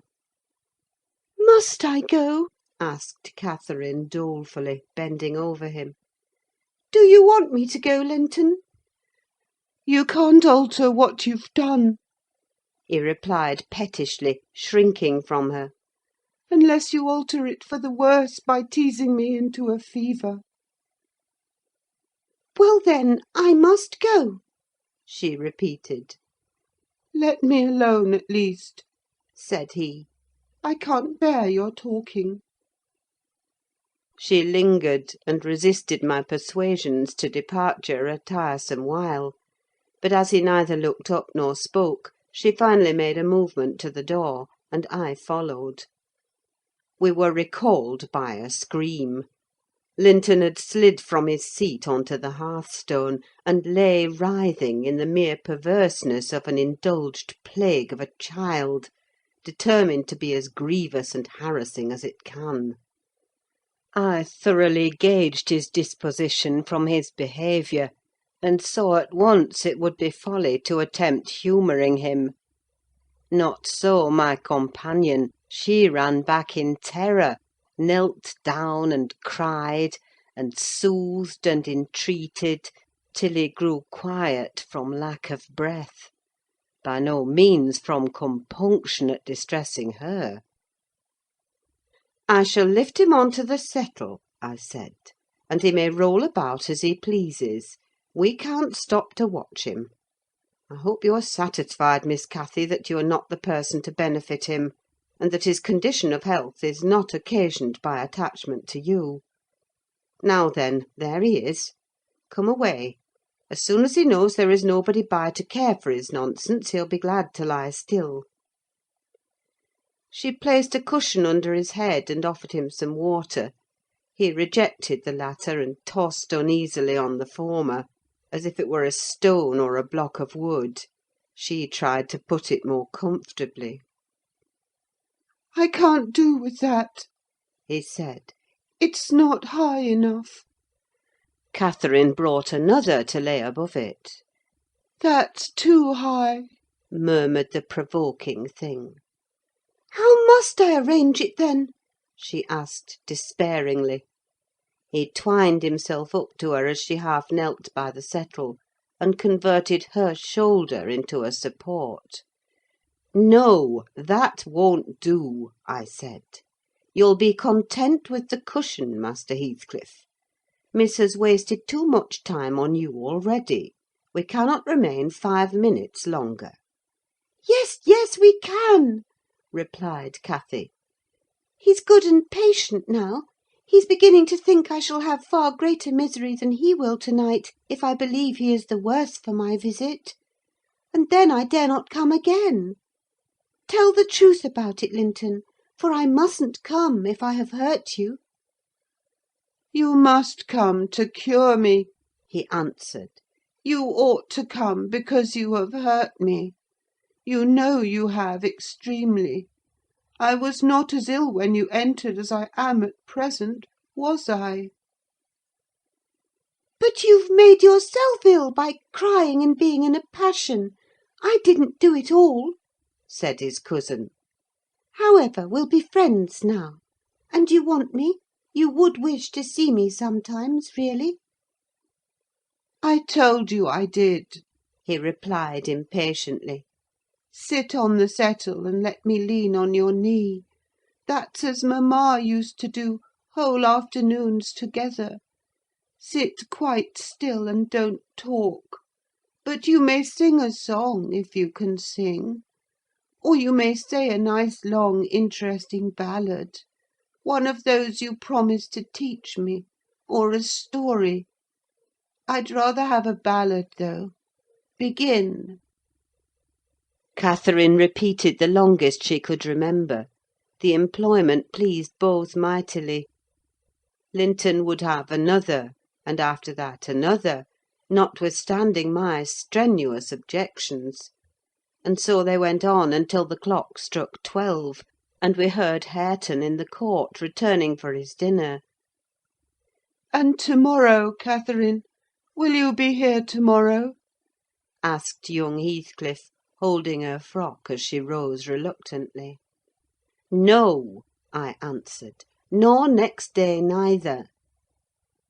She, however, gave a different response, evidently, for his forehead cleared as she stooped and whispered in his ear. "You won't go to-morrow, recollect, miss," I commenced, when we were out of the house. "You are not dreaming of it, are you?" She smiled. "Oh, I'll take good care," I continued. "I'll have that lock mended, and you can escape by no way else." "I can get over the wall," she said, laughing. "The Grange is not a prison, Ellen, and you are not my gaoler. And besides, I'm almost 17: I'm a woman; and I'm certain Linton would recover quickly if he had me to look after him. I'm older than he is, you know, and wiser: less childish, am I not? And he'll soon do as I direct him, with some slight coaxing. He's a pretty little darling when he's good. I'd make such a pet of him if he were mine. We should never quarrel, should we, after we were used to each other? Don't you like him, Ellen?" "Like him!" I exclaimed. "The worst-tempered bit of a sickly slip that ever struggled into its teens. Happily, as Mr. Heathcliff conjectured, he'll not win 20.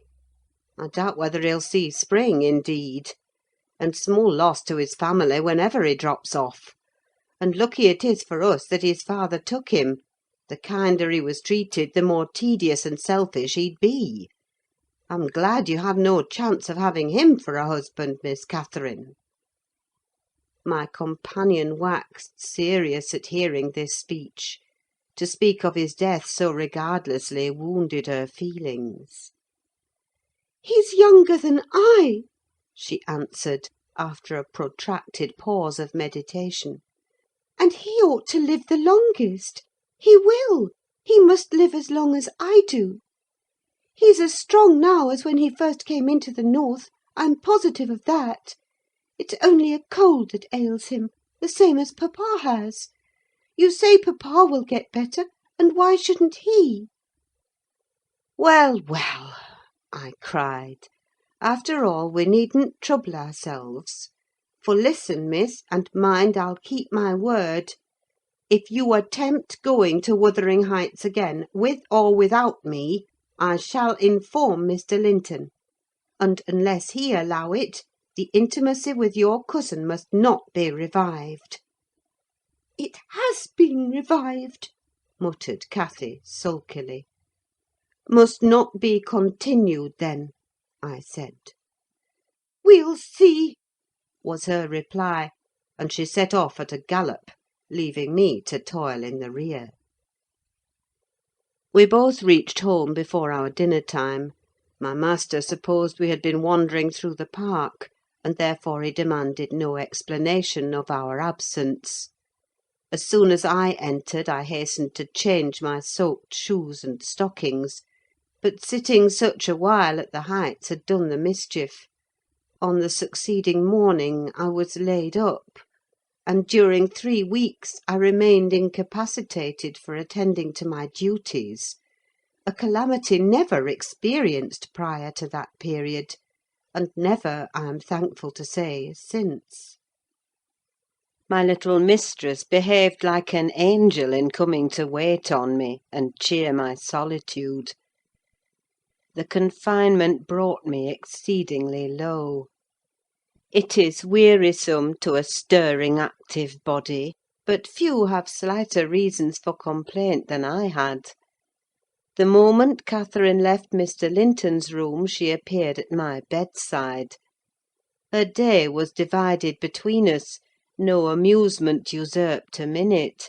She neglected her meals, her studies, and her play, and she was the fondest nurse that ever watched.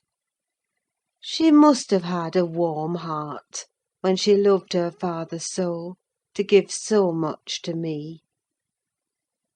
I said her days were divided between us, but the master retired early, and I generally needed nothing after 6 o'clock: thus the evening was her own. Poor thing! I never considered what she did with herself after tea; and though frequently, when she looked in to bid me good night, I remarked a fresh colour in her cheeks, and a pinkness over her slender fingers, instead of fancying the line borrowed from a cold ride across the moors, I laid it to the charge of a hot fire in the library.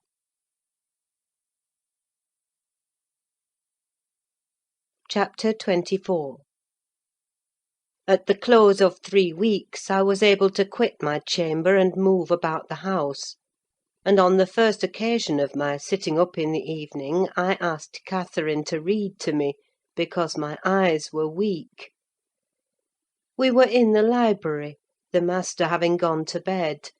She consented, rather unwillingly, I fancied; and imagining my sort of books did not suit her, I bid her please herself in the choice of what she perused. She selected one of her own favourites, and got forward steadily about an hour. Then came frequent questions. Ellen, are not you tired? Hadn't you better lie down now? You'll be sick keeping up so long, Ellen. No, no, dear, I'm not tired, I returned continually. Perceiving me immovable, she essayed another method of showing her disrelish for her occupation.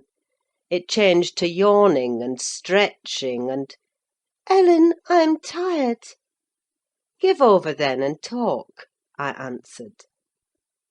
That was worse: she fretted and sighed, and looked at her watch till 8, and finally went to her room completely overdone with sleep, judging by her peevish, heavy look, and the constant rubbing she inflicted on her eyes.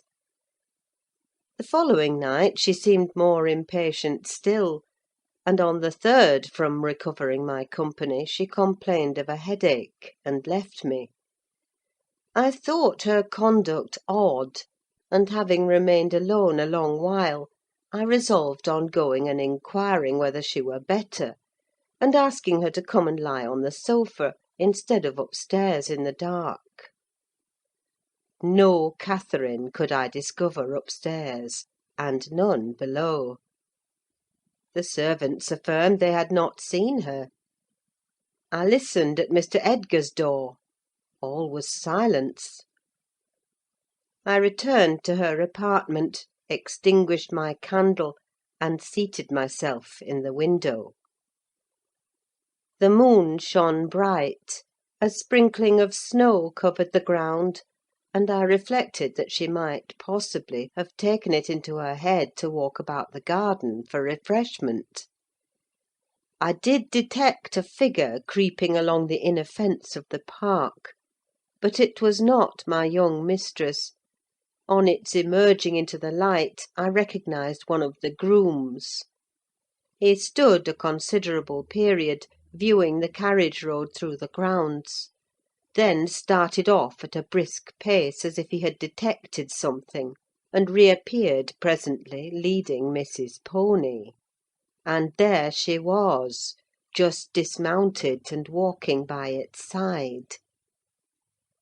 The man took his charge stealthily across the grass towards the stable. Cathy entered by the casement window of the drawing-room, and glided noiselessly up to where I awaited her. She put the door gently to, slipped off her snowy shoes, untied her hat, and was proceeding, unconscious of my espionage, to lay aside her mantle, when I suddenly rose and revealed myself. The surprise petrified her an instant: she uttered an inarticulate exclamation, and stood fixed. "My dear Miss Catherine," I began, too vividly impressed by her recent kindness to break into a scold, "where have you been riding out at this hour? And why should you try to deceive me by telling a tale? Where have you been? Speak!" To the bottom of the park," she stammered. "I didn't tell a tale." "And nowhere else?" I demanded. "No," was the muttered reply. "Oh, Catherine!" I cried sorrowfully. "You know you have been doing wrong, or you wouldn't be driven to uttering an untruth to me. That does grieve me. I'd rather be 3 months ill than hear you frame a deliberate lie." She sprang forward, and bursting into tears, threw her arms round my neck. "Well, Ellen, I'm so afraid of you being angry," she said. "Promise not to be angry, and you shall know the very truth. I hate to hide it." We sat down in the window-seat.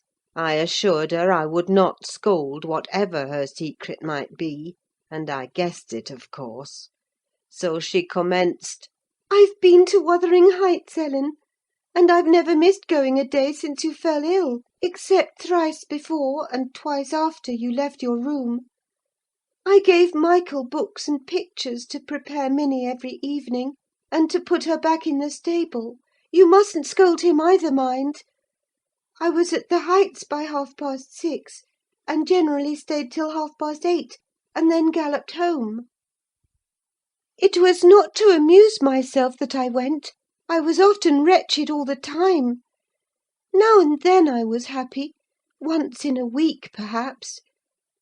At first, I expected there would be sad work persuading you to let me keep my word to Linton; for I had engaged to call again next day when we quitted him; but, as you stayed upstairs on the morrow, I escaped that trouble.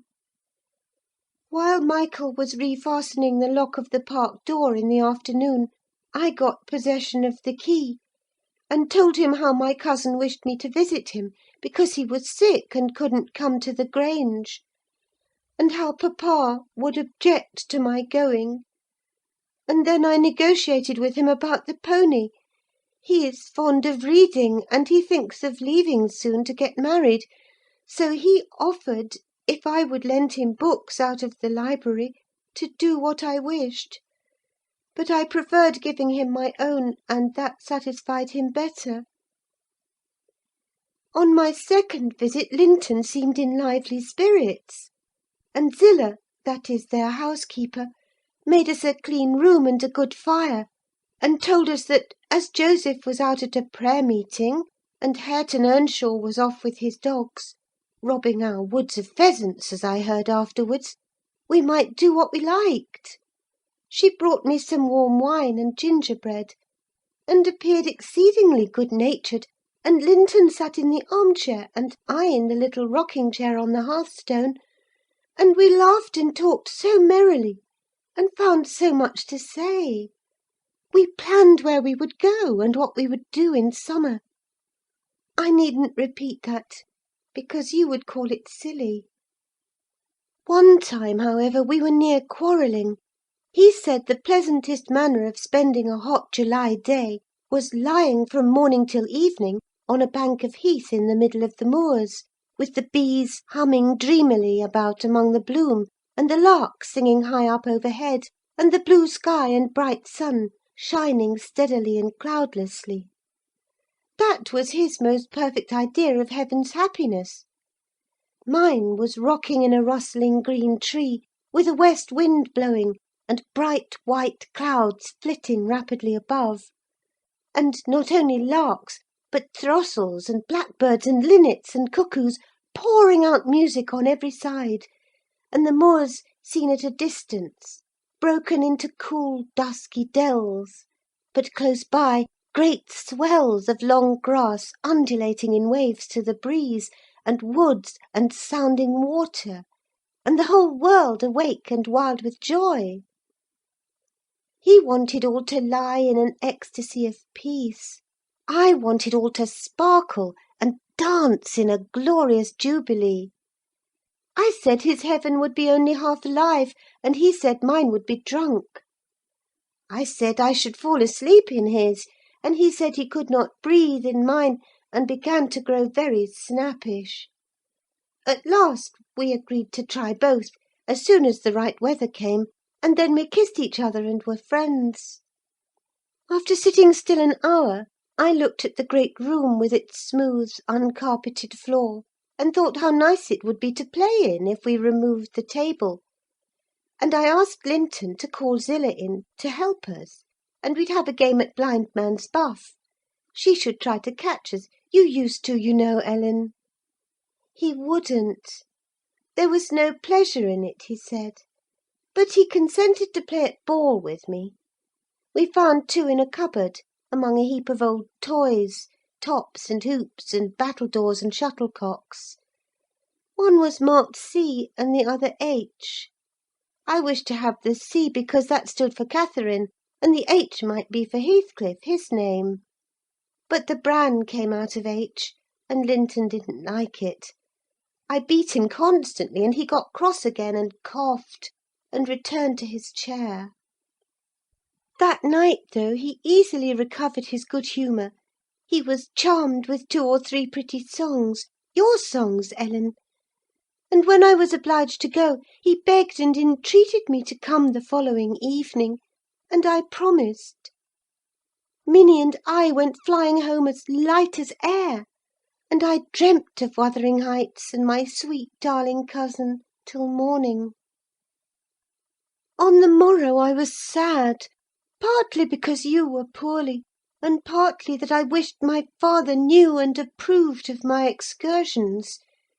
But it was beautiful moonlight after tea, and as I rode on the gloom cleared. I shall have another happy evening, I thought to myself; and what delights me more, my pretty Linton will.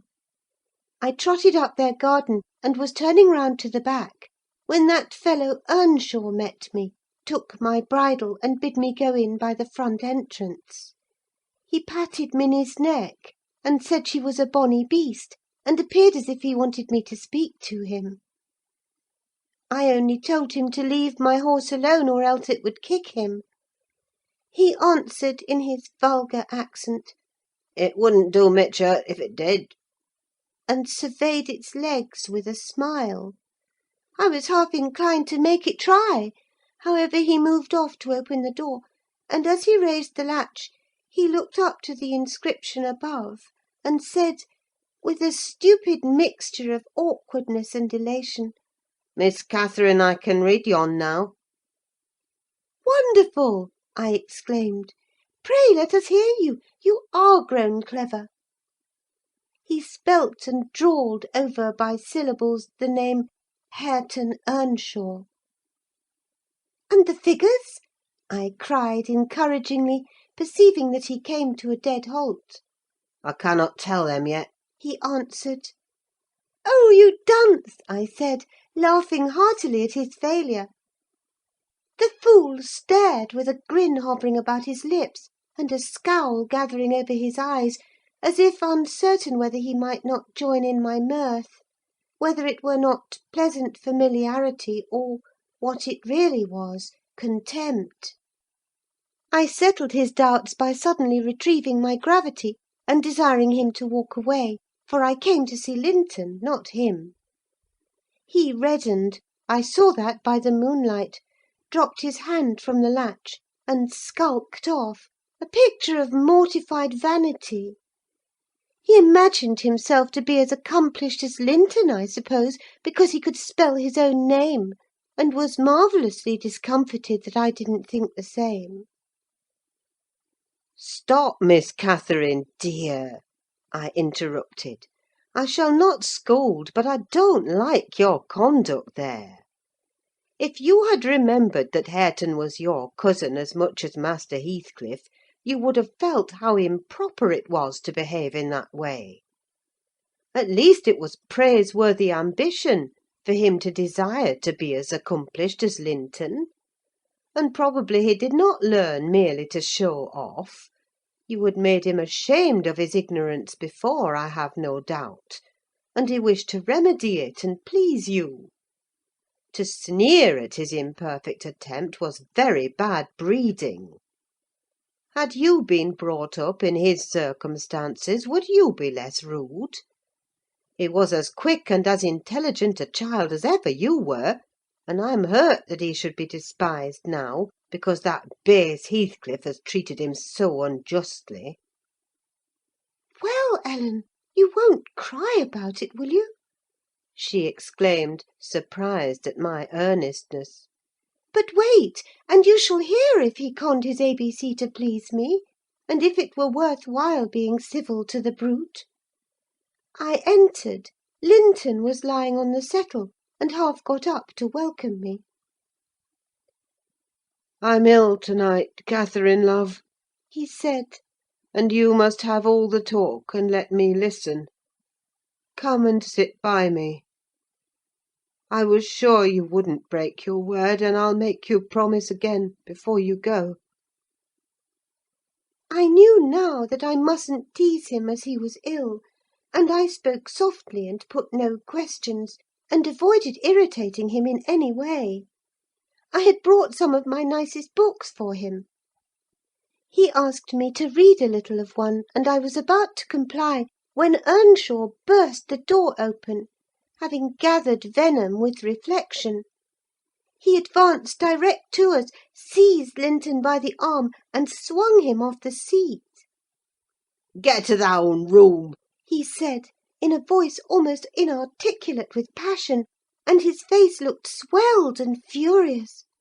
"Take her there if she comes to see thee. Thou shan't keep me out of this. Begone with you both." He swore at us, and left Linton no time to answer, nearly throwing him into the kitchen; and he clenched his fist as I followed, seemingly longing to knock me down. I was afraid for a moment, and I let one volume fall. He kicked it after me, and shut us out. I heard a malignant, crackly laugh by the fire, and turning, beheld that odious Joseph standing rubbing his bony hands and quivering. I was sure he'd sarve you out. He's a grand lad.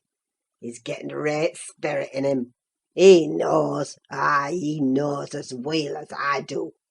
Who should beat Maister yonder? Eh, eh, eh. He made ye skiff properly. Where must we go? I asked of my cousin, disregarding the old wretch's mockery. Linton was white and trembling. He was not pretty then, Ellen. Oh, no! He looked frightful, for his thin face and large eyes were wrought into an expression of frantic, powerless fury. He grasped the handle of the door and shook it. It was fastened inside. "If you don't let me in, I'll kill you! If you don't let me in, I'll kill you!" He rather shrieked than said. "Devil, devil, I'll kill you! I'll kill you!" Joseph uttered his croaking laugh again. Dear, that's father, he cried. That's father, with allus summat o' either side in us. And if he'd eaten lad, dunnot be feared he cannot get at thee. I took hold of Linton's hands and tried to pull him away, but he shrieked so shockingly that I dared not proceed. At last his cries were choked by a dreadful fit of coughing. Blood gushed from his mouth, and he fell on the ground. I ran into the yard, sick with terror, and called for Zillah as loud as I could. She soon heard me: she was milking the cows in a shed behind the barn, and hurrying from her work, she inquired what there was to do. I hadn't breath to explain. Dragging her in, I looked about for Linton. Earnshaw had come out to examine the mischief he had caused, and he was then conveying the poor thing upstairs. Zillah and I ascended after him, but he stopped me at the top of the steps, and said I shouldn't go in, I must go home. I exclaimed that he had killed Linton, and I would enter. Joseph locked the door, and declared I should do no sich stuff, and asked me whether I were bound to be as mad as him. I stood crying till the housekeeper reappeared. She affirmed he would be better in a bit, but he couldn't do with that shrieking and din, and she took me and nearly carried me into the house. Ellen, I was ready to tear my hair off my head. I sobbed and wept so that my eyes were almost blind, and the ruffian you have such sympathy with stood opposite, presuming every now and then to bid me whisht, and denying that it was his fault; and finally, frightened by my assertions that I would tell papa, and that he would be put in prison and hanged, he commenced blubbering himself, and hurried out to hide his cowardly agitation. Still I was not rid of him. When at length they compelled me to depart, and I had got some 100 yards off the premises, he suddenly issued from the shadow of the roadside, and checked Minnie, and took hold of me. "Miss Catherine, I'm ill grieved," He began. "but it's rayther too bad." I gave him a cut with my whip, thinking perhaps he would murder me. He let go, thundering one of his horrid curses, and I galloped home more than half out of my senses. I didn't bid you good night that evening, and I didn't go to Wuthering Heights the next.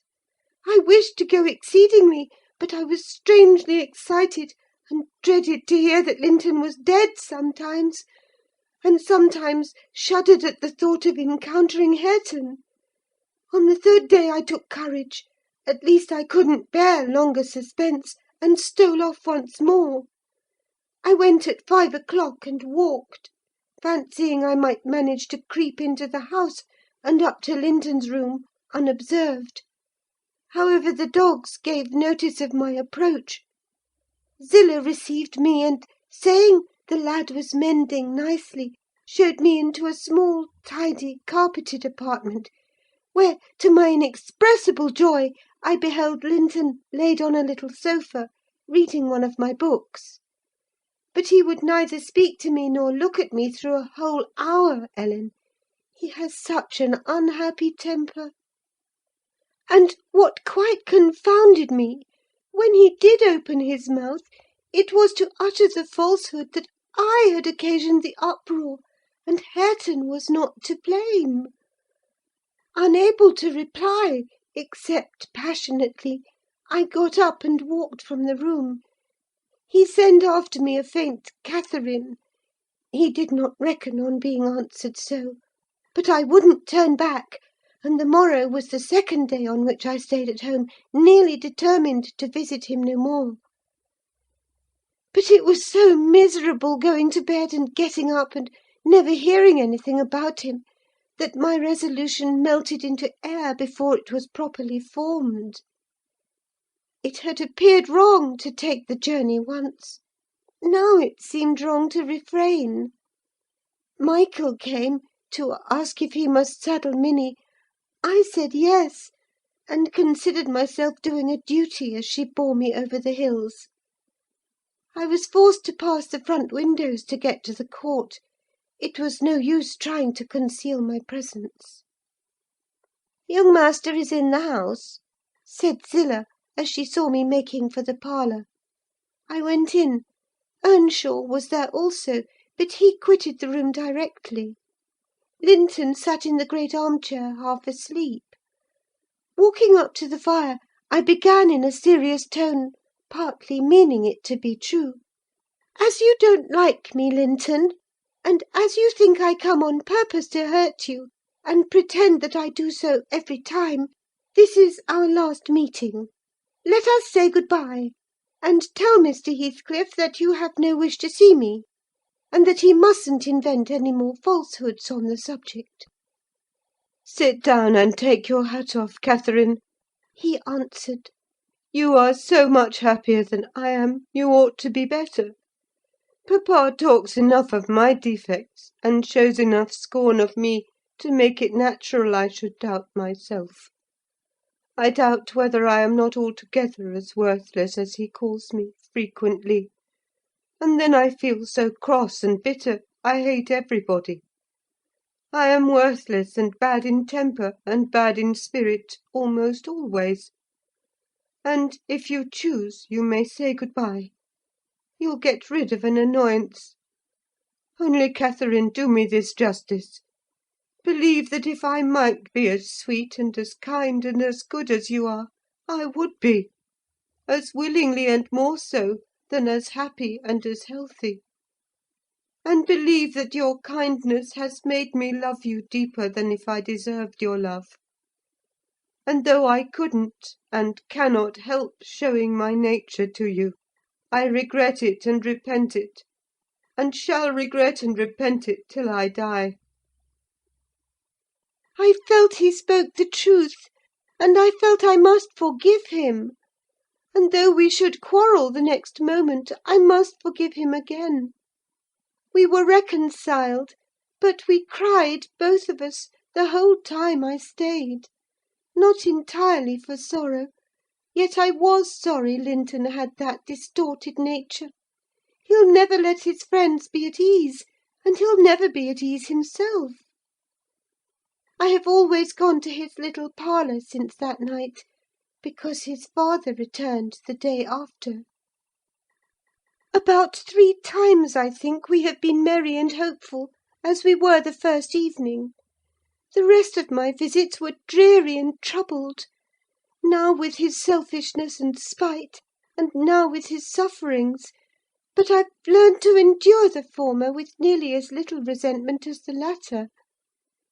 Mr. Heathcliff purposely avoids me: I have hardly seen him at all. Last Sunday, indeed, coming earlier than usual, I heard him abusing poor Linton cruelly for his conduct of the night before. I can't tell how he knew of it unless he listened.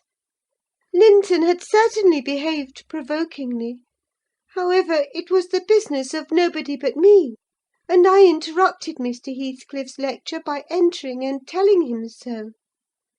He burst into a laugh and went away, saying he was glad I took that view of the matter. Since then I've told Linton he must whisper his bitter things. Now, Ellen, you have heard all. I can't be prevented from going to Wuthering Heights, except by inflicting misery on 2 people; whereas, if you'll only not tell papa, my going need disturb the tranquillity of none. You'll not tell, will you? It will be very heartless if you do." "I'll make up my mind on that point by to–morrow, Miss Catherine," I replied. "It requires some study, and so I'll leave you to your rest, and go think it over." I thought it over aloud, in my master's presence, walking straight from her room to his, and relating the whole story, with the exception of her conversations with her cousin, and any mention of Hareton. Mr. Linton was alarmed and distressed more than he would acknowledge to me. In the morning, Catherine learned my betrayal of her confidence, and she learned also that her secret visits were to end. In vain she wept and writhed against the interdict, and implored her father to have pity on Linton. All she got to comfort her was a promise that he would write, and give him leave to come to the Grange when he pleased, but explaining that he must no longer expect to see Catherine at Wuthering Heights. Perhaps, had he been aware of his nephew's disposition and state of health, he would have seen fit to withhold even that slight consolation.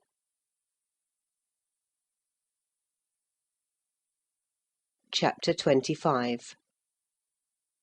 "These things happened last winter, sir," said Mrs. Dean. "Hardly more than a year ago. Last winter I did not think at another 12-month's end I should be amusing a stranger to the family with relating them. Yet who knows how long you'll be a stranger? You're too young to rest always contented, living by yourself; and I some way fancy no one could see Catherine Linton and not love her. You smile, but why do you look so lively and interested when I talk about her? And why have you asked me to hang her picture over your fireplace? And why—" "Stop, my good friend!" I cried. "It may be very possible that I should love her, but would she love me? I doubt it too much to venture my tranquillity by running into temptation. And then my home is not here. I'm of the busy world, and to its arms I must return. Go on. Was Catherine obedient to her father's commands?" "She was," continued the housekeeper. Her affection for him was still the chief sentiment in her heart, and he spoke without anger. He spoke in the deep tenderness of one about to leave his treasure amid perils and foes, where his remembered words would be the only aid that he could bequeath to guide her. He said to me a few days afterwards— "I wish my nephew would write, Ellen, or call. Tell me sincerely what you think of him.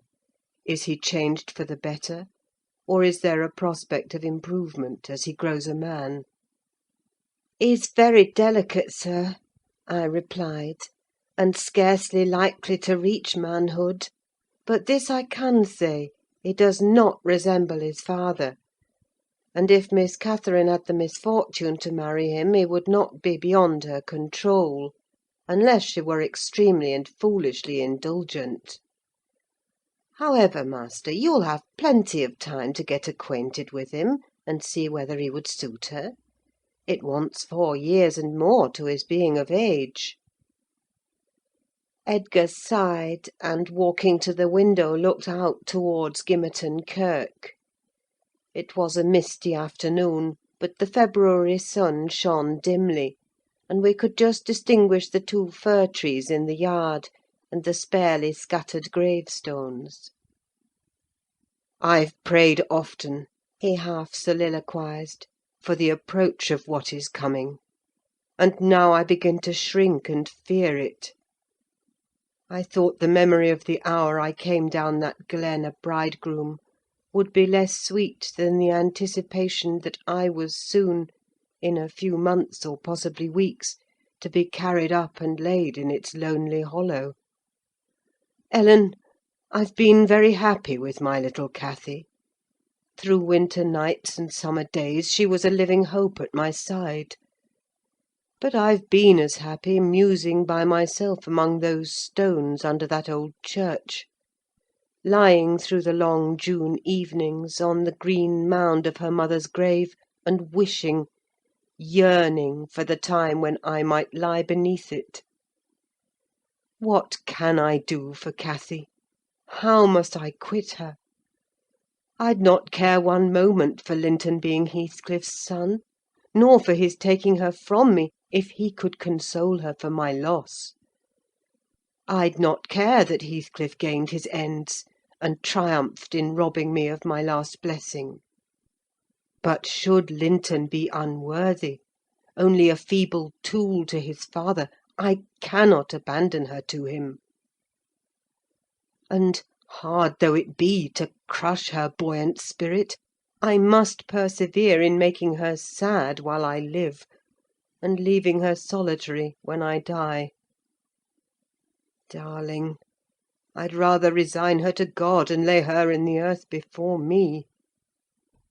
"Resign her to God as it is, sir," I answered; "and if we should lose you, which may He forbid, under His providence I'll stand her friend and counsellor to the last. Miss Catherine is a good girl. I don't fear that she will go wilfully wrong, and people who do their duty are always finally rewarded." Spring advanced, yet my master gathered no real strength, though he resumed his walks in the grounds with his daughter. To her inexperienced notions this itself was a sign of convalescence; and then his cheek was often flushed, and his eyes were bright: she felt sure of his recovering. On her 17th birthday he did not visit the churchyard: it was raining, and I observed, "You'll surely not go out to-night, sir?" He answered, "No, I'll defer it this year a little longer." He wrote again to Linton, expressing his great desire to see him; and had the invalid been presentable, I've no doubt his father would have permitted him to come. As it was, being instructed, he returned an answer, intimating that Mr. Heathcliff objected to his calling at the Grange; but his uncle's kind remembrance delighted him, and he hoped to meet him sometimes in his rambles, and personally to petition that his cousin and he might not remain long so utterly divided. That part of his letter was simple, and probably his own. Heathcliff knew he could plead eloquently for Catherine's company then. "I do not ask," he said, "that she may visit here; but am I never to see her, because my father forbids me to go to her home, and you forbid her to come to mine? Do now and then ride with her towards the Heights, and let us exchange a few words in your presence. We have done nothing to deserve this separation, and you are not angry with me. You have no reason to dislike me, you allow yourself. Dear uncle, send me a kind note to-morrow, and leave to join you anywhere you please, except at Thrushcross Grange. I believe an interview would convince you that my father's character is not mine. He affirms I am more your nephew than his son; and though I have faults which render me unworthy of Catherine, she has excused them, and for her sake you should also. You inquire after my health: it is better; but while I remain cut off from all hope, and doomed to solitude, or the society of those who never did and never will like me, how can I be cheerful and well?" Edgar, though he felt for the boy, could not consent to grant his request, because he could not accompany Catherine. He said in summer, perhaps, they might meet: meantime, he wished him to continue writing at intervals, and engaged to give him what advice and comfort he was able by letter, being well aware of his hard position in his family.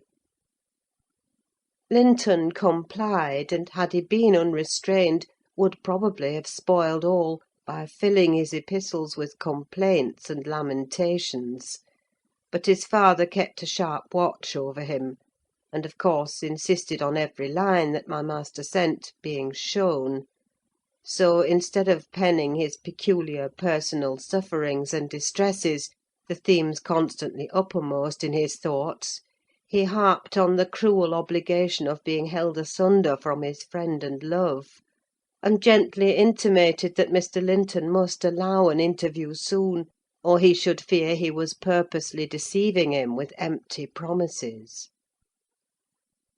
Cathy was a powerful ally at home, and between them they at length persuaded my master to acquiesce in their having a ride or a walk together, about once a week, under my guardianship, and on the moors nearest the Grange, for June found him still declining.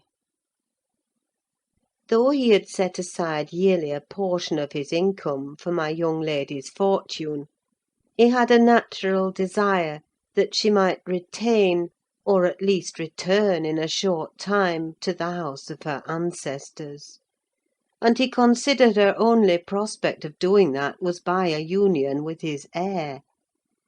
He had no idea that the latter was failing almost as fast as himself; nor had any one, I believe.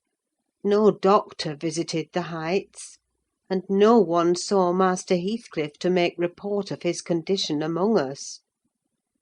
I, for my part, began to fancy my forebodings were false, and that he must be actually rallying when he mentioned riding and walking on the moors, and seemed so earnest in pursuing his object.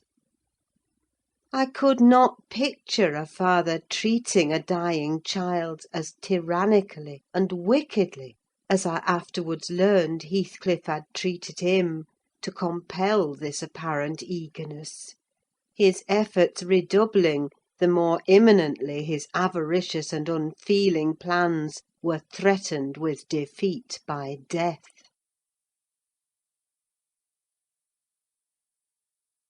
Chapter 26. Summer was already past its prime when Edgar reluctantly yielded his assent to their entreaties, and Catherine and I set out on our first ride to join her cousin. It was a close, sultry day, devoid of sunshine, but with a sky too dappled and hazy to threaten rain; and our place of meeting had been fixed at the guide-stone by the cross-roads. On arriving there, however, a little herd-boy, dispatched as a messenger, told us that "Mester Linton were just o' this side o' t' Heights, and he'd be mitch obleeged to us to gang on a bit further." "Then Master Linton has forgot the first injunction of his uncle," I observed. "He bid us keep on the Grange land, and here we are off at once." "Well, we'll turn our horses' heads round when we reach him," answered my companion. "Our excursion shall lie towards home." But when we reached him, and that was scarcely a quarter of a mile from his own door, we found he had no horse, and we were forced to dismount and leave ours to graze. He lay on the heath, awaiting our approach, and did not rise till we came within a few yards.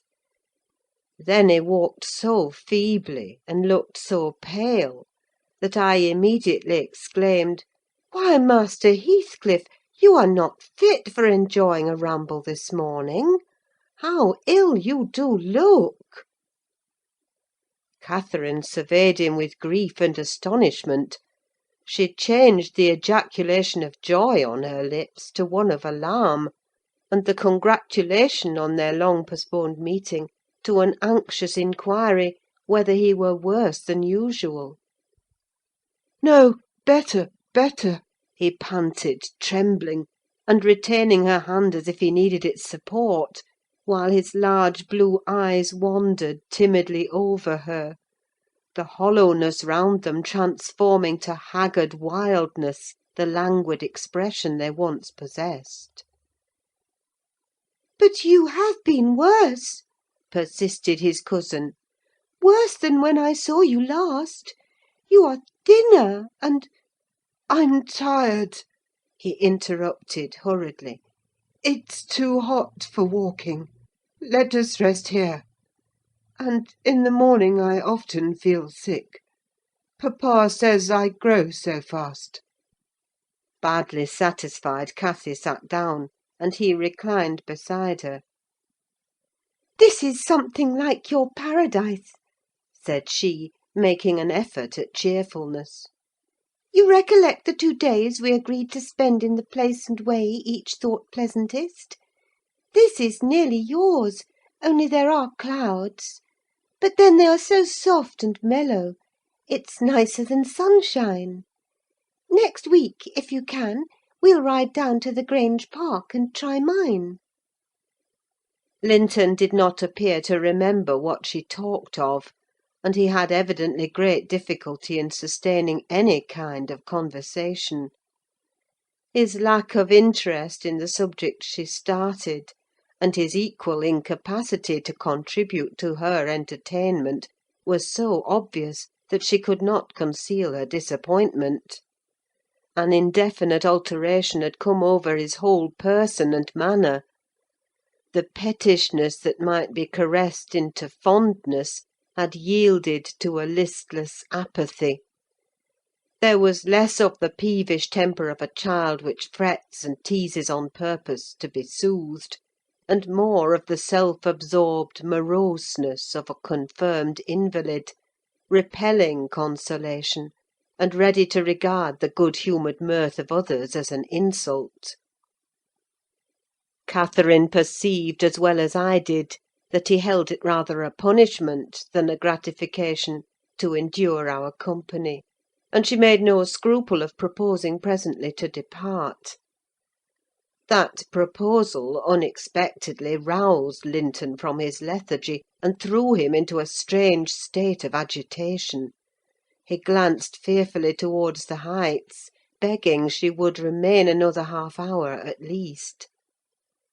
"But I think," said Cathy, "you'd be more comfortable at home than sitting here; and I cannot amuse you to-day, I see, by my tales and songs and chatter. You have grown wiser than I in these 6 months: you have little taste for my diversions now, or else, if I could amuse you, I'd willingly stay." "Stay to rest yourself," he replied. "And, Catherine, don't think or say that I'm very unwell. It is the heavy weather and heat that make me dull. And I walked about before you came, a great deal for me. Tell uncle I'm in tolerable health, will you?" "I'll tell him that you say so, Linton. I couldn't affirm that you are," observed my young lady, wondering at his pertinacious assertion of what was evidently an untruth. "And be here again next Thursday," continued he, shunning her puzzled gaze. "and give him my thanks for permitting you to come: my best thanks, Catherine. And if you did meet my father, and he asked you about me, don't lead him to suppose that I've been extremely silent and stupid. Don't look sad and downcast, as you are doing: he'll be angry." "I care nothing for his anger," exclaimed Cathy, imagining she would be its object. "But I do," said her cousin, shuddering. "Don't provoke him against me, Catherine, for he is very hard." "Is he severe to you, Master Heathcliff?" I inquired. "Has he grown weary of indulgence, and passed from passive to active hatred?" Linton looked at me, but did not answer; and after keeping her seat by his side another 10 minutes, during which his head fell drowsily on his breast, and he uttered nothing except suppressed moans of exhaustion or pain, Cathy began to seek solace in looking for bilberries and sharing the produce of her researches with me. She did not offer them to him, for she saw further notice would only weary and annoy. "Is it half an hour now, Ellen?" she whispered in my ear at last. "I can't tell why we should stay. He's asleep, and papa will be wanting us back." "Well, we must not leave him asleep," I answered. "Wait till he wakes, and be patient. You were mighty eager to set off, but your longing to see poor Linton has soon evaporated." "Why did he wish to see me?" returned Catherine. "In his crossest humours formerly, I liked him better than I do in his present curious mood. It's just as if it were a task he was compelled to perform, this interview, for fear his father should scold him. But I'm hardly going to come to give Mr. Heathcliff pleasure, whatever reason he may have for ordering Linton to undergo this penance. And though I'm glad he's better in health, I'm sorry he's so much less pleasant, and so much less affectionate to me." "You think he is in better health, then?"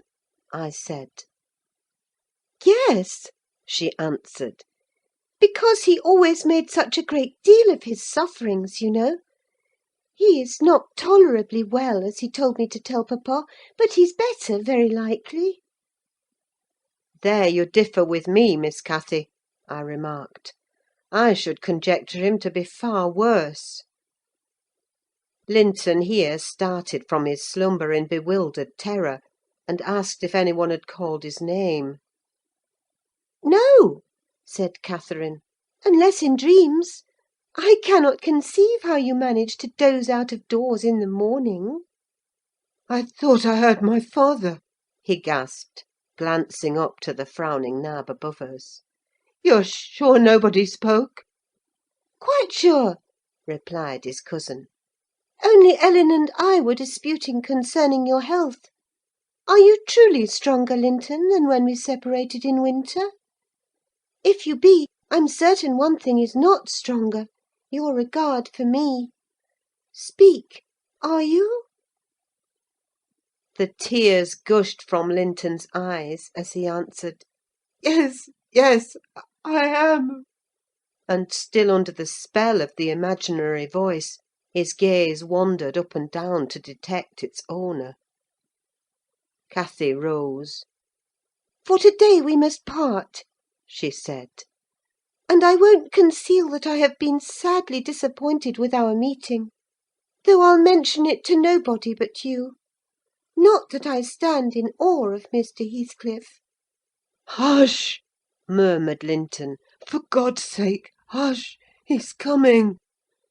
and he clung to Catherine's arm, striving to detain her; but at that announcement she hastily disengaged herself, and whistled to Minnie, who obeyed her like a dog. "I'll be here next Thursday," she cried, springing to the saddle. "Good-bye! Quick, Ellen!" And so we left him, scarcely conscious of our departure, so absorbed was he in anticipating his father's approach. Before we reached home, Catherine's displeasure softened into a perplexed sensation of pity and regret, largely blended with vague, uneasy doubts about Linton's actual circumstances, physical and social, in which I partook, though I counselled her not to say much, for a second journey would make us better judges. My master requested an account of our ongoings. His nephew's offering of thanks was duly delivered, Miss Cathy gently touching on the rest. I also threw little light on his inquiries, for I hardly knew what to hide and what to reveal.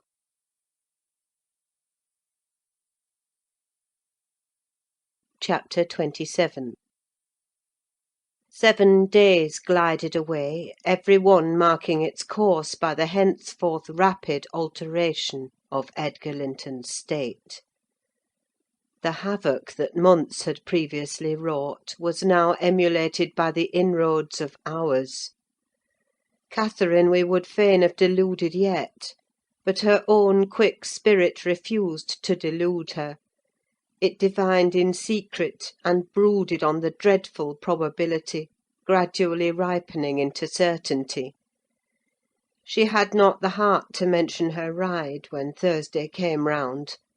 I mentioned it for her, and obtained permission to order her out of doors; for the library, where her father stopped a short time daily, the brief period he could bear to sit up, and his chamber, had become her whole world. She grudged each moment that did not find her bending over his pillow, or seated by his side. Her countenance grew wan with watching and sorrow, and my master gladly dismissed her to what he flattered himself would be a happy change of scene and society, drawing comfort from the hope that she would not now be left entirely alone after his death. He had a fixed idea, I guessed by several observations he let fall, that, as his nephew resembled him in person, he would resemble him in mind; for Linton's letters bore few or no indications of his defective character; and I, through pardonable weakness, refrained from correcting the error, asking myself what good there would be in disturbing his last moments with information that he had neither power nor opportunity to turn to account. We deferred our excursion till the afternoon, a golden afternoon of August, every breath from the hills so full of life that it seemed whoever respired it, though dying, might revive. Catherine's face was just like the landscape, shadows and sunshine flitting over it in rapid succession. But the shadows rested longer, and the sunshine was more transient, and her poor little heart reproached itself for even that passing forgetfulness of its cares.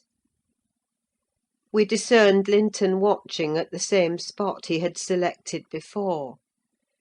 My young mistress alighted and told me that, as she was resolved to stay a very little while, I had better hold the pony and remain on horseback. But I dissented: I wouldn't risk losing sight of the charge committed to me a minute, so we climbed the slope of heath together. Master Heathcliff received us with greater animation on this occasion: not the animation of high spirits, though, nor yet of joy. It looked more like fear. "It is late," he said, speaking short and with difficulty. "Is not your father very ill? I thought you wouldn't come." Why won't you be candid? cried Catherine, swallowing her greeting. Why cannot you say at once you don't want me? It is strange, Linton, that for the second time you have brought me here on purpose, apparently to distress us both, and for no reason besides. Linton shivered and glanced at her, half supplicating, half ashamed; but his cousin's patience was not sufficient to endure this enigmatical behaviour. My father is very ill, she said. And why am I called from his bedside? Why didn't you send to absolve me from my promise, when you wished I wouldn't keep it? Come! I desire an explanation. Playing and trifling are completely banished out of my mind, and I can't dance attendance on your affectations now." "My affectations!" he murmured. "What are they? For heaven's sake, Catherine, don't look so angry. Despise me as much as you please. I am a worthless, cowardly wretch. I can't be scorned enough, but I'm too mean for your anger. Hate my father, and spare me for contempt." "Nonsense!" cried Catherine in a passion. "Foolish, silly boy! And there he trembles, as if I were really going to touch him. You needn't bespeak contempt, Linton. Anybody will have it spontaneously at your service. Get off! I shall return home. It is folly dragging you from the hearthstone and pretending— What do we pretend? Let go my frock. If I pitied you for crying and looking so very frightened, you should spurn such pity. Ellen, tell him how disgraceful this conduct is. Rise, and don't degrade yourself into an abject reptile. Don't!" With streaming face and an expression of agony, Linton had thrown his nerveless frame along the ground. He seemed convulsed with exquisite terror. "Oh!" he sobbed. "I cannot bear it! Catherine, Catherine, I'm a traitor too, and I dare not tell you. But leave me, and I shall be killed. Dear Catherine, my life is in your hands, and you have said you loved me, and if you did, it wouldn't harm you. You'll not go, then, kind, sweet, good Catherine? And perhaps you will consent, and he'll let me die with you." My young lady, on witnessing his intense anguish, stooped to raise him. The old feeling of indulgent tenderness overcame her vexation, and she grew thoroughly moved and alarmed. "Consent to what?" she asked. "To stay? Tell me the meaning of this strange talk, and I will. You contradict your own words and distract me. Be calm and frank, and confess at once all that weighs on your heart. You wouldn't injure me, Linton, would you? You wouldn't let any enemy hurt me if you could prevent it. I'll believe you are a coward for yourself, but not a cowardly betrayer of your best friend." "But my father threatened me," gasped the boy, clasping his attenuated fingers. "And I dread him! I dread him! I dare not tell." "Oh, well," said Catherine, with scornful compassion. "keep your secret. I'm no coward. Save yourself. I'm not afraid." Her magnanimity provoked his tears. He wept wildly, kissing her supporting hands, and yet could not summon courage to speak out. I was cogitating what the mystery might be, and determined Catherine should never suffer to benefit him or any one else by my good will, when, hearing a rustle among the ling, I looked up and saw Mr. Heathcliff almost close upon us, descending the heights. He didn't cast a glance towards my companions, though they were sufficiently near for Linton's sobs to be audible; but hailing me in the almost hearty tone he assumed to none besides, and the sincerity of which I couldn't avoid doubting, he said, "It is something to see you so near my house, Nelly. How are you at the Grange? Let us hear. The rumour goes," he added in a lower tone, "that Edgar Linton is on his deathbed. Perhaps they exaggerate his illness?" "No, my master is dying," I replied. "It is true enough. A sad thing it will be for us all, but a blessing for him." "How long will he last, do you think?" he asked. "I don't know," I said. "Because," he continued, looking at the two young people who were fixed under his eye. Linton appeared as if he could not venture to stir or raise his head, and Catherine could not move on his account. "Because that lad yonder seems determined to beat me, and I'd thank his uncle to be quick and go before him. Hallo! Has the whelp been playing that game long? I did give him some lessons about snivelling. Is he pretty lively with Miss Linton generally?" "Lively? No. He has shown the greatest distress," I answered. "To see him, I should say that instead of rambling with his sweetheart on the hills, he ought to be in bed under the hands of a doctor." "He shall be in a day or two," muttered Heathcliff. "But first, get up, Linton! Get up!" he shouted. "Don't grovel on the ground there! Up this moment!" Linton had sunk prostrate again in another paroxysm of helpless fear, caused by his father's glance towards him, I suppose.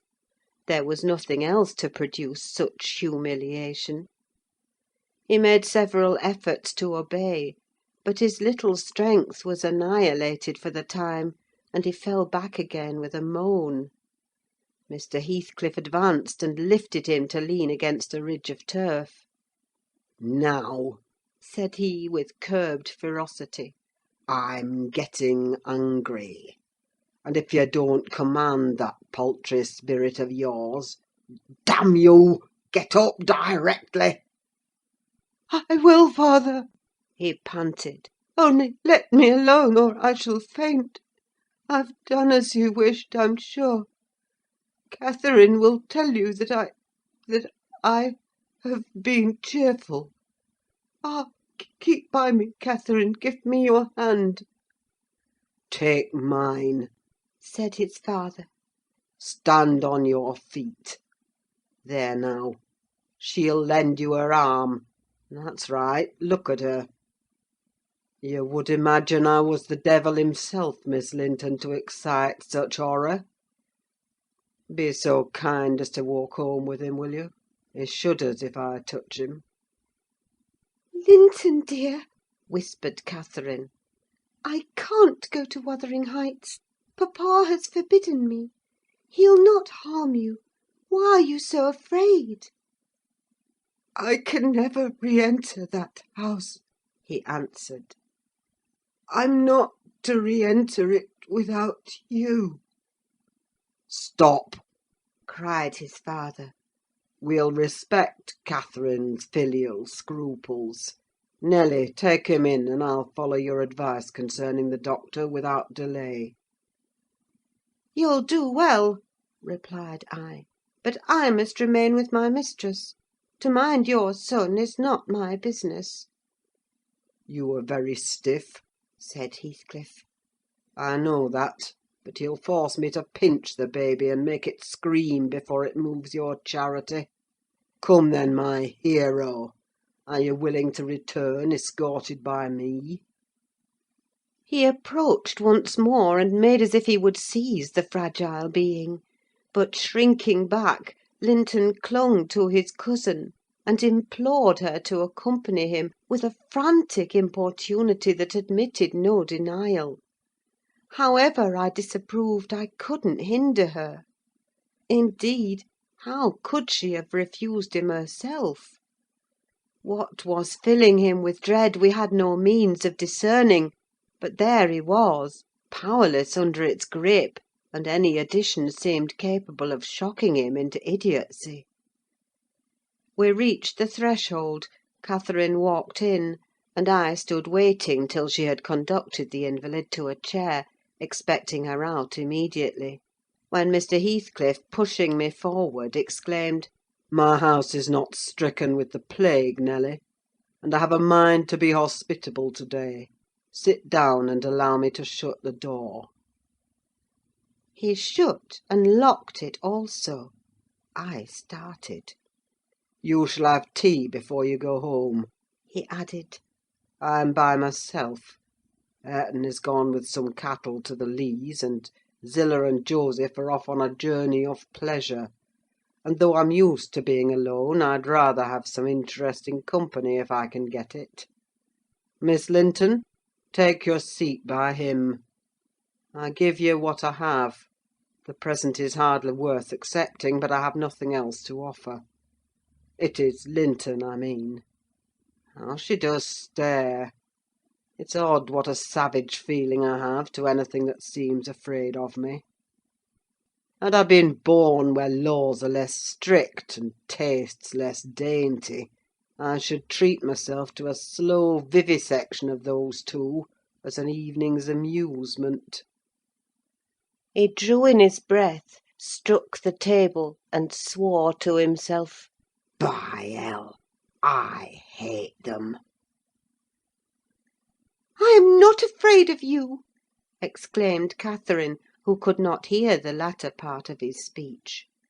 She stepped close up, her black eyes flashing with passion and resolution.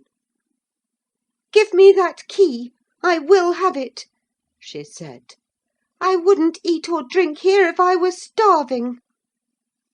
Heathcliff had the key in his hand that remained on the table.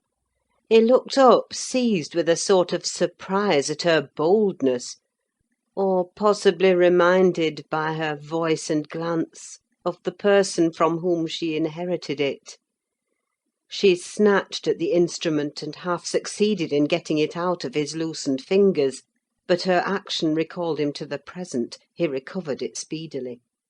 "Now, Catherine Linton," he said, "stand off, or I shall knock you down, and that will make Mrs. Dean mad."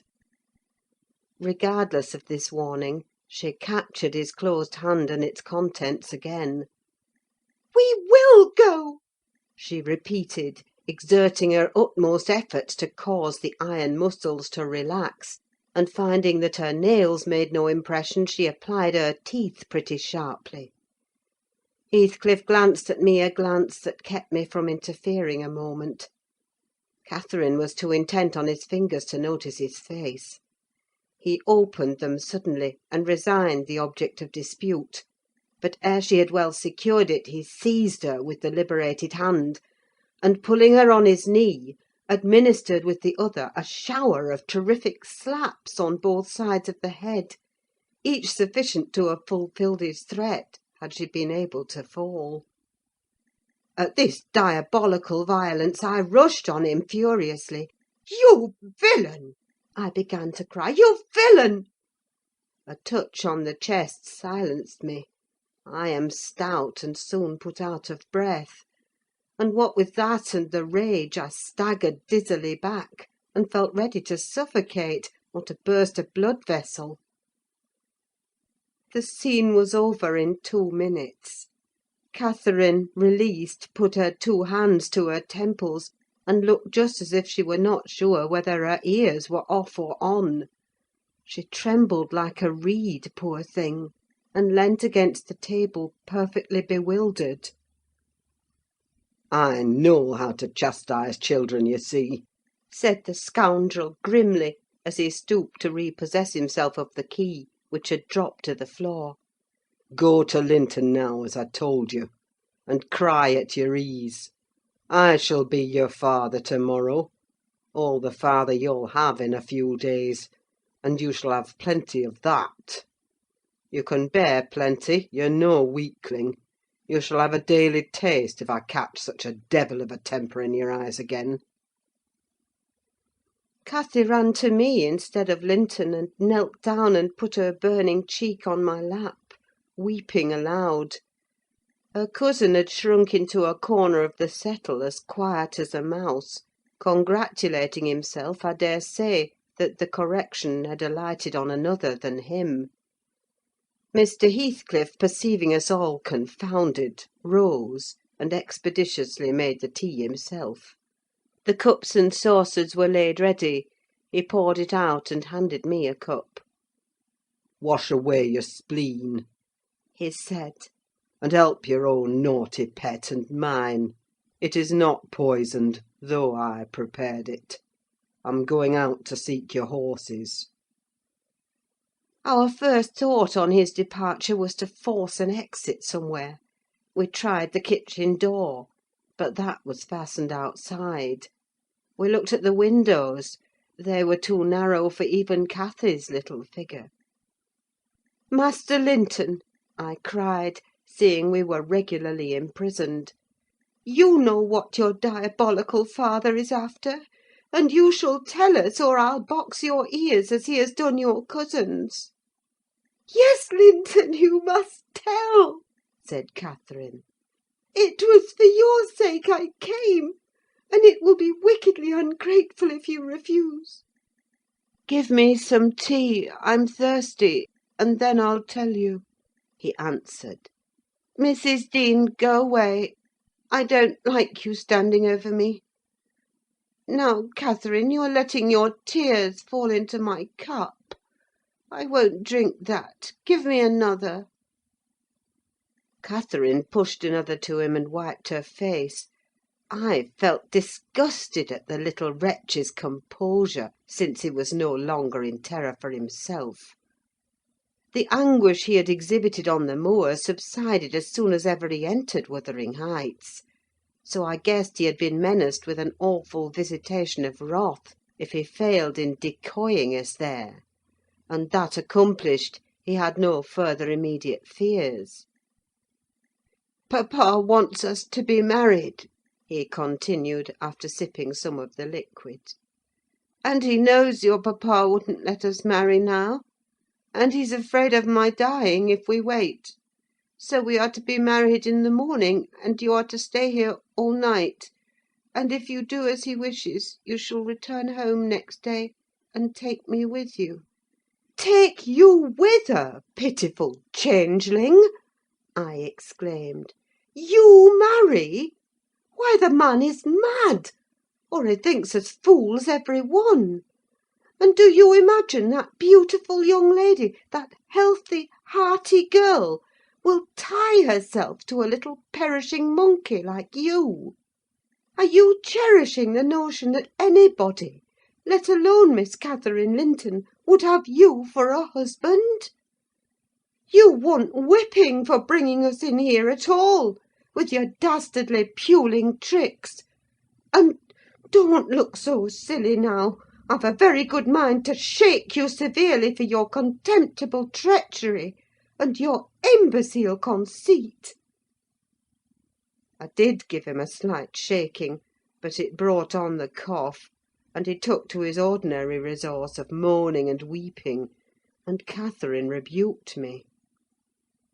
"Stay all night? No," she said, looking slowly round. "Ellen, I'll burn that door down, but I'll get out." And she would have commenced the execution of her threat directly, but Linton was up in alarm for his dear self again. He clasped her in his two feeble arms, sobbing, "Won't you have me and save me? Not let me come to the Grange? Oh, darling Catherine, you mustn't go and leave after all. You must obey my father, you must." "I must obey my own," she replied, "and relieve him from this cruel suspense. The whole night! What would he think? He'll be distressed already. I'll either break or burn a way out of the house. Be quiet! You're in no danger; but if you hinder me, Linton, I love papa better than you." The mortal terror he felt of Mr. Heathcliff's anger restored to the boy his coward's eloquence. Catherine was near distraught. Still she persisted that she must go home, and tried entreaty in her turn, persuading him to subdue his selfish agony. While they were thus occupied, our gaoler re-entered. "Your beasts have trotted off," He said. "and now, Linton, snivelling again. What has she been doing to you? Come, come, have done and get to bed. In a month or two, my lad, you'll be able to pay her back her present tyrannies with a vigorous hand. You're pining for pure love, are you not? Nothing else in the world. And she shall have you. There, to bed. Zillah won't be here to-night. You must undress yourself. Hush! Hold your noise. Once in your own room, I'll not come near you. You needn't fear. By chance you've managed tolerably. I'll look to the rest." He spoke these words holding the door open for his son to pass, and the latter achieved his exit exactly as a spaniel might, which suspected the person who attended on it of designing a spiteful squeeze. The lock was resecured. Heathcliff approached the fire where my mistress and I stood silent. Catherine looked up and instinctively raised her hand to her cheek. His neighbourhood revived a painful sensation. Anybody else would have been incapable of regarding the childish act with sternness; but he scowled on her and muttered, "Oh, you are not afraid of me? Your courage is well disguised. You seem damnably afraid." "I am afraid now," she replied, "because if I stay, papa will be miserable; and how can I endure making him miserable when he... Mr. Heathcliff, let me go home. I promised to marry Linton. Papa would like me to, and I love him. Why should you wish to force me to do what I'll willingly do of myself?" "Let him dare to force you!" I cried. "There's law in the land, thank God there is, though we be in an out-of-the-way place. I'd inform if he were my own son, and it's felony without benefit of clergy." "Silence!" said the ruffian. "To the devil with your clamour! I don't want you to speak. Miss Linton, I shall enjoy myself remarkably in thinking your father will be miserable. I shall not sleep for satisfaction. You could have hit on no surer way of fixing your residence under my roof for the next 24 hours than informing me that such an event would follow. As to your promise to marry Linton, I'll take care you shall keep it, for you shall not quit this place till it is fulfilled." "Send Ellen, then, to let papa know I'm safe," exclaimed Catherine, weeping bitterly. "Oh, marry me now! Poor papa! Ellen, he'll think we're lost. What shall we do?" Not he. He'll think you are tired of waiting on him and run off for a little amusement," answered Heathcliff. "You cannot deny that you entered my house of your own accord, in contempt of his injunctions to the contrary; and it is quite natural that you should desire amusement at your age, and that you would weary of nursing a sick man, and that man only your father. Catherine, his happiest days were over when your days began. He cursed you, I dare say, for coming into the world: I did, at least. And it would just do if he cursed you as he went out of it. I join him.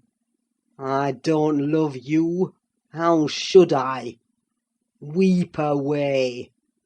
As far as I can see, it will be your chief diversion hereafter, unless Linton make amends for other losses, and your provident parent appears to fancy he may. His letters of advice and consolation entertained me vastly. In his last he recommended my jewel to be careful of his, and kind to her when he got her. Careful and kind, that's paternal. But Linton requires his whole stock of care and kindness for himself. Linton can play the little tyrant well. He'll undertake to torture any number of cats, if their teeth be drawn and their claws pared.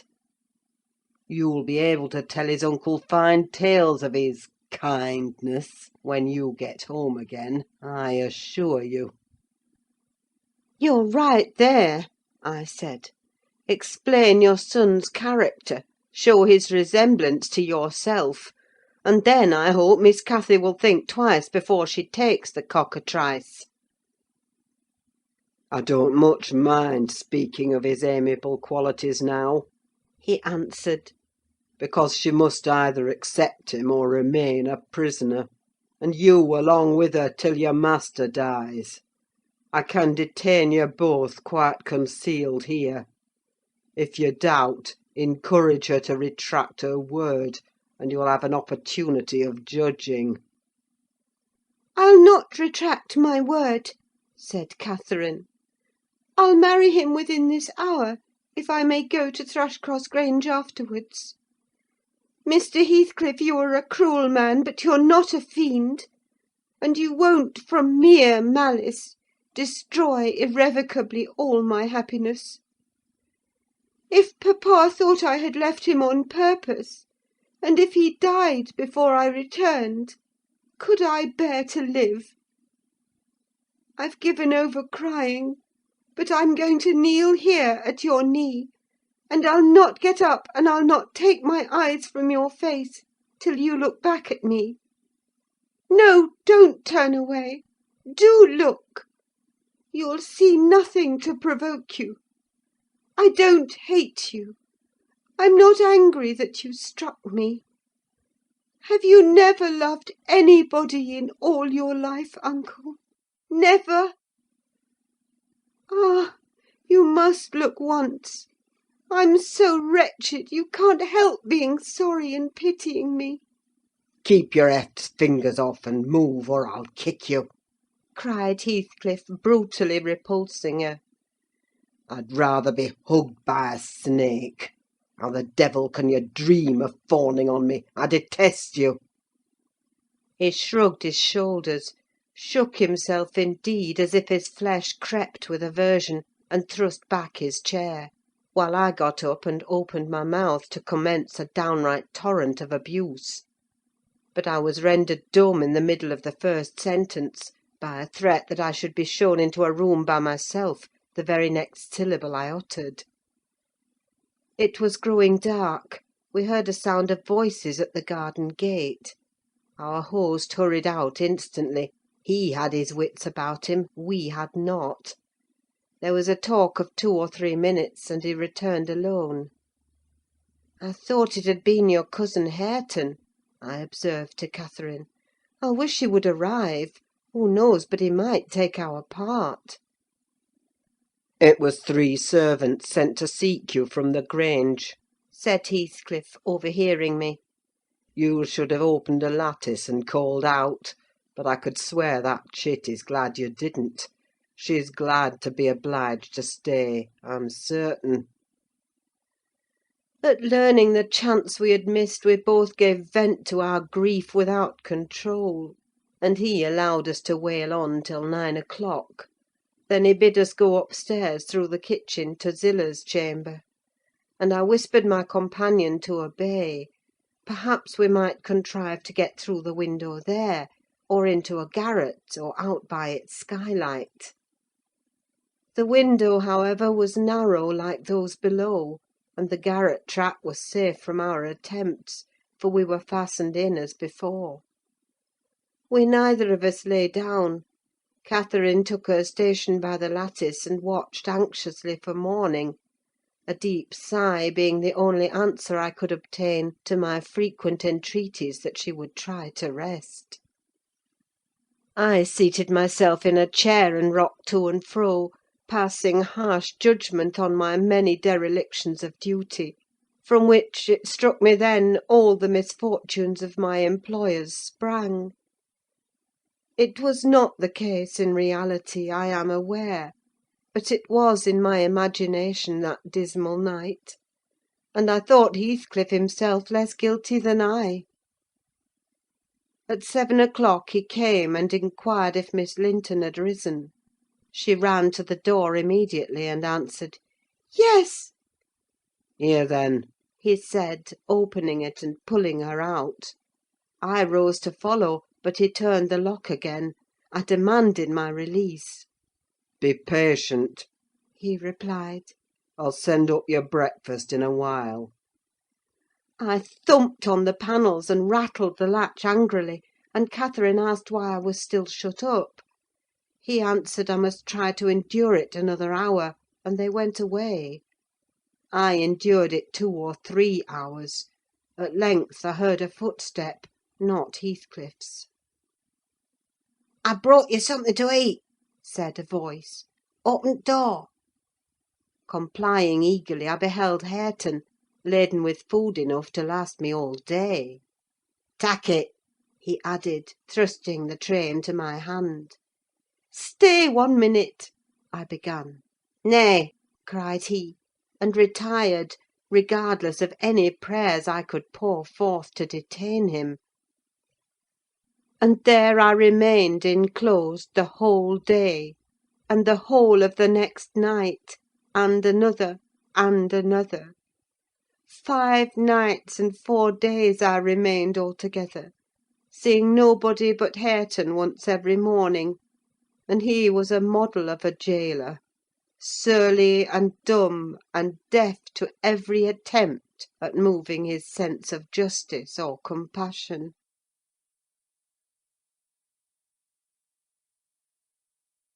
Chapter 28. On the 5th morning, or rather afternoon, a different step approached, lighter and shorter, and this time the person entered the room. It was Zillah, donned in her scarlet shawl, with a black silk bonnet on her head, and a willow basket swung to her arm. "Eh, dear Mrs. Dean!" she exclaimed. "Well, there is a talk about you at Gimmerton! I never thought but you were sunk in the Black Horse Marsh, and missy with you, till master told me you'd been found, and he'd lodged you here. What! And you must have got on an island, sure! And how long were you in the hole? Did master save you, Mrs. Dean? But you're not so thin: you've not been so poorly, have you?" "Your master is a true scoundrel," I replied, "but he shall answer for it. He needn't have raised that tale: it shall all be laid bare." "What do you mean?" asked Zillah. "It's not his tale: they tell that in the village. about your being lost in the marsh, and I calls to Earnshaw when I come in, 'Hey, there's queer things Mr. Hareton happened since I went off. It's a sad pity of that likely young lass, and cant Nelly Dean.' He stared. I thought he had not heard aught, so I told him the rumour. The master listened, and he just smiled to himself, and said, If they have been in the marsh, they are out now, Zillah. Nelly Dean is lodged at this minute in your room. You can tell her to flit when you go up. Here is the key. The bog water got into her head, and she would have run home quite flighty, but I fixed her till she came round to her senses. You can bid her go to the Grange at once, if she be able, and carry a message from me, that her young lady will follow in time to attend the squire's funeral." "Mr. Edgar is not dead!" I gasped. "Oh, Zillah, Zillah!" "No, no, sit ye down, my good mistress," she replied. "You're right thickly yet. He's not dead. Dr. Kenneth thinks he may last another day. I met him on the road and asked." Instead of sitting down, I snatched my outdoor things and hastened below, for the way was free. On entering the house, I looked about for some one to give information of Catherine. The place was filled with sunshine, and the door stood wide open, but nobody seemed at hand. As I hesitated whether to go off at once, or return and seek my mistress, a slight cough drew my attention to the hearth. Linton lay on the settle, sole tenant, sucking a stick of sugar candy, and pursuing my movements with apathetic eyes. "Where is Miss Catherine?" I demanded sternly, supposing I could frighten him into giving intelligence by catching him thus alone. He sucked on like an innocent. "Is she gone?" I said. "No," he replied. "She's upstairs. She's not to go. We won't let her." "You won't let her, little idiot!" I exclaimed. "Direct me to her room immediately, or I'll make you sing out sharply." "Papa would make you sing out if you attempted to get there," he answered. "He says I'm not to be soft with Catherine. She's my wife, and it's shameful that she should wish to leave me. He says she hates me and wants me to die, that she may have my money; but she shan't have it, and she shan't go home: she never shall. She may cry and be sick as much as she pleases." He resumed his former occupation, closing his lids, as if he meant to drop asleep. "Master Heathcliff," I resumed, "have you forgotten all Catherine's kindness to you last winter, when you affirmed you loved her, and when she brought you books and sung you songs, and came many a time through wind and snow to see you? She wept to miss one evening because you would be disappointed, and you felt then that she was 100 times too good to you. And now you believe the lies your father tells, though you know he detests you both, and you join him against her. That's fine gratitude, is it not?" The corner of Linton's mouth fell, and he took the sugar candy from his lips. "Did she come to Wuthering Heights because she hated you?" I continued. "Think for yourself. As to your money, she does not even know that you will have any. And you say she's sick, and yet you leave her alone up there in a strange house: you, who have felt what it is to be so neglected. You could pity your own sufferings, and she pitied them too, but you won't pity hers. I shed tears, Master Heathcliff, you see: an elderly woman and a servant merely; and you, after pretending such affection, and having reason to worship her almost, store every tear you have for yourself, and lie there quite at ease. Ah, you're a heartless, selfish boy!" "I can't stay with her," he answered crossly. "I'll not stay by myself. She cries so I can't bear it, and she won't give over, though I say I'll call my father. I did call him once, and he threatened to strangle her if she was not quiet. But she began again the instant he left the room, moaning and grieving all night long, though I screamed for vexation that I couldn't sleep. "Is Mr. Heathcliff out?" I inquired, perceiving that the wretched creature had no power to sympathise with his cousin's mental tortures. "He's in the court," he replied, "talking to Dr. Kenneth, who says uncle is dying truly at last. I'm glad, for I shall be master of the Grange after him. Catherine always spoke of it as her house. It isn't hers, it's mine. Papa says everything she has is mine. All her nice books are mine. She offered to give me them, and her pretty birds, and her pony Minnie, if I would get the key of our room and let her out. But I told her she had nothing to give; they were all mine. And then she cried, and took a little picture from her neck, and said I should have that. 2 pictures in a gold case: on one side her mother, and on the other uncle, when they were young. That was yesterday. I said they were mine too, and tried to get them from her. The spiteful thing wouldn't let me: she pushed me off and hurt me. I shrieked out: that frightens her. She heard papa coming, and she broke the hinges, and divided the case, and gave me her mother's portrait. The other she attempted to hide, but papa asked what was the matter, and I explained it.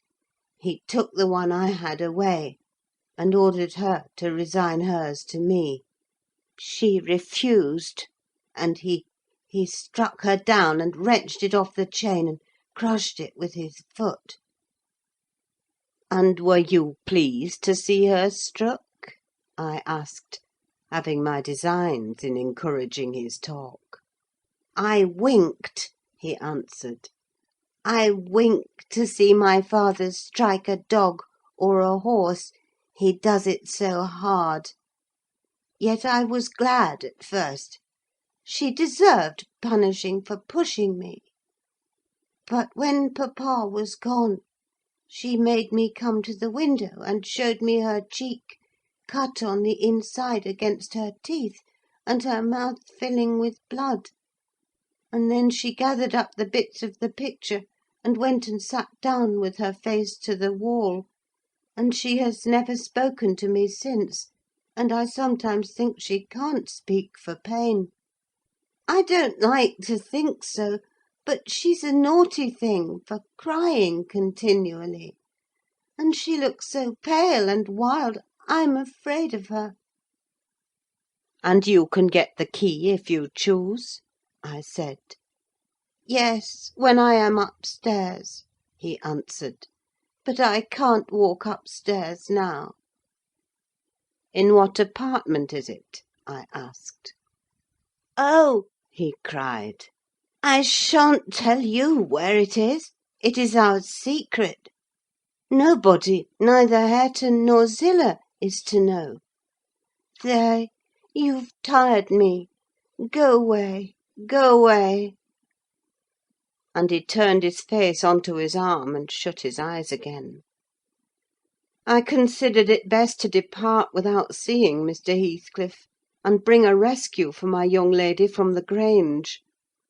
On reaching it, the astonishment of my fellow servants to see me, and their joy also, was intense; and when they heard that their little mistress was safe, 2 or 3 were about to hurry up and shout the news at Mr. Edgar's door, but I bespoke the announcement of it myself. How changed I found him, even in those few days! He lay an image of sadness and resignation, awaiting his death. Very young he looked, Though his actual age was 39, one would have called him 10 years younger at least. He thought of Catherine, for he murmured her name. I touched his hand and spoke. "Catherine is coming, dear master," I whispered. "She is alive and well, and will be here, I hope, to-night." I trembled at the first effects of this intelligence.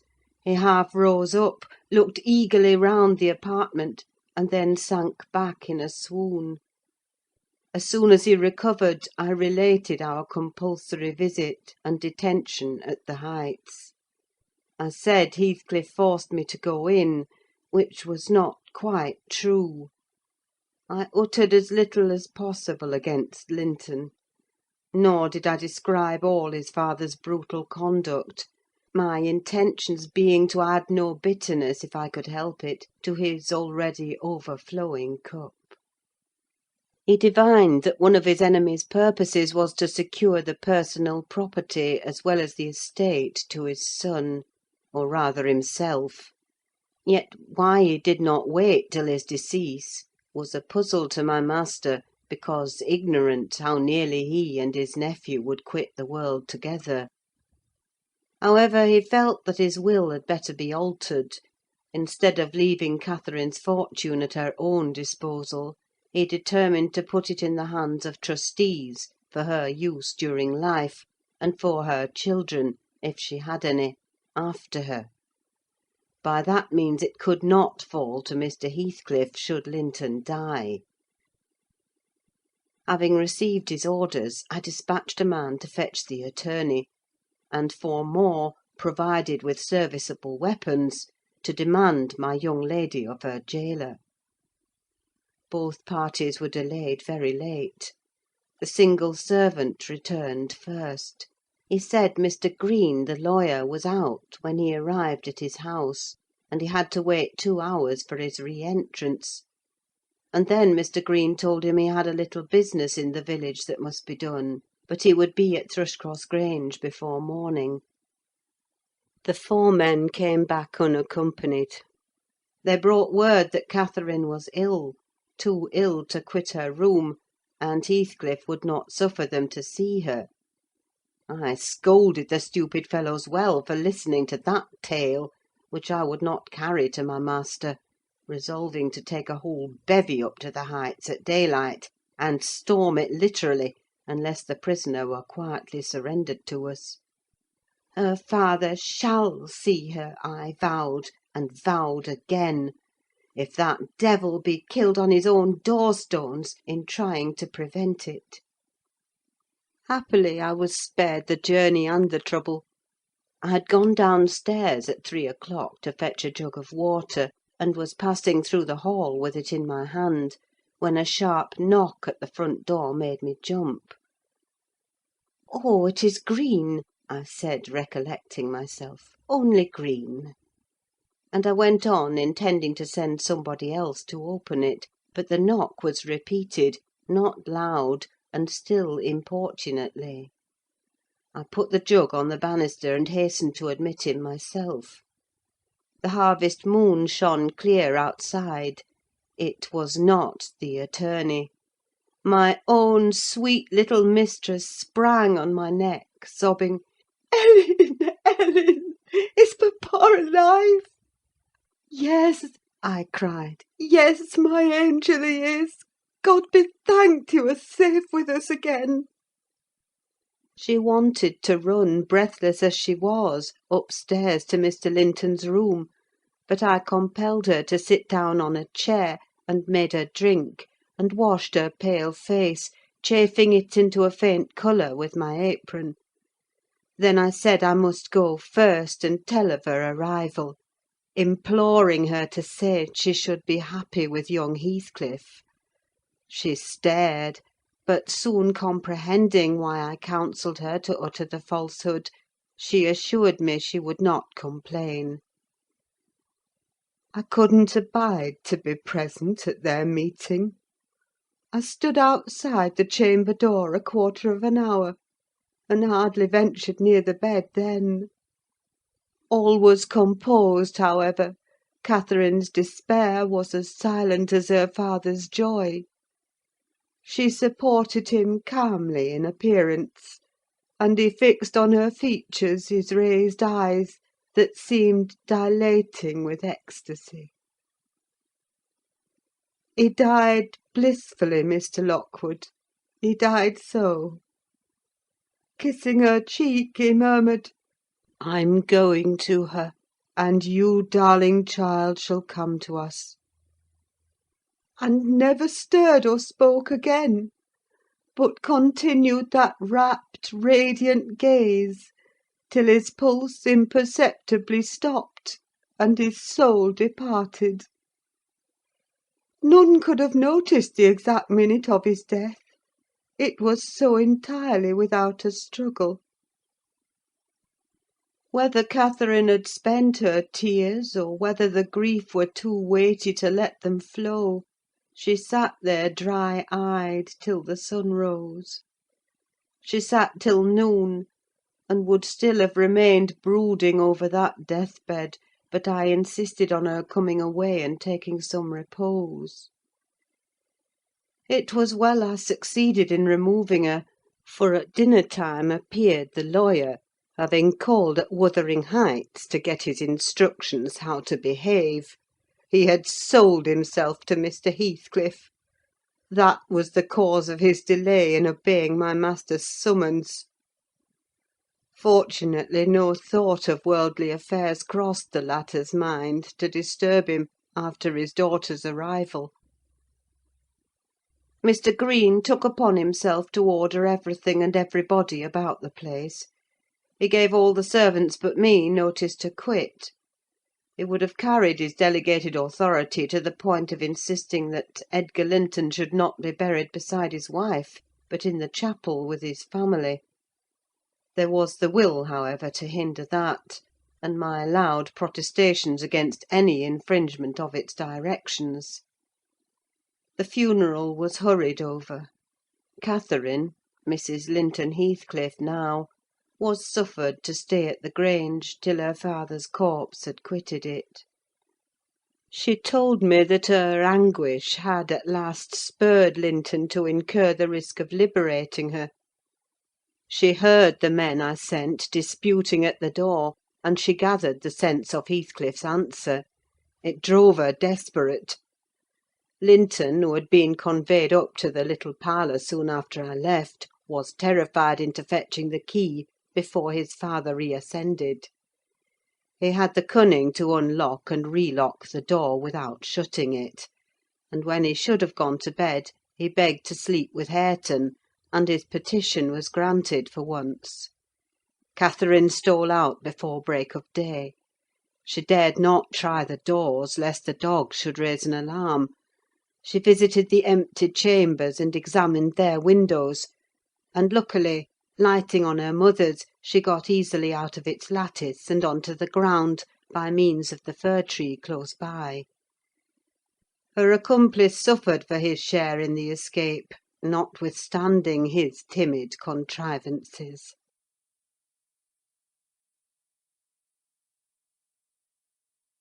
Chapter 29. The evening after the funeral, my young lady and I were seated in the library, now musing mournfully, one of us despairingly, on our loss, now venturing conjectures as to the gloomy future. We had just agreed the best destiny which could await Catherine would be a permission to continue resident at the Grange, at least during Linton's life, he being allowed to join her there, and I to remain as housekeeper. That seemed rather too favourable an arrangement to be hoped for, and yet I did hope, and began to cheer up under the prospect of retaining my home and my employment, and, above all, my beloved young mistress, when a servant, one of the discarded ones not yet departed, rushed hastily in, and said that devil Heathcliff was coming through the court, should he fasten the door in his face. If we had been mad enough to order that proceeding, we had not time. He made no ceremony of knocking or announcing his name: he was master, and availed himself of the master's privilege to walk straight in, without saying a word. The sound of our informant's voice directed him to the library. He entered, and motioning him out, shut the door. It was the same room into which he had been ushered as a guest 18 years before. The same moon shone through the window, and the same autumn landscape lay outside. We had not yet lighted a candle, but all the apartment was visible, even to the portraits on the wall: the splendid head of Mrs. Linton, and the graceful one of her husband. Heathcliff advanced to the hearth. Time had little altered his person either. There was the same man: his dark face rather sallower and more composed, his frame a stone or two heavier, perhaps, and no other difference. Catherine had risen with an impulse to dash out when she saw him. "Stop!" he said, arresting her by the arm. "No more runnings away. Where would you go? I'm come to fetch you home, and I hope you'll be a dutiful daughter, and not encourage my son to further disobedience. I was embarrassed how to punish him when I discovered his part in the business. He's such a cobweb: a pinch would annihilate him. But you'll see by his look that he has received his due. I brought him down one evening the day before yesterday, and just set him in a chair, and never touched him afterwards. I sent Hareton out, and we had the room to ourselves. In 2 hours I called Joseph to carry him up again, and since then my presence is as potent on his nerves as a ghost, and I fancy he sees me often, though I am not near. Hareton says he wakes and shrieks in the night by the hour together, and calls you to protect him from me. And whether you like your precious mate or not, you must come. He's your concern now. I yield all my interest in him to you." "Why not let Catherine continue here?" I pleaded, "and send Master Linton to her? As you hate them both, you'd not miss them: they can only be a daily plague to your unnatural heart."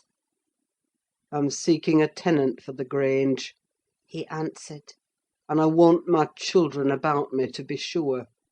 Besides, that lass owes me her services for her bread. I'm not going to nurture her in luxury and idleness after Linton is gone. Make haste and get ready now, and don't oblige me to compel you." "I shall," said Catherine. "Linton is all I have to love in the world; and though you have done what you could to make him hateful to me, and me to him, you cannot make us hate each other. And I defy you to hurt him when I am by, and I defy you to frighten me." "You are a boastful champion," replied Heathcliff. "but I don't like you well enough to hurt him. You shall get the full benefit of the torment as long as it lasts. It is not I who will make him hateful to you: it is his own sweet spirit. He's as bitter as gall at your desertion and its consequences. Don't expect thanks for this noble devotion. I heard him draw a pleasant picture to Zillah of what he would do if he were as strong as I. The inclination is there, and his very weakness will sharpen his wits to find a substitute for strength." "I know he has a bad nature," said Catherine. "He's your son; but I'm glad I've a better to forgive it. And I know he loves me, and for that reason I love him. Mr. Heathcliff, you have nobody to love you; and, however miserable you make us, we shall still have the revenge of thinking that your cruelty arises from your greater misery. You are miserable, are you not? Lonely like the devil, and envious like him? Nobody loves you. Nobody will cry for you when you die. I wouldn't be you." Catherine spoke with a kind of dreary triumph. She seemed to have made up her mind to enter into the spirit of her future family, and draw pleasure from the griefs of her enemies. You shall be sorry to be yourself presently, Said her father-in-law.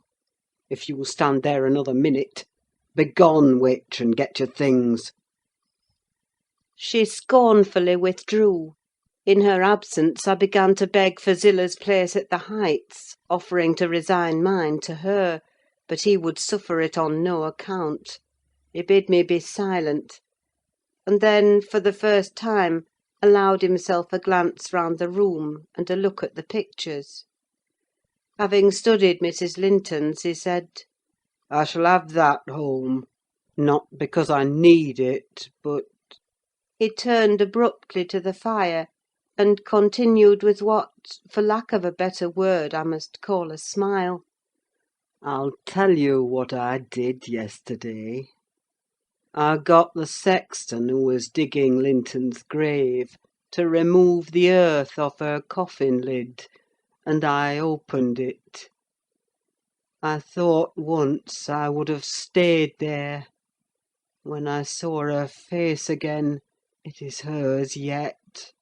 He had hard work to stir me, but he said it would change if the air blew on it, and so I struck one side of the coffin loose and covered it up. Not Linton's side, damn him! I wish he'd been soldered in lead. And I bribed the sexton to pull it away when I'm laid there, and slide mine out too. I'll have it made so. And then, by the time Linton gets to us, he'll not know which is which. "You were very wicked, Mr. Heathcliff!" I exclaimed.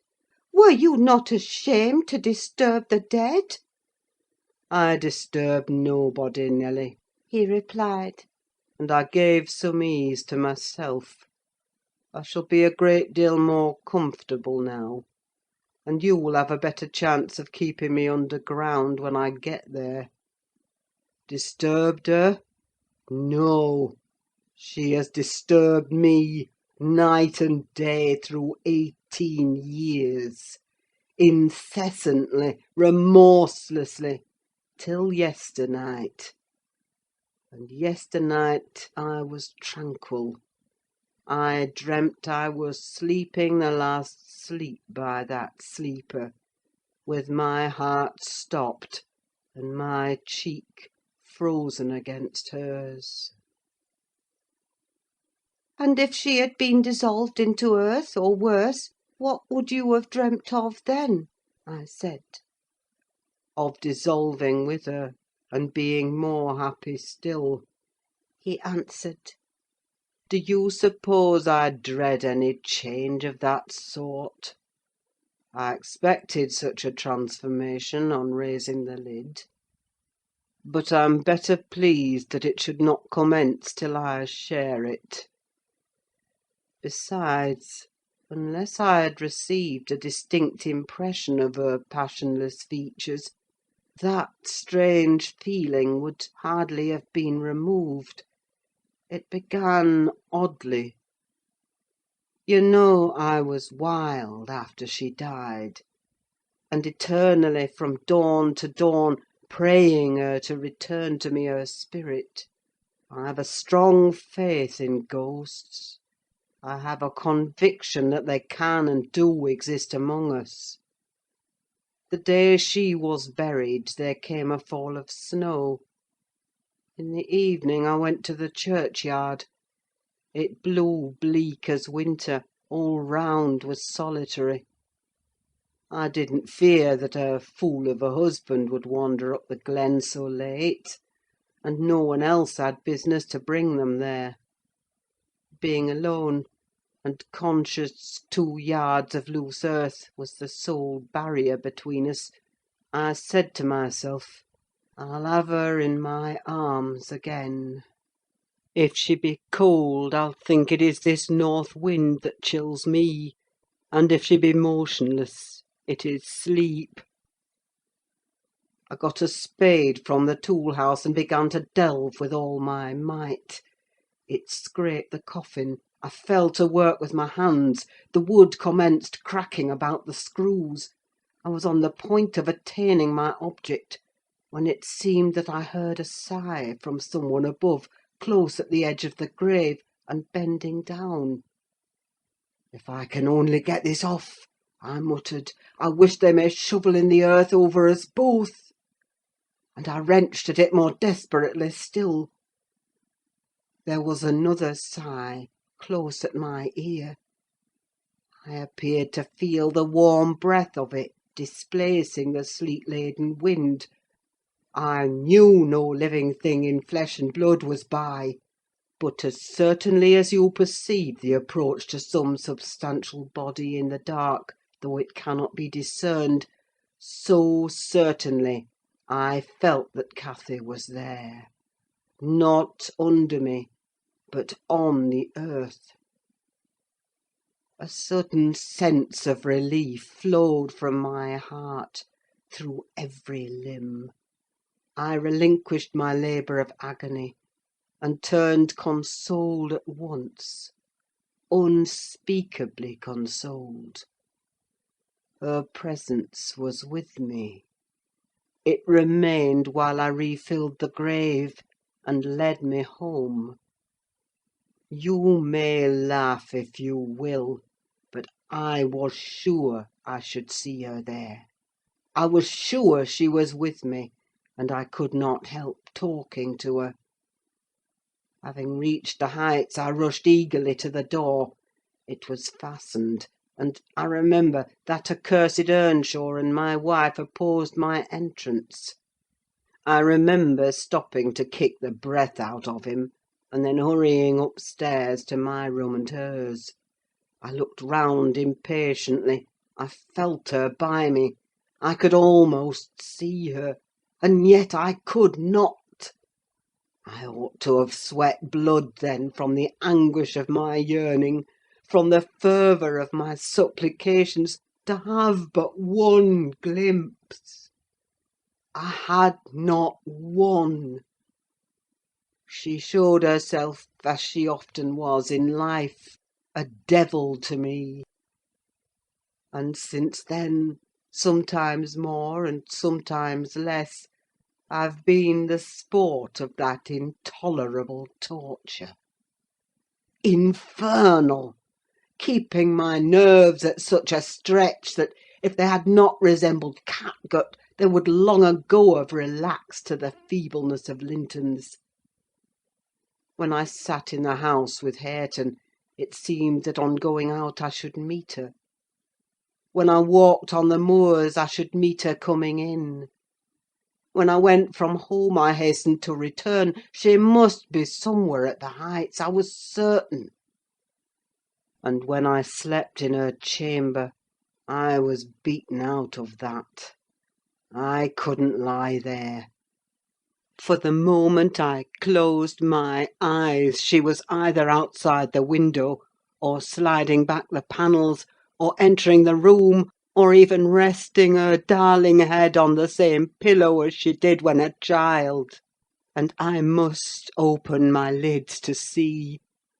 And so I opened and closed them 100 times a night, to be always disappointed. It racked me.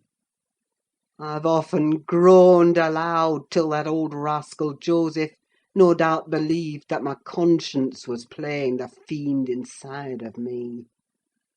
Now, since I've seen her, I'm pacified a little. It was a strange way of killing. Not by inches, but by fractions of hairbreadths, to beguile me with the spectre of a hope through 18 years. Mr. Heathcliff paused and wiped his forehead. His hair clung to it wet with perspiration. His eyes were fixed on the red embers of the fire, the brows not contracted but raised next the temples, diminishing the grim aspect of his countenance, but imparting a peculiar look of trouble, and a painful appearance of mental tension towards one absorbing subject. He only half addressed me, and I maintained silence. I didn't like to hear him talk. After a short period he resumed his meditation on the picture, took it down, and leant it against the sofa, to contemplate it at better advantage; and while so occupied, Catherine entered, announcing that she was ready, when her pony should be saddled. Send that over to-morrow, said Heathcliff to me; then turning to her, he added, You may do without your pony. It is a fine evening, and you'll need no ponies at Wuthering Heights. For what journeys you take, your own feet will serve you. Come along. "Good-bye, Ellen," whispered my dear little mistress. As she kissed me, her lips felt like ice. "Come and see me, Ellen. Don't forget." Take care you do no such thing, Mrs. Dean, said her new father. When I wish to speak to you, I'll come here. I want none of your prying at my house. He signed her to precede him, and casting back a look that cut my heart, she obeyed. I watched them from the window walk down the garden. Heathcliff fixed Catherine's arm under his, though she disputed the act at first, evidently; and with rapid strides he hurried her into the alley whose trees concealed them. Chapter 30. I have paid a visit to the Heights, but I have not seen her since she left. Joseph held the door in his hand when I called to ask after her, and wouldn't let me pass. He said Mrs. Linton was "thrang," and the master was not in. Zillah has told me something of the way they go on, otherwise I should hardly know who was dead and who living. She thinks Catherine haughty, and does not like her, I can guess by her talk. My young lady asked some aid of her when she first came, but Mr. Heathcliff told her to follow her own business, and let his daughter-in-law look after herself; and Zillah willingly acquiesced, being a narrow-minded, selfish woman. Catherine evinced a child's annoyance at this neglect, repaid it with contempt, and thus enlisted my informant among her enemies as securely as if she had done her some great wrong. I had a long talk with Zillah about 6 weeks ago, a little before you came, one day when we foregathered on the moor, and this is what she told me. "The first thing Mrs. Linton did," she said, "on her arrival at the Heights, was to run upstairs without even wishing good evening to me and Joseph. She shut herself into Linton's room, and remained till morning. Then, while the master and Earnshaw were at breakfast, she entered the house, and asked all in a quiver if the doctor might be sent for: her cousin was very ill." We know that, answered Heathcliff. but his life is not worth a farthing, and I won't spend a farthing on him. "But I cannot tell how to do," she said; "and if nobody will help me, he'll die." Walk out of the room, cried the master. and let me never hear a word more about him. None here care what becomes of him. If you do, act the nurse; if you do not, lock him up and leave him. Then she began to bother me, and I said I'd had enough plague with the tiresome thing. We each had our tasks, and hers was to wait on Linton. Mr. Heathcliff bid me leave that labour to her. How they managed together I can't tell. I fancy he fretted a great deal, and moaned hissel night and day; and she had precious little rest, one could guess by her white face and heavy eyes. She sometimes came into the kitchen all wildered like, and looked as if she would fain beg assistance. But I was not going to disobey the master: I never dare disobey him, Mrs. Dean.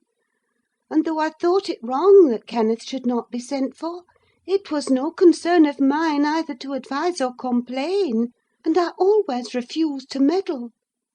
Once or twice, after we had gone to bed, I've happened to open my door again and seen her sitting crying on the stairs top, and then I've shut myself in quick for fear of being moved to interfere. I did pity her then, I'm sure; still I didn't wish to lose my place, you know. At last, one night, she came boldly into my chamber, and frightened me out of my wits by saying, "Tell Mr. Heathcliff that his son is dying. I'm sure he is this time. Get up instantly and tell him." Having uttered this speech, she vanished again. I lay a quarter of an hour listening and trembling: nothing stirred, the house was quiet. "She's mistaken," I said to myself. "He's got over it. I needn't disturb them." And I began to doze. But my sleep was marred a second time by a sharp ringing of the bell, the only bell we have, put up on purpose for Linton; and the master called to me to see what was the matter, and inform them that he wouldn't have that noise repeated. I delivered Catherine's message. He cursed to himself, and in a few minutes came out with a lighted candle, and proceeded to their room. I followed. Mrs. Heathcliff was seated by the bedside, with her hands folded on her knees. Her father-in-law went up, held the light to Linton's face, looked at him, and touched him. Afterwards he turned to her. "Now, Catherine, He said. how do you feel? She was dumb. How do you feel, Catherine?" He repeated. "He's safe, and I'm free," she answered. "I should feel well, but," she continued, with a bitterness she couldn't conceal, "you have left me so long to struggle against death alone, that I feel and see only death. I feel like death." And she looked like it too. I gave her a little wine. Hareton and Joseph, who had been wakened by the ringing and the sound of feet, and heard our talk from outside, now entered.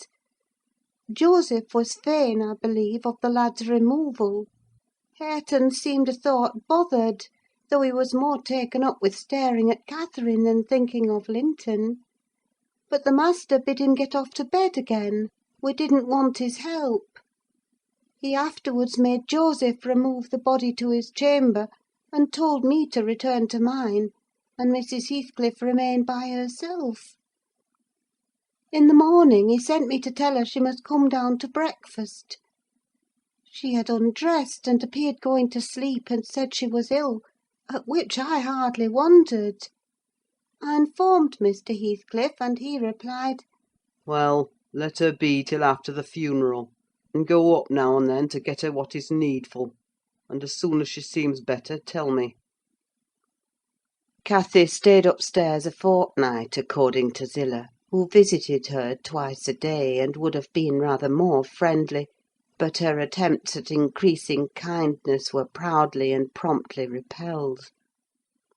Heathcliff went up once to show her Linton's will. He had bequeathed the whole of his, and what had been her, movable property to his father. The poor creature was threatened or coaxed into that act during her week's absence, when his uncle died. The lands, being a minor, he could not meddle with. However, Mr. Heathcliff has claimed and kept them in his wife's right, and his also: I suppose legally. At any rate, Catherine, destitute of cash and friends, cannot disturb his possession. "Nobody," said Zillah. ever approached her door, except that once, but I, and nobody asked anything about her. The first occasion of her coming down into the house was on a Sunday afternoon. She had cried out, when I carried up her dinner, that she couldn't bear any longer being in the cold; and I told her the master was going to Thrushcross Grange, and Earnshaw and I needn't hinder her from descending. So, as soon as she heard Heathcliff's horse trot off, she made her appearance, donned in black, and her yellow curls combed back behind her ears as plain as a Quaker: she couldn't comb them out. Joseph and I generally go to chapel on Sundays. The kirk, you know, has no minister now," explained Mrs. Dean, "and they call the Methodist or Baptist place, I can't say which it is, at Gimmerton, a chapel."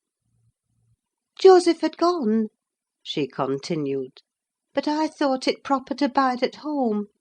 Young folks are always the better for an elder's overlooking, and Hareton, with all his bashfulness, isn't a model of nice behaviour. I let him know that his cousin would very likely sit with us, and she had been always used to see the Sabbath respected, so he had as good leave his guns and bits of indoor work alone while she stayed. He coloured up at the news, and cast his eyes over his hands and clothes. The train oil and gunpowder were shoved out of sight in a minute. I saw he meant to give her his company, and I guessed by his way he wanted to be presentable; so, laughing, as I durst not laugh when the master is by, I offered to help him if he would, and joked at his confusion. He grew sullen and began to swear. "Now, Mrs. Dean," Zillah went on, seeing me not pleased by her manner, "you happen think your young lady too fine for Mr. Hareton, and happen you're right; but I own I should love well to bring her pride a peg lower. And what will all her learning and her daintiness do for her now?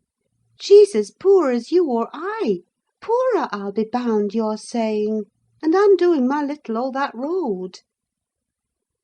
Hareton allowed Zillah to give him her aid, and she flattered him into a good humour; so when Catherine came, half forgetting her former insults, he tried to make himself agreeable by the housekeeper's account.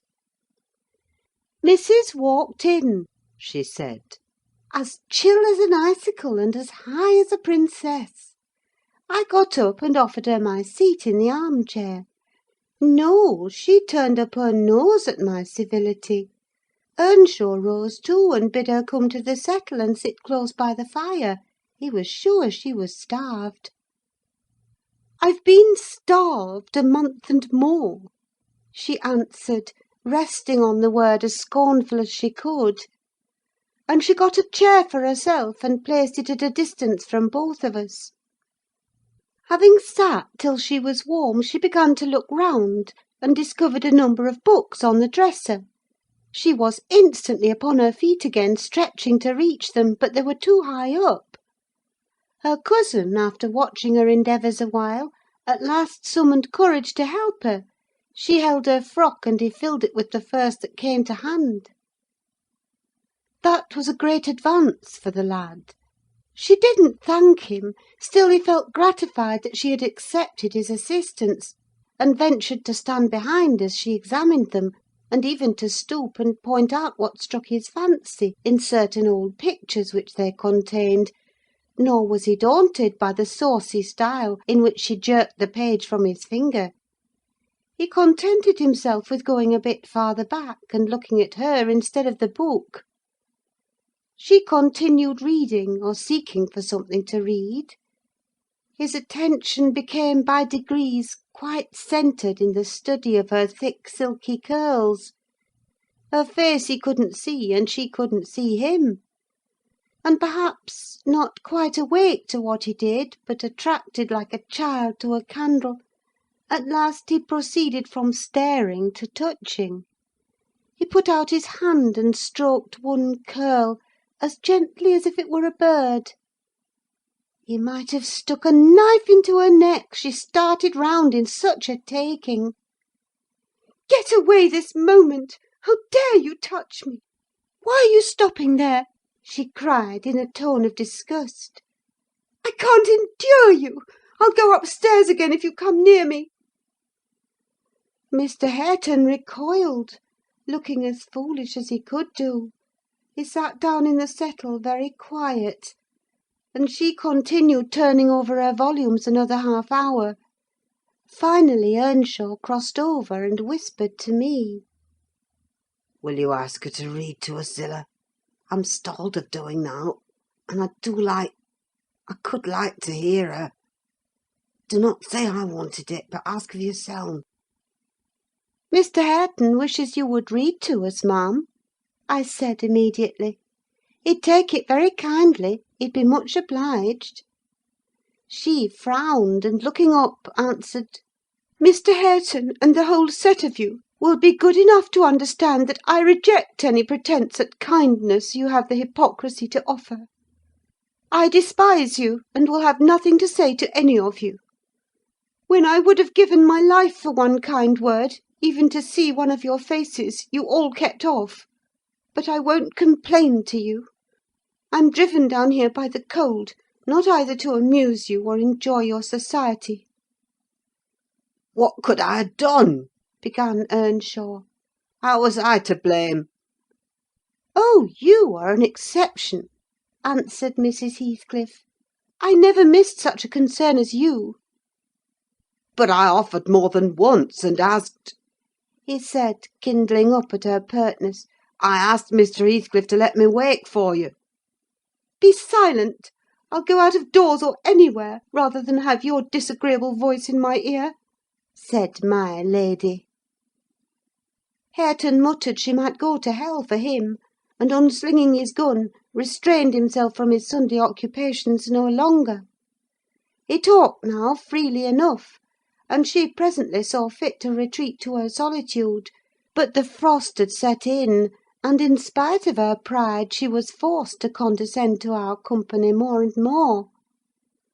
However, I took care there should be no further scorning at my good nature. Ever since, I've been as stiff as herself, and she has no lover or liker among us. And she does not deserve one; for let them say the least word to her, and she'll curl back without respect of any one. She'll snap at the master himself, and as good as dares him to thrash her; and the more hurt she gets, the more venomous she grows." At first, on hearing this account from Zillah, I determined to leave my situation, take a cottage, and get Catherine to come and live with me. But Mr. Heathcliff would as soon permit that as he would set up Hareton in an independent house; and I can see no remedy at present, unless she could marry again; and that scheme it does not come within my province to arrange. Thus ended Mrs. Dean's story. Notwithstanding the doctor's prophecy, I am rapidly recovering strength; and though it be only the second week in January, I propose getting out on horseback in a day or two, and riding over to Wuthering Heights, to inform my landlord that I shall spend the next 6 months in London; and if he likes, he may look out for another tenant to take the place after October. I would not pass another winter here for much.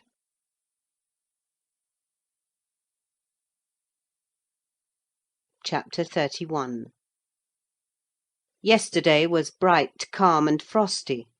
I went to the Heights as I proposed. My housekeeper entreated me to bear a little note from her to her young lady, and I did not refuse, for the worthy woman was not conscious of anything odd in her request. The front door stood open, but the jealous gate was fastened as at my last visit. I knocked, and invoked Earnshaw from among the garden beds. He unchained it, and I entered. The fellow is as handsome a rustic as need be seen. I took particular notice of him this time, but then he does his best apparently to make the least of his advantages. I asked if Mr. Heathcliff were at home. He answered no, but he would be in at dinner time. It was 11 o'clock, and I announced my intention of going in and waiting for him, at which he immediately flung down his tools and accompanied me, in the office of watch-dog, not as a substitute for the host. We entered together. Catherine was there, making herself useful in preparing some vegetables for the approaching meal. She looked more sulky and less spirited than when I had seen her first. She hardly raised her eyes to notice me, and continued her employment with the same disregard to common forms of politeness as before, never returning my bow and good morning by the slightest acknowledgment. She does not seem so amiable, I thought, as Mrs. Dean would persuade me to believe. She's a beauty, it is true, but not an angel. Earnshaw surlily bid her remove her things to the kitchen. "Remove them yourself," she said, pushing them from her as soon as she had done, and retiring to a stool by the window, where she began to carve figures of birds and beasts out of the turnip parings in her lap. I approached her, pretending to desire a view of the garden, and, as I fancied, adroitly dropped Mrs. Dean's note on to her knee, unnoticed by Hareton; but she asked aloud, "What is that?" and chucked it off. "A letter from your old acquaintance, the housekeeper at the Grange," I answered, annoyed at her exposing my kind deed, and fearful lest it should be imagined a missive of my own. She would gladly have gathered it up at this information, but Hareton beat her. He seized and put it in his waistcoat, saying Mr. Heathcliff should look at it first. Thereat Catherine silently turned her face from us, and very stealthily drew out her pocket-handkerchief and applied it to her eyes; and her cousin, after struggling a while to keep down his softer feelings, pulled out the letter, and flung it on the floor beside her as ungraciously as he could. Catherine caught and perused it eagerly. Then she put a few questions to me concerning the inmates, rational and irrational, of her former home, and, gazing towards the hills, murmured in soliloquy, "I should like to be riding Minnie down there. I should like to be climbing up there. Oh, I'm tired. I'm stalled, Hareton." And she leant her pretty head back against the sill, with half a yawn and half a sigh, and lapsed into an aspect of abstracted sadness, neither caring nor knowing whether we remarked her. "Mrs. Heathcliff," I said, after sitting some time mute, "you are not aware that I am an acquaintance of yours: so intimate that I think it strange you won't come and speak to me. My housekeeper never wearies of talking about and praising you, and she'll be greatly disappointed if I return with no news of or from you, except that you received her letter and said nothing." She appeared to wonder at this speech, and asked, "Does Ellen like you?" "Yes, very well," I replied, hesitatingly. "You must tell her," she continued, "that I would answer her letter, but I have no materials for writing. Not even a book from which I might tear a leaf." "No books!" I exclaimed. "How do you contrive to live here without them, if I may take the liberty to inquire? Though provided with a large library, I am frequently very dull at the Grange. Take my books away, and I should be desperate." "I was always reading when I had them," said Catherine. "and Mr. Heathcliff never reads, so he took it into his head to destroy my books. I have not had a glimpse of one for weeks. Only once I searched through Joseph's store of theology, to his great irritation; and once, Hareton, I came upon a secret stock in your room: some Latin and Greek, and some tales and poetry: all old friends. I brought the last here, and you gathered them as a magpie gathers silver spoons, for the mere love of stealing. They are of no use to you, or else you concealed them in the bad spirit that, as you cannot enjoy them, nobody else shall." Perhaps your envy counselled Mr. Heathcliff to rob me of my treasures. But I've most of them written on my brain and printed in my heart, and you cannot deprive me of those." Earnshaw blushed crimson when his cousin made this revelation of his private literary accumulations, and stammered an indignant denial of her accusations. "Mr. Hareton is desirous of increasing his amount of knowledge," I said, coming to his rescue. "He is not envious, but emulous of your attainments. He'll be a clever scholar in a few years." "And he wants me to sink into a dunce meantime," answered Catherine.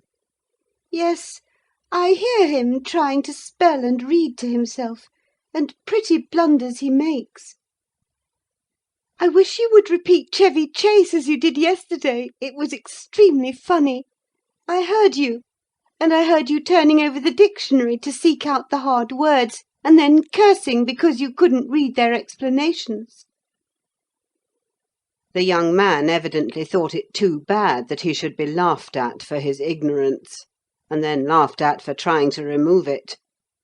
I had a similar notion, and, remembering Mrs. Dean's anecdote of his first attempt at enlightening the darkness in which he had been reared, I observed, "But, Mrs. Heathcliff, we have each had a commencement, and each stumbled and tottered on the threshold. Had our teachers scorned instead of aiding us, we should stumble and totter yet." "Oh," she replied, "I don't wish to limit his acquirements. Still he has no right to appropriate what is mine, and make it ridiculous to me with his vile mistakes and mispronunciations. Those books, both prose and verse, are consecrated to me by other associations, and I hate to have them debased and profaned in his mouth. Besides, of all, he has selected my favourite pieces that I love the most to repeat, as if out of deliberate malice." Hareton's chest heaved in silence a minute. He laboured under a severe sense of mortification and wrath, which it was no easy task to suppress. I rose, and, from a gentlemanly idea of relieving his embarrassment, took up my station in the doorway, surveying the external prospect as I stood. He followed my example and left the room, but presently reappeared, bearing half a dozen volumes in his hands, which he threw into Catherine's lap, exclaiming, "Take them! I never want to hear or read or think of them again." "I won't have them now," she answered. "I shall connect them with you, and hate them." She opened one that had obviously been often turned over, and read a portion in the drawling tone of a beginner, then laughed and threw it from her.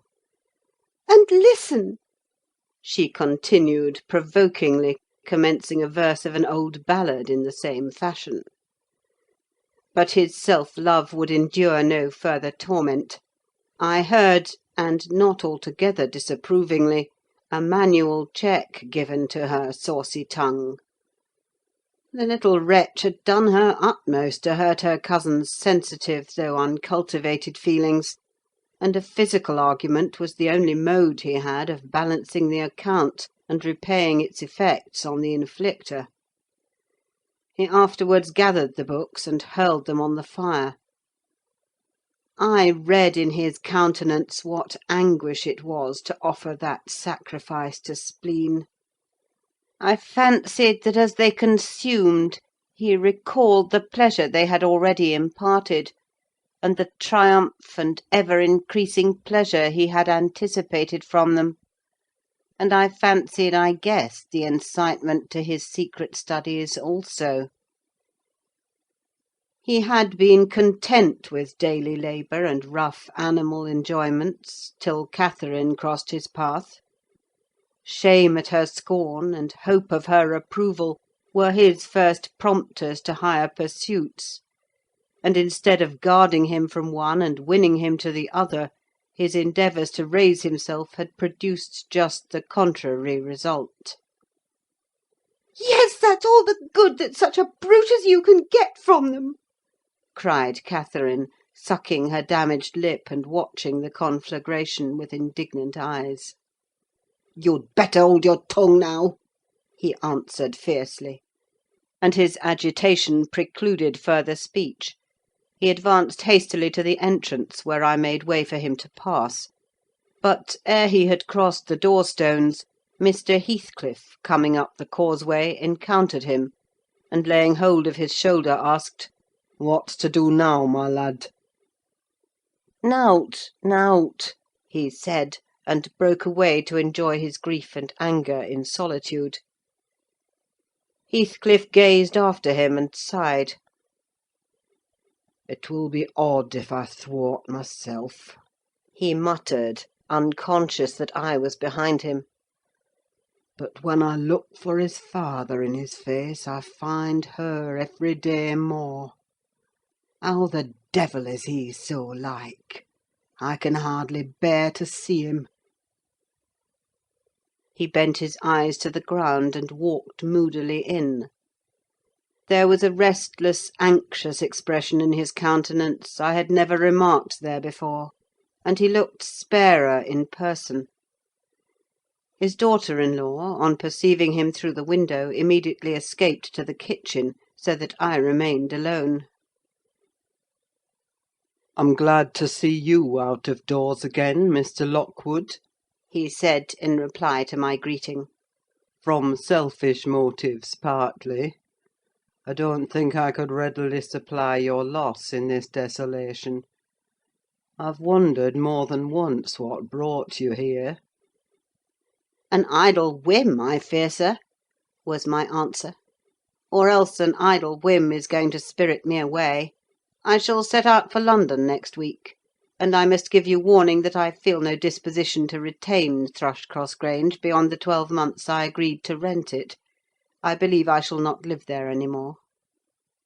"Oh, indeed, you're tired of being banished from the world, are you?" he said. "But if you be coming to plead off paying for a place you won't occupy, your journey is useless. I never relent in exacting my due from any one." "I'm coming to plead off nothing about it," I exclaimed, considerably irritated. "Should you wish it, I'll settle with you now," and I drew my note-book from my pocket. "No, no," he replied coolly. "You'll leave sufficient behind to cover your debts if you fail to return. I'm not in such a hurry. Sit down and take your dinner with us. A guest that is safe from repeating his visit can generally be made welcome. Catherine, bring the things in. Where are you?" Catherine reappeared, bearing a tray of knives and forks. "You may get your dinner with Joseph," muttered Heathcliff aside, "and remain in the kitchen till he is gone." She obeyed his directions very punctually.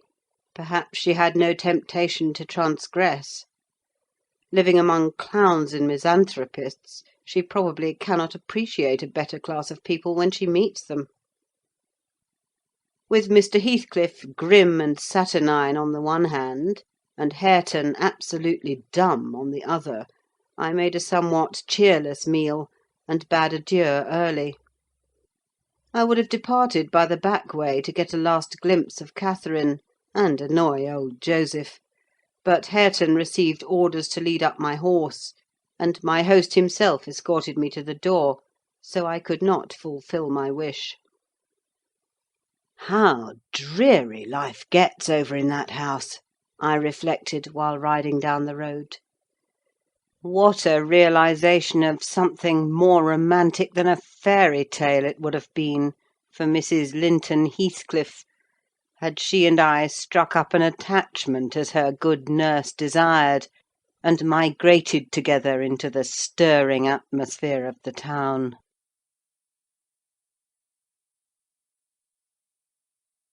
Chapter 32. 1802. This September I was invited to devastate the moors of a friend in the north, and on my journey to his abode I unexpectedly came within 15 miles of Gimmerton. The ostler at a roadside public house was holding a pail of water to refresh my horses, when a cart of very green oats, newly reaped, passed by, and he remarked, "Yon's for a gimmerton, eh? They're allus 3 week after other folk with their harvest." "Gimmerton?" I repeated. My residence in that locality had already grown dim and dreamy. "Ah, I know. How far is it from this?" "Happen 14 mile o'er the hills, and a rough road," he answered. A sudden impulse seized me to visit Thrushcross Grange. It was scarcely noon, and I conceived that I might as well pass the night under my own roof as in an inn. Besides, I could spare a day easily to arrange matters with my landlord, and thus save myself the trouble of invading the neighbourhood again. Having rested a while, I directed my servant to inquire the way to the village, and with great fatigue to our beasts, we managed the distance in some 3 hours. I left him there, and proceeded down the valley alone. The grey church looked greyer, and the lonely churchyard lonelier. I distinguished a moor sheep cropping the short turf on the graves. It was sweet warm weather, too warm for travelling, but the heat did not hinder me from enjoying the delightful scenery above and below. Had I seen it nearer August, I'm sure it would have tempted me to waste a month among its solitudes. In winter, nothing more dreary; in summer, nothing more divine than those glens shut in by hills, and those bluff, bold swells of heath. I reached the Grange before sunset, and knocked for admittance; but the family had retreated into the back premises, I judged, by one thin blue wreath curling from the kitchen chimney, and they did not hear. I rode into the court. Under the porch a girl of 9 or 10 sat knitting, and an old woman reclined on the house steps, smoking a meditative pipe. "Is Mrs. Dean within?" I demanded of the dame. "Mistress Dean? Nay," she answered. "She doesn't bide here; she's up at Heights." "Are you the housekeeper, then?" I continued. "Eh, I'll keep t' house," she replied. "Well, I'm Mr. Lockwood, the master. Are there any rooms to lodge me in, I wonder? I wish to stay all night." "Maister!" she cried in astonishment. "Wait, whoiver knew yah were coming? Yah should ha' sent word.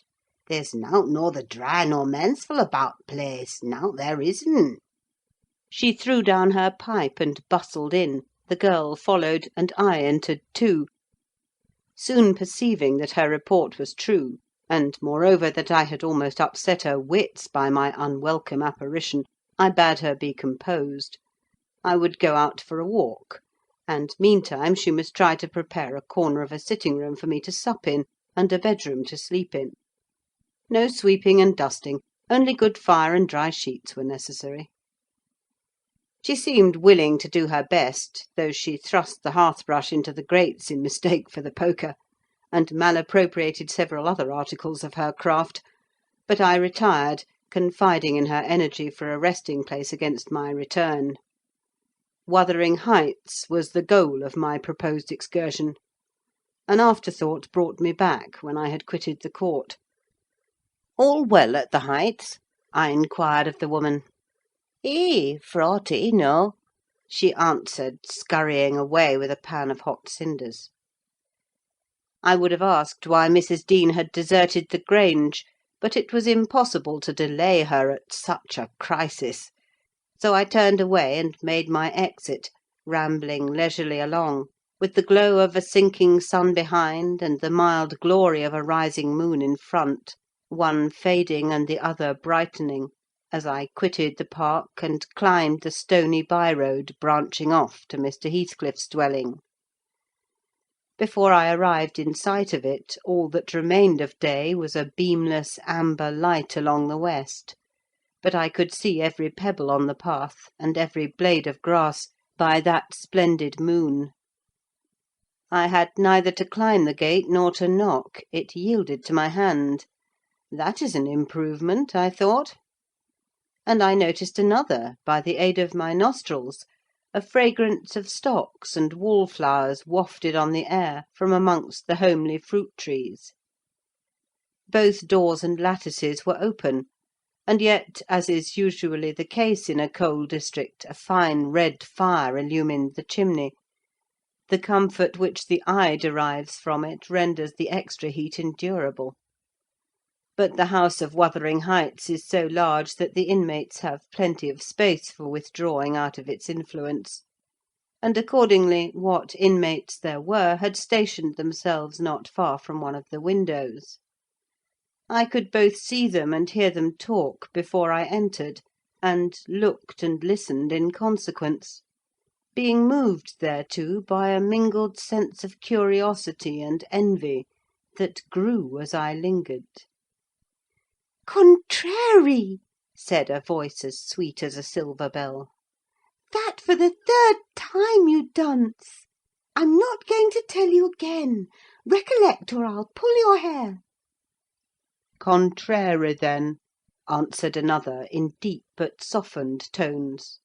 "And now kiss me for minding so well." "No! Read it over first correctly, without a single mistake." The male speaker began to read. He was a young man, respectably dressed, and seated at a table, having a book before him. His handsome features glowed with pleasure, and his eyes kept impatiently wandering from the page to a small white hand over his shoulder, which recalled him by a smart slap on the cheek whenever its owner detected such signs of inattention. Its owner stood behind, her light shining ringlets blending at intervals with his brown looks, as she bent to superintend his studies; and her face—it was lucky he could not see her face, or he would never have been so steady. I could, and I bit my lip in spite at having thrown away the chance I might have had of doing something besides staring at its smiting beauty. The task was done, not free from further blunders, but the pupil claimed a reward, and received at least 5 kisses, which, however, he generously returned. Then they came to the door, and from their conversation I judged they were about to issue out and have a walk on the moors. I supposed I should be condemned in Hareton Earnshaw's heart, if not by his mouth, to the lowest pit in the infernal regions, if I showed my unfortunate person in his neighbourhood then; and feeling very mean and malignant, I skulked round to seek refuge in the kitchen. There was unobstructed admittance on that side also, and at the door sat my old friend Nelly Dean, sewing and singing a song, which was often interrupted from within by harsh words of scorn and intolerance, uttered in far from musical accents. I'd rather by the half heaven swearing in me lugs from morn to neat nor hearken ye our siver," said the tenant of the kitchen, in answer to an unheard speech of Nelly's. "It's a blazing shame that I cannot open t' blessed book but ye set up them glories o' Saturn, and all the flaysome wickednesses that iver were born into the world. Oh, you're a rate nowt, and shoe's another, and that poor lad'll be lost atween ye. Poor lad!" he added with a groan. "He's witched, I'm sartin on't. Oh, Lord, judge 'em! For there's norther law nor justice among we rulers." "No, or we should be sitting in flaming faggots, I suppose," retorted the singer. "But whisht, old man, and read your Bible like a Christian, and never mind me. This is Fairy Annie's wedding: a bonny tune, it goes to a dance." Mrs. Dean was about to recommence when I advanced, and recognising me directly, she jumped to her feet, crying, "Why, bless you, Mr. Lockwood! How could you think of returning in this way? All shut up at Thrushcross Grange. You should have given us notice." "I've arranged to be accommodated there for as long as I shall stay," I answered. I depart again to-morrow. And how are you transplanted here, Mrs. Dean? Tell me that. Zillah left, and Mr. Heathcliff wished me to come soon after you went to London, and stay till you returned. But step in, pray. Have you walked from Gimmerton this evening? From the Grange, I replied. And while they make me lodging-room there, I want to finish my business with your master, because I don't think of having another opportunity in a hurry. What business, sir? Said Nelly, conducting me into the house. He's gone out at present, and won't return soon. About the rent, I answered. Oh, then it is with Mrs. Heathcliff you must settle, she observed. Or rather with me. She has not learned to manage her affairs yet, and I act for her. There's nobody else. I looked surprised. Ah, you have not heard of Heathcliff's death, I see, she continued. Heathcliff dead? I exclaimed, astonished. How long ago? 3 months since. But sit down and let me take your hat, and I'll tell you all about it. Stop, you have had nothing to eat, have you? I want nothing. I have ordered supper at home. You sit down too. I never dreamt of his dying. Let me hear how it came to pass. You say you don't expect them back for some time, the young people? No, I have to scold them every evening for their late rambles, but they don't care for me. At least have a drink of our old ale. It will do you good. You seem weary. She hastened to fetch it before I could refuse, and I heard Joseph asking whether "it warn't a crying scandal that she should have followers at her time of life, and then to get them jocks out of master's cellar. He fair shamed to bide still and see it." She did not stay to retaliate, but re-entered in a minute, bearing a reaming silver pint, whose contents I lauded with becoming earnestness; and afterwards she furnished me with the sequel of Heathcliff's history. He had a queer end, as she expressed it. "I was summoned to Wuthering Heights within a fortnight of your leaving us," she said, "and I obeyed joyfully for Catherine's sake. My first interview with her grieved and shocked me. She had altered so much since our separation. Mr. Heathcliff did not explain his reasons for taking a new mind about my coming here. He only told me he wanted me, and he was tired of seeing Catherine. I must make the little parlour my sitting-room, and keep her with me. It was enough if he were obliged to see her once or twice a day. She seemed pleased at this arrangement, and by degrees I smuggled over a great number of books and other articles that had formed her amusement at the Grange, and flattered myself we should get on in tolerable comfort. The delusion did not last long. Catherine, contented at first, in a brief space grew irritable and restless. For one thing, she was forbidden to move out of the garden, and it fretted her sadly to be confined to its narrow bounds as spring drew on. For another, in following the house, I was forced to quit her frequently, and she complained of loneliness. She preferred quarrelling with Joseph in the kitchen to sitting at peace in her solitude.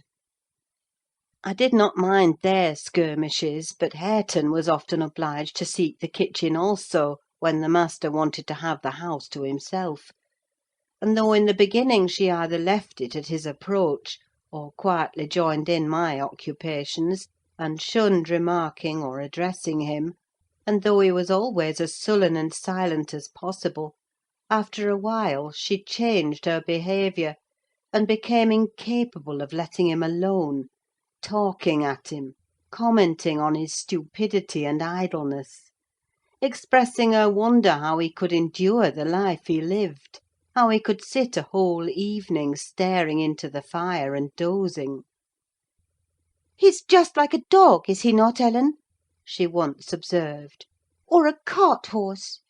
He does his work, eats his food, and sleeps eternally. What a blank, dreary mind he must have! Do you ever dream, Hareton? And if you do, what is it about? But you can't speak to me." Then she looked at him, but he would neither open his mouth nor look again. "He's perhaps dreaming now," she continued. "He twitched his shoulder as Juno twitches hers. Ask him, Ellen." "Mr. Hareton will ask the master to send you upstairs if you don't behave," I said. He had not only twitched his shoulder, but clenched his fist, as if tempted to use it. "I know why Hareton never speaks when I am in the kitchen," she exclaimed on another occasion. "He is afraid I shall laugh at him.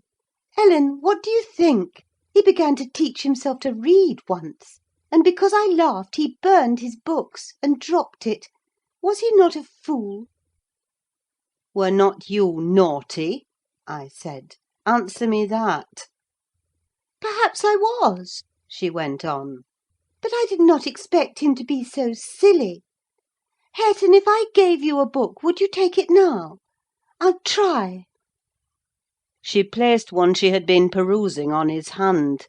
He flung it off, and muttered if she did not give over he would break her neck. "Well, I shall put it here," she said, "in the table drawer, and I'm going to bed." Then she whispered me to watch whether he touched it, and departed. But he would not come near it, and so I informed her in the morning, to her great disappointment. I saw she was sorry for his persevering sulkiness and indolence. Her conscience reproved her for frightening him off improving himself: she had done it effectually. But her ingenuity was at work to remedy the injury.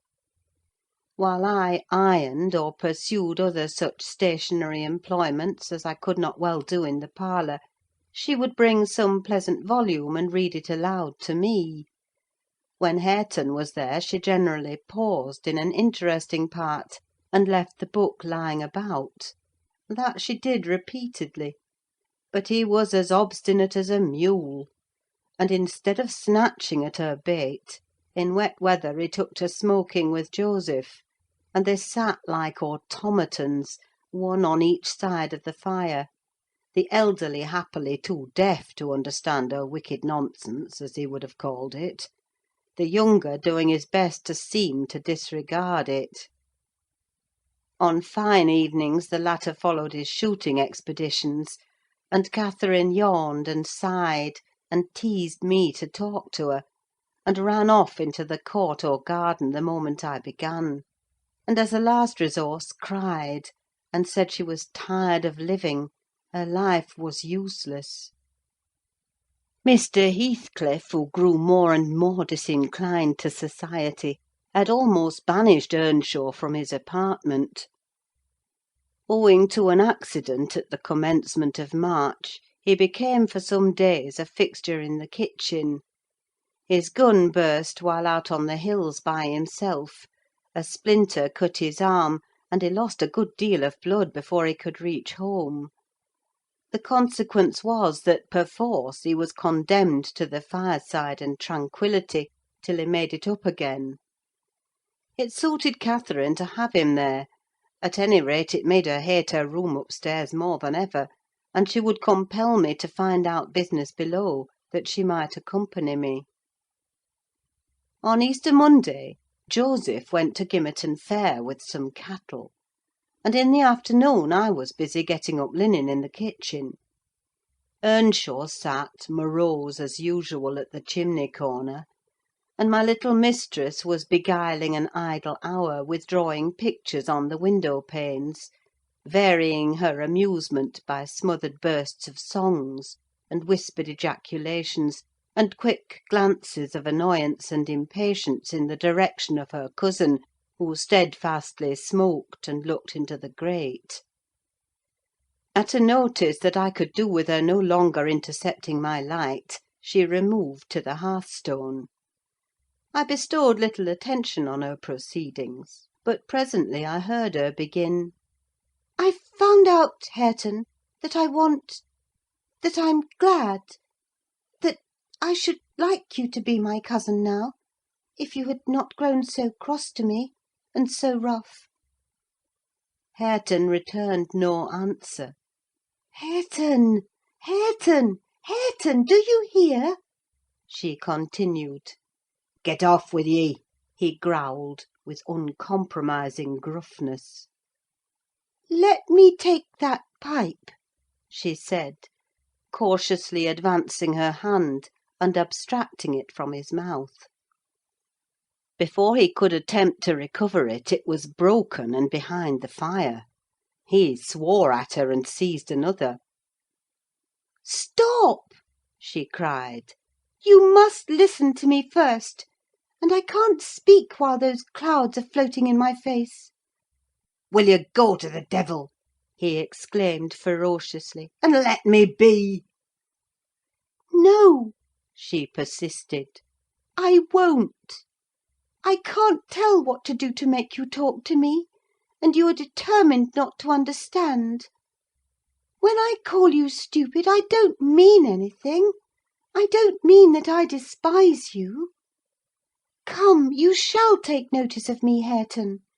You are my cousin, and you shall own me." "I shall have nowt to do with you and your mucky pride and your damn mocking tricks," he answered. "I'll go to hell, body and soul, before I look sideways after you again. Side out o' gate now, this minute."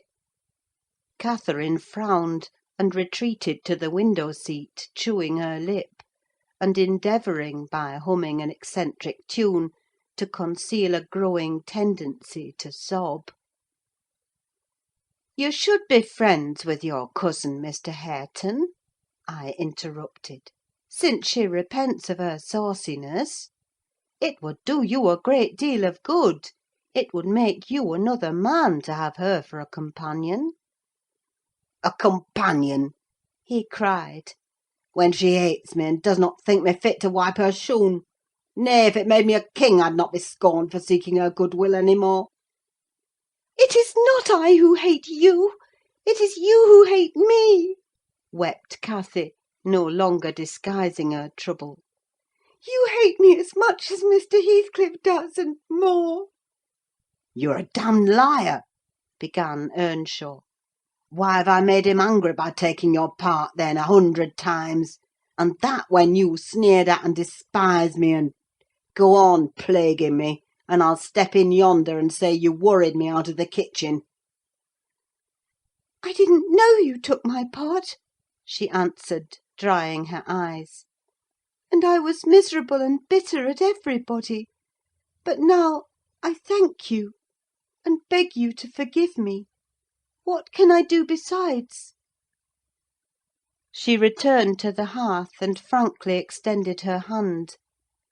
He blackened and scowled like a thunder-cloud, and kept his fists resolutely clenched, and his gaze fixed on the ground.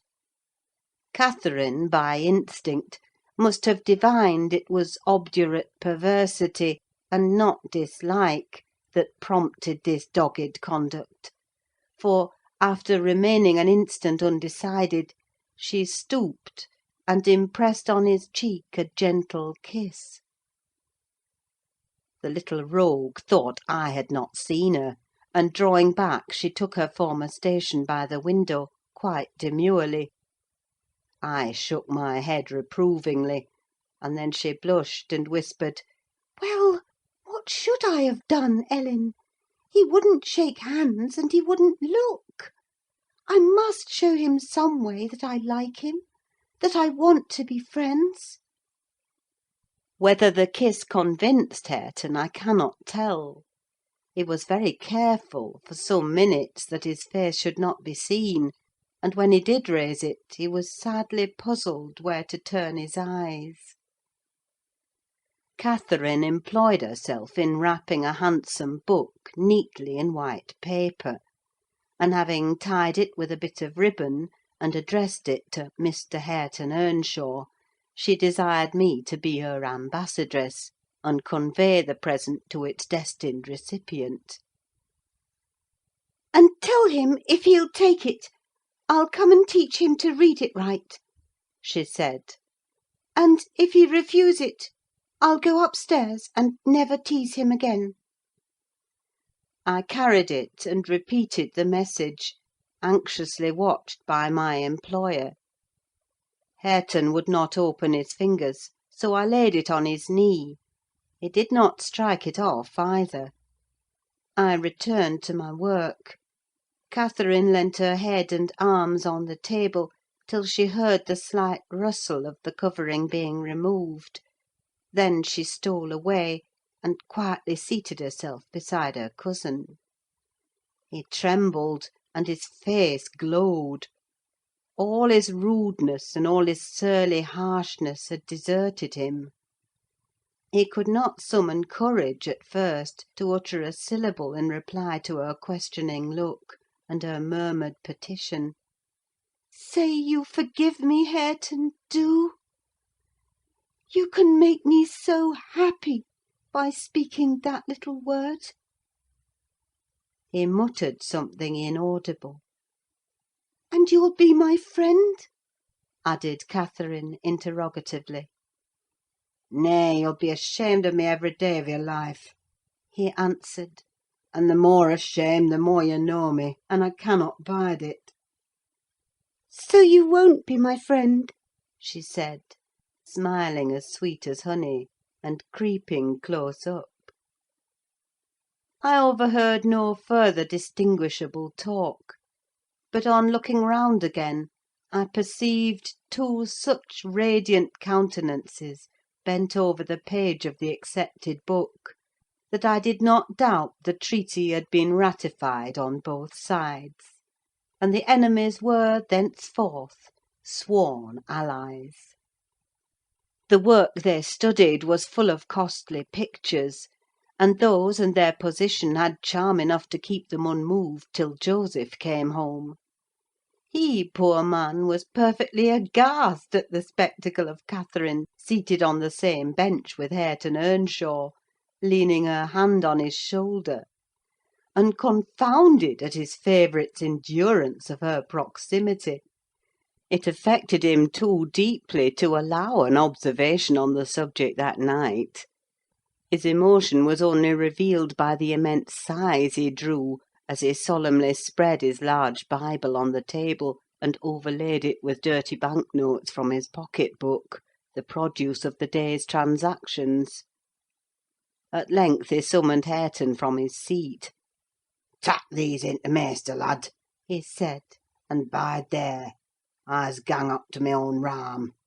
This oil's neither mensful nor seemly for us. We mun side out and search another." "Come, Catherine," I said, "we must side out too. I've done my ironing. Are you ready to go?" "It is not 8 o'clock," she answered, rising unwillingly. "Hareton, I'll leave this book upon the chimney-piece, and I'll bring some more to-morrow." "Ony books that you leave, I shall tak' into house," said Joseph. "and it'll be mitch if you find 'em again, so you may please yourseln." Cathy threatened that his library should pay for hers, and, smiling as she passed Hareton, went singing upstairs, lighter of heart, I venture to say, than ever she had been under that roof before, except, perhaps, during her earliest visits to Linton. The intimacy thus commenced grew rapidly, though it encountered temporary interruptions. Earnshaw was not to be civilised with a wish, and my young lady was no philosopher, and no paragon of patience. But both their minds tending to the same point, one loving and desiring to esteem, and the other loving and desiring to be esteemed, they contrived in the end to reach it. You see, Mr. Lockwood, it was easy enough to win Mrs. Heathcliff's heart. But now I'm glad you did not try. The crown of all my wishes will be the union of those two. I shall envy no one on their wedding day. There won't be a happier woman than myself in England.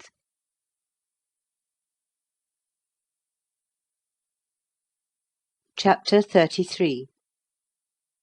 On the morrow of that Monday, Earnshaw being still unable to follow his ordinary employments, and therefore remaining about the house, I speedily found it would be impracticable to retain my charge beside me, as heretofore.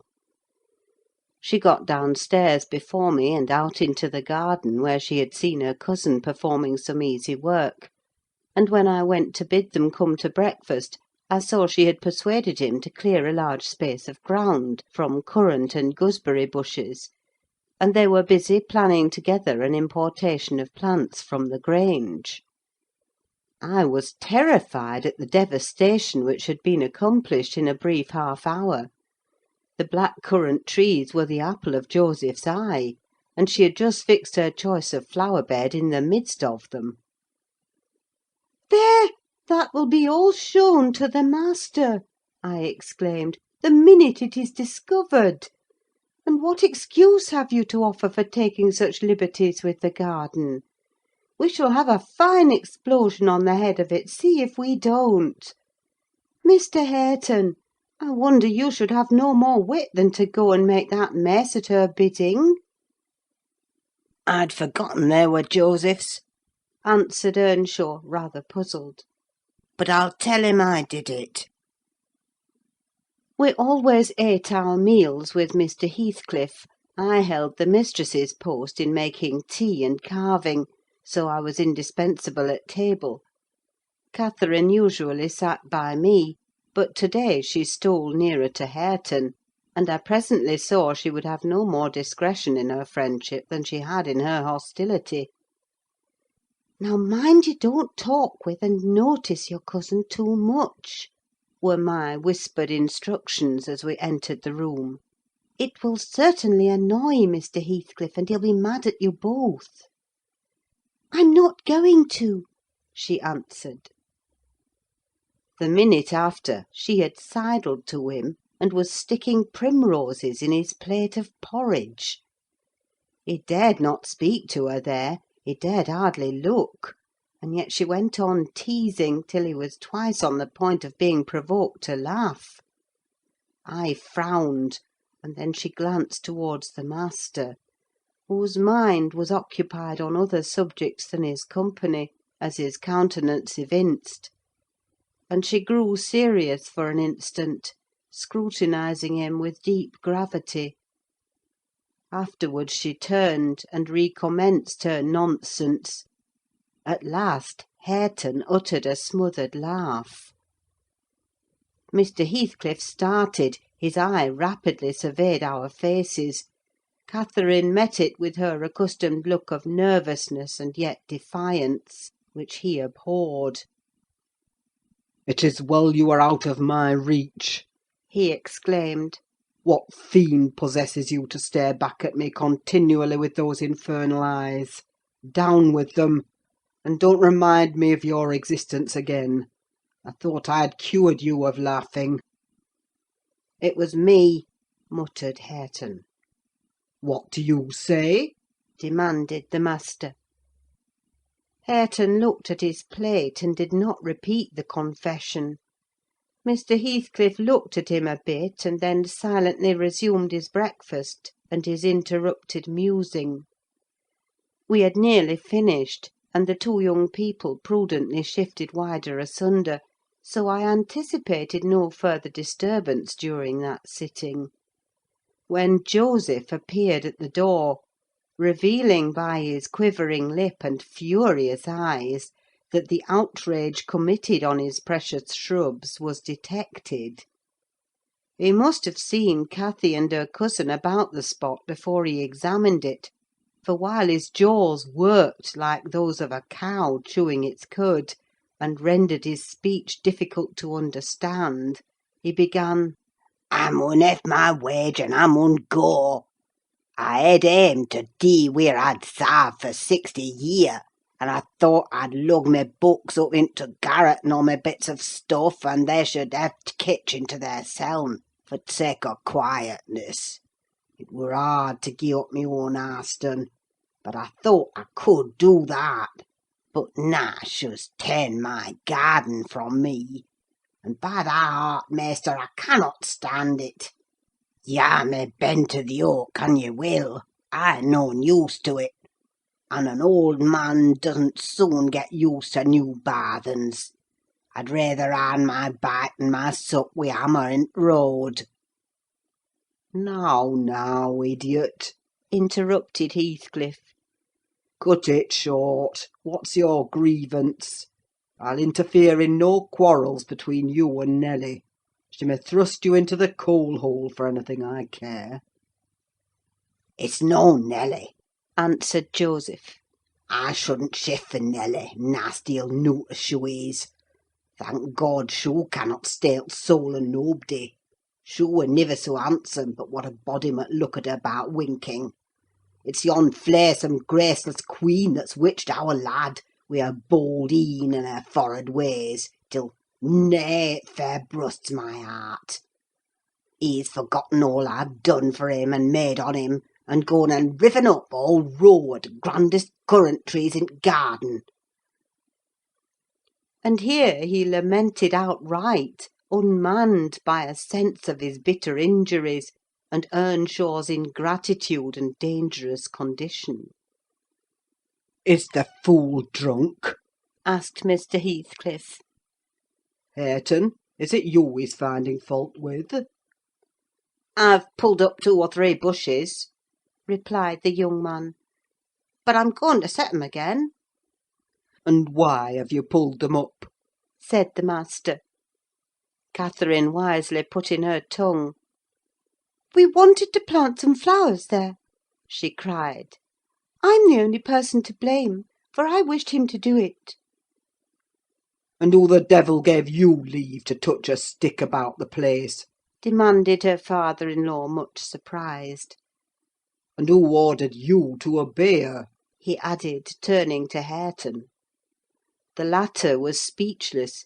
His cousin replied, "You shouldn't grudge a few yards of earth for me to ornament, when you have taken all my land." "Your land, insolent slut! You never had any," said Heathcliff. "And my money," she continued, returning his angry glare, and meantime biting a piece of crust, the remnant of her breakfast. "Silence!" he exclaimed. "Get done and begone." "And Hareton's land, and his money," pursued the reckless thing. "Hareton and I are friends now, and I shall tell him all about you." The master seemed confounded a moment. He grew pale and rose up, eyeing her all the while with an expression of mortal hate. "If you strike me, Hareton will strike you," she said. "So you may as well sit down." "If Hareton does not turn you out of the room, I'll strike him to hell!" thundered Heathcliff. "Damnable witch! Dare you pretend to rouse him against me? Off with her, do you hear? Fling her into the kitchen. I'll kill her, Ellen Dean, if you let her come into my sight again." Hareton tried under his breath to persuade her to go. "Drag her away!" he cried savagely. "Are you staying to talk?" And he approached to execute his own command. "He'll not obey you, wicked man, any more," said Catherine; "and he'll soon detest you as much as I do." "Whisht, whisht!" muttered the young man, reproachfully. "I will not hear you speak so to him. Have done!" "But you won't let him strike me?" she cried. "Come, then!" he whispered earnestly. It was too late. Heathcliff had caught hold of her. "Now you go," he said to Earnshaw. "Accursed witch! This time she has provoked me when I could not bear it, and I'll make her repent it for ever." He had his hand in her hair. Hareton attempted to release her locks, entreating him not to hurt her that once. Heathcliff's black eyes flashed; he seemed ready to tear Catherine in pieces, and I was just worked up to risk coming to the rescue, when of a sudden his fingers relaxed. He shifted his grasp from her head to her arm, and gazed intently in her face. Then he drew his hand over his eyes, stood a moment to collect himself apparently, and turning anew to Catherine, said with assumed calmness, "You must learn to avoid putting me in a passion, or I shall really murder you some time. Go with Mrs. Dean and keep with her, and confine your insolence to her ears. As to Hareton Earnshaw, if I see him listen to you, I'll send him seeking his bread where he can get it. Your love will make him an outcast and a beggar. Nelly, take her, and leave me, all of you, leave me!" I led my young lady out. She was too glad of her escape to resist. The other followed, and Mr. Heathcliff had the room to himself till dinner. I had counselled Catherine to dine upstairs, but as soon as he perceived her vacant seat, he sent me to call her. He spoke to none of us, ate very little, and went out directly afterwards, intimating that he should not return before evening. The two new friends established themselves in the house during his absence, where I heard Hareton sternly check his cousin on her offering a revelation of her father-in-law's conduct to his father. He said he wouldn't suffer a word to be uttered in his disparagement. If he were the devil, it didn't signify: he would stand by him, and he'd rather she would abuse himself, as she used to, than begin on Mr. Heathcliff. Catherine was waxing cross at this, but he found means to make her hold her tongue, by asking how she would like him to speak ill of her father. Then she comprehended that Earnshaw took the master's reputation home to himself, and was attached by ties stronger than reason could break, chains forged by habit, which it would be cruel to attempt to loosen. She showed a good heart thenceforth in avoiding both complaints and expressions of antipathy concerning Heathcliff, and confessed to me her sorrow that she had endeavoured to raise a bad spirit between him and Hareton. Indeed, I don't believe she has ever breathed a syllable in the latter's hearing against her oppressor since. When this slight disagreement was over, they were friends again, and as busy as possible in their several occupations of pupil and teacher. I came in to sit with them after I had done my work, and I felt so soothed and comforted to watch them, that I did not notice how time got on. You know, they both appeared in a measure my children. I had long been proud of one, and now I was sure the other would be a source of equal satisfaction. His honest, warm, and intelligent nature shook off rapidly the clouds of ignorance and degradation in which it had been bred, and Catherine's sincere commendations acted as a spur to his industry. His brightening mind brightened his features, and added spirit and nobility to their aspect. I could hardly fancy it the same individual I had beheld on the day I discovered my little lady at Wuthering Heights, after her expedition to the crags. While I admired and they laboured, dusk drew on, and with it returned the master.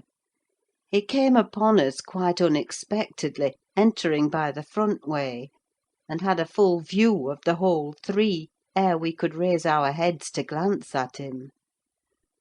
Well, I reflected, there was never a pleasanter or more harmless sight, and it will be a burning shame to scold them. The red firelight glowed on their two bonny heads, and revealed their faces animated with the eager interest of children. For though he was 23 and she 18, each had so much of novelty to feel and learn, that neither experienced nor evinced the sentiments of sober, disenchanted maturity. They lifted their eyes together to encounter Mr. Heathcliff.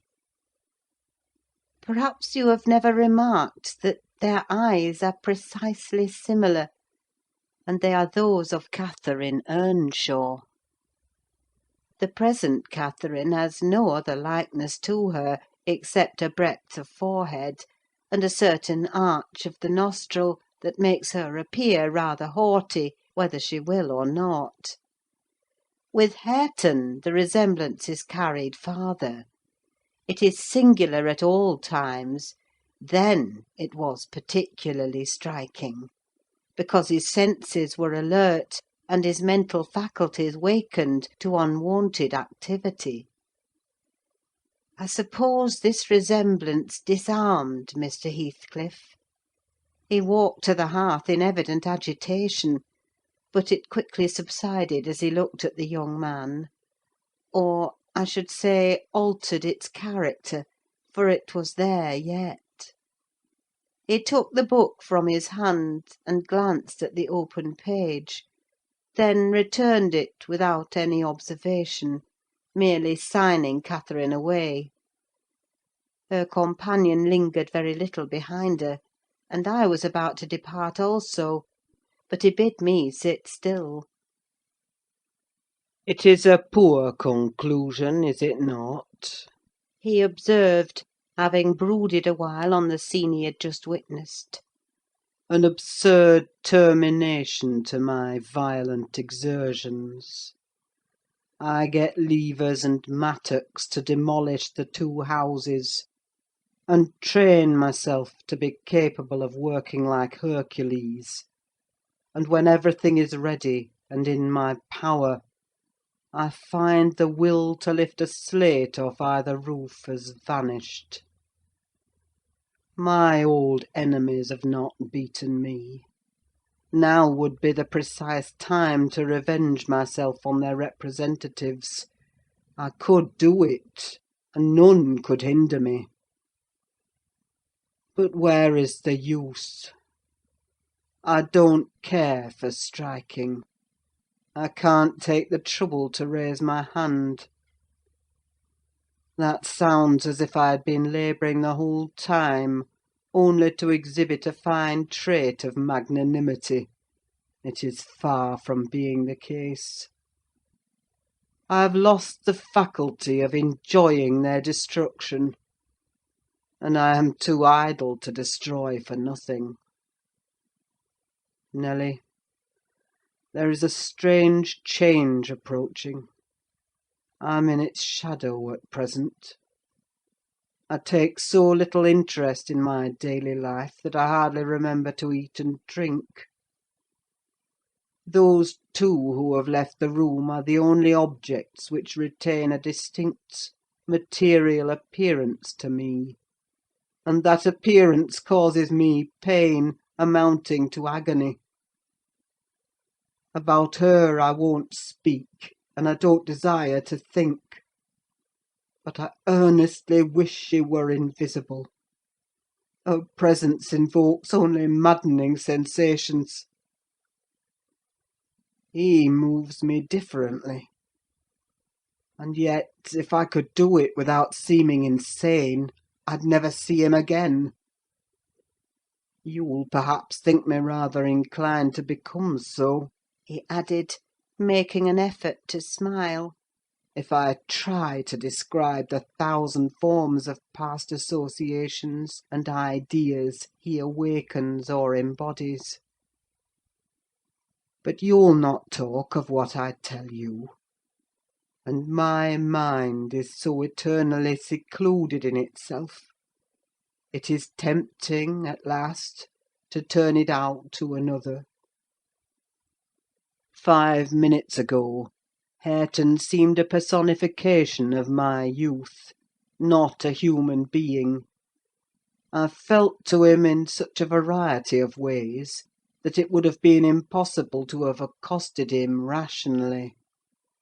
In the first place, his startling likeness to Catherine connected him fearfully with her.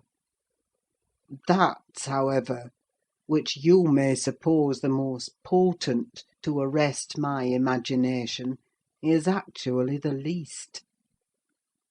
For what is not connected with her to me, and what does not recall her? I cannot look down to this floor, but her features are shaped in the flags.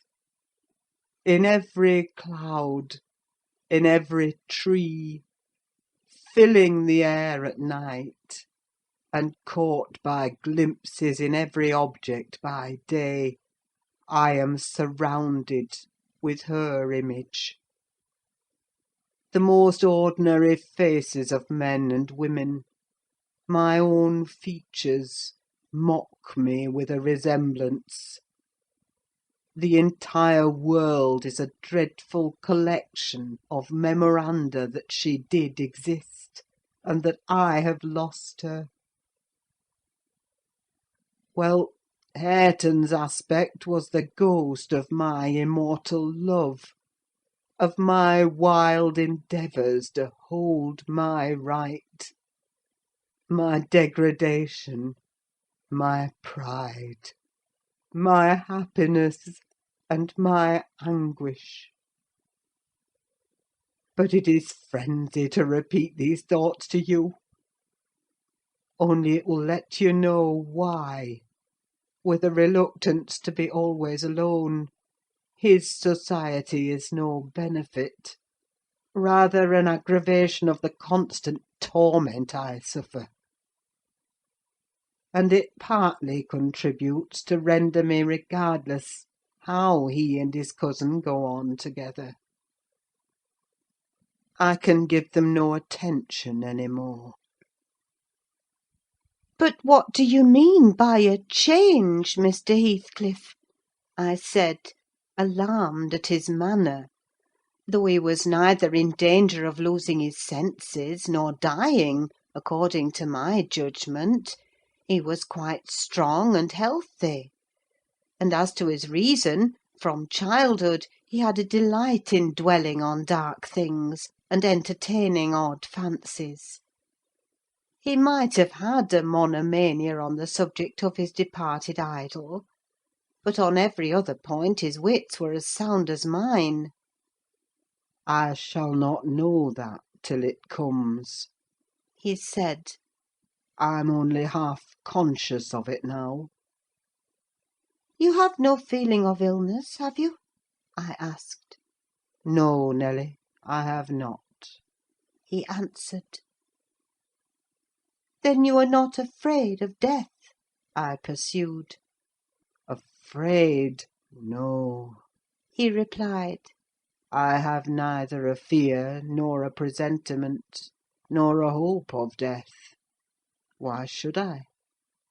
With my hard constitution and temperate mode of living, and unperilous occupations, I ought to, and probably shall, remain above ground till there is scarcely a black hair on my head. And yet I cannot continue in this condition. I have to remind myself to breathe, almost to remind my heart to beat. And it is like bending back a stiff spring. It is by compulsion that I do the slightest act, not prompted by one thought; and by compulsion that I notice anything alive or dead which is not associated with one universal idea. I have a single wish, and my whole being and faculties are yearning to attain it. They have yearned towards it so long, and so unwaveringly, that I am convinced it will be reached, and soon, because it has devoured my existence. I am swallowed up in the anticipation of its fulfilment. My confessions have not relieved me, but they may account for some otherwise unaccountable phases of humour which I show. Oh, God, it is a long fight! I wish it were over." He began to pace the room, muttering terrible things to himself, till I was inclined to believe, as he said Joseph did, that conscience had turned his heart to an earthly hell. I wondered greatly how it would end. Though he seldom before had revealed this state of mind, even by looks, it was his habitual mood, I had no doubt. He asserted it himself, but not a soul, from his general bearing, would have conjectured the fact. You did not, when you saw him, Mr. Lockwood; and at the period of which I speak he was just the same as then, only fonder of continued solitude, and perhaps still more laconic in company.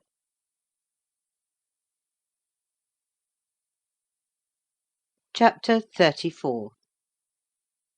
For some days after that evening Mr. Heathcliff shunned meeting us at meals; yet he would not consent formally to exclude Hareton and Cathy. He had an aversion to yielding so completely to his feelings, choosing rather to absent himself; and eating once in 24 hours seemed sufficient sustenance for him. One night, after the family were in bed, I heard him go downstairs, and out at the front door. I did not hear him re-enter, and in the morning I found he was still away. We were in April then: the weather was sweet and warm, the grass as green as showers and sun could make it, and the 2 dwarf apple trees near the southern wall in full bloom. After breakfast, Catherine insisted on my bringing a chair, and sitting with my work under the fir trees at the end of the house; and she beguiled Hareton, who had perfectly recovered from his accident, to dig and arrange her little garden, which was shifted to that corner by the influence of Joseph's complaints. I was comfortably revelling in the spring fragrance around, and the beautiful soft blue overhead, when my young lady, who had run down near the gate to procure some primrose roots for a border, returned only half laden, and informed us that Mr. Heathcliff was coming in. "And he spoke to me," she added, with a perplexed countenance. "What did he say?" asked Hareton. "He told me to be gone as fast as I could," she answered; "but he looked so different from his usual look that I stopped a moment to stare at him." "How?" he inquired. "Why, almost bright and cheerful. No, almost nothing: very much excited, and wild and glad," she replied. "Night walking amuses him, then," I remarked, affecting a careless manner, in reality as surprised as she was, and anxious to ascertain the truth of her statement; for to see the master looking glad would not be an everyday spectacle. I framed an excuse to go in. Heathcliff stood at the open door. He was pale, and he trembled; yet certainly he had a strange, joyful glitter in his eyes that altered the aspect of his whole face. "Will you have some breakfast?" I said. "You must be hungry, rambling about all night." I wanted to discover where he had been, but I did not like to ask directly. "No, I'm not hungry," he answered, averting his head, and speaking rather contemptuously, as if he guessed I was trying to divine the occasion of his good humour. I felt perplexed. I didn't know whether it were not a proper opportunity to offer a bit of admonition. "I don't think it right to wander out of doors," I observed, "instead of being in bed. It is not wise, at any rate this moist season. I daresay you'll catch a bad cold or a fever: you have something the matter with you now. "Nothing but what I can bear," he replied. "and with the greatest pleasure, provided you'll leave me alone. Get in, and don't annoy me." I obeyed, and in passing, I noticed he breathed as fast as a cat. Yes, I reflected to myself, we shall have a fit of illness. I cannot conceive what he has been doing. That noon he sat down to dinner with us, and received a heaped-up plate from my hands, as if he intended to make amends for previous fasting. "I've neither cold nor fever, Nelly," He remarked, in allusion to my morning's speech. "and I'm ready to do justice to the food you give me." He took his knife and fork, and was going to commence eating, when the inclination appeared to become suddenly extinct. He laid them on the table, looked eagerly towards the window, then rose and went out. We saw him walking to and fro in the garden while we concluded our meal, and Earnshaw said he'd go and ask why he would not dine. He thought we had grieved him some way. "Well, is he coming?" cried Catherine, when her cousin returned. "Nay," he answered, "but he's not angry. He seemed rarely pleased, indeed; only I made him impatient by speaking to him twice, and then he bid me be off to you. He wondered how I could want the company of anybody else." I set his plate to keep warm on the fender, and after an hour or two he re-entered, when the room was clear, in no degree calmer: the same unnatural—it was unnatural— appearance of joy under his black brows; the same bloodless hue, and his teeth visible now and then in a kind of smile; his frame shivering, not as one shivers with chill or weakness, but as a tight-stretched cord vibrates: a strong thrilling rather than trembling. I will ask what is the matter, I thought, or who should? And I exclaimed, "Have you heard any good news, Mr. Heathcliff? You look uncommonly animated." "Where should good news come from to me?" he said. "I'm animated with hunger, and seemingly I must not eat." "Your dinner is here," I returned. "Why won't you get it?" "I don't want it now," he muttered hastily. "I'll wait till supper. And, Nelly, once for all, let me beg you to warn Hareton and the other away from me. I wish to be troubled by nobody. I wish to have this place to myself." "Is there some new reason for this banishment?" I inquired. "Tell me why you are so queer, Mr. Heathcliff. Where were you last night? I'm not putting the question through idle curiosity, but—" "You are putting the question through very idle curiosity," he interrupted with a laugh. "Yet I'll answer it. Last night I was on the threshold of hell. To-day I am within sight of my heaven. I have my eyes on it, hardly 3 feet to sever me. And now you'd better go. You'll neither see nor hear anything to frighten you if you refrain from prying." Having swept the hearth and wiped the table, I departed, more perplexed than ever. He did not quit the house again that afternoon, and no one intruded on his solitude, till, at 8 o'clock, I deemed it proper, though unsummoned, to carry a candle and his supper to him. He was leaning against the ledge of an open lattice, but not looking out. His face was turned to the interior gloom. The fire had smouldered to ashes. The room was filled with the damp, mild air of the cloudy evening, and so still that not only the murmur of the beck down Gimmerton was distinguishable, but its ripples and its gurgling over the pebbles, or through the large stones which it could not cover. I uttered an ejaculation of discontent at seeing the dismal grate, and commenced shutting the casements, one after another, till I came to his. "Must I close this?" I asked, in order to rouse him, for he would not stir. The light flashed on his features as I spoke. Oh, Mr. Lockwood, I cannot express what a terrible start I got by the momentary view. Those deep black eyes, that smile and ghastly paleness! It appeared to me not Mr. Heathcliff, but a goblin; and in my terror I let the candle bend towards the wall, and it left me in darkness.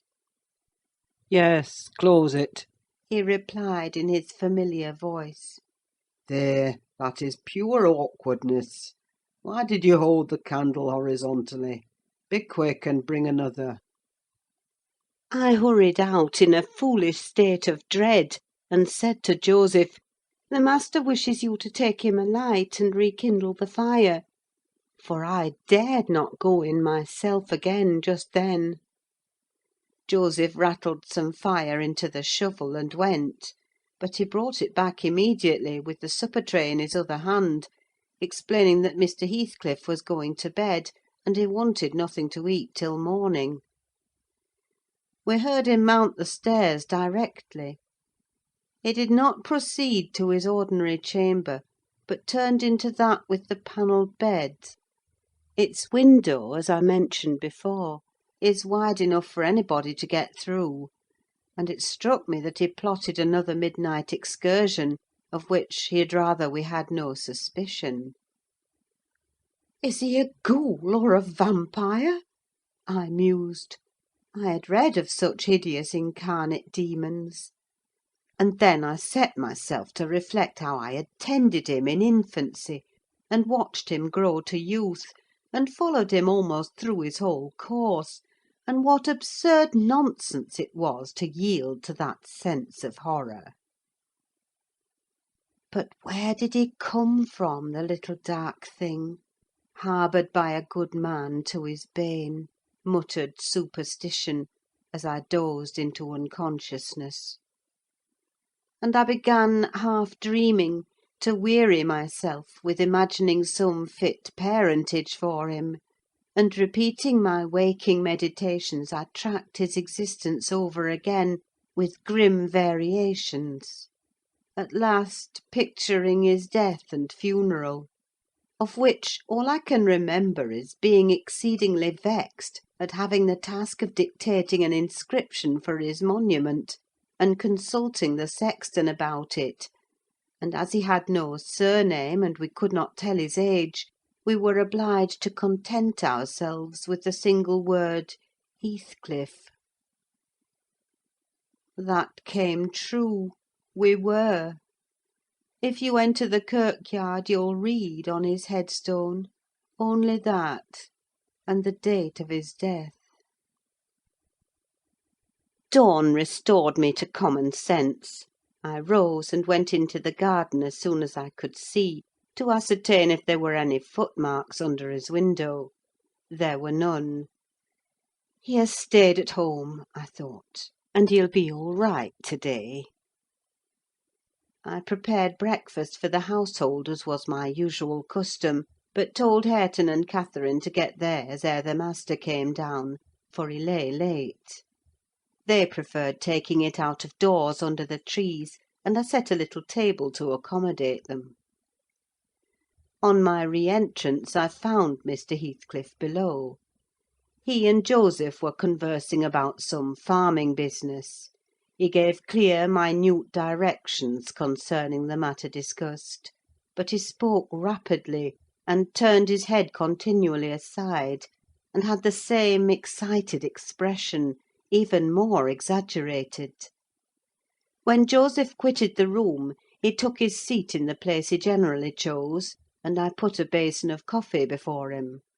He drew it nearer, and then rested his arms on the table, and looked at the opposite wall, as I supposed, surveying one particular portion, up and down, with glittering, restless eyes, and with such eager interest that he stopped breathing during half a minute together.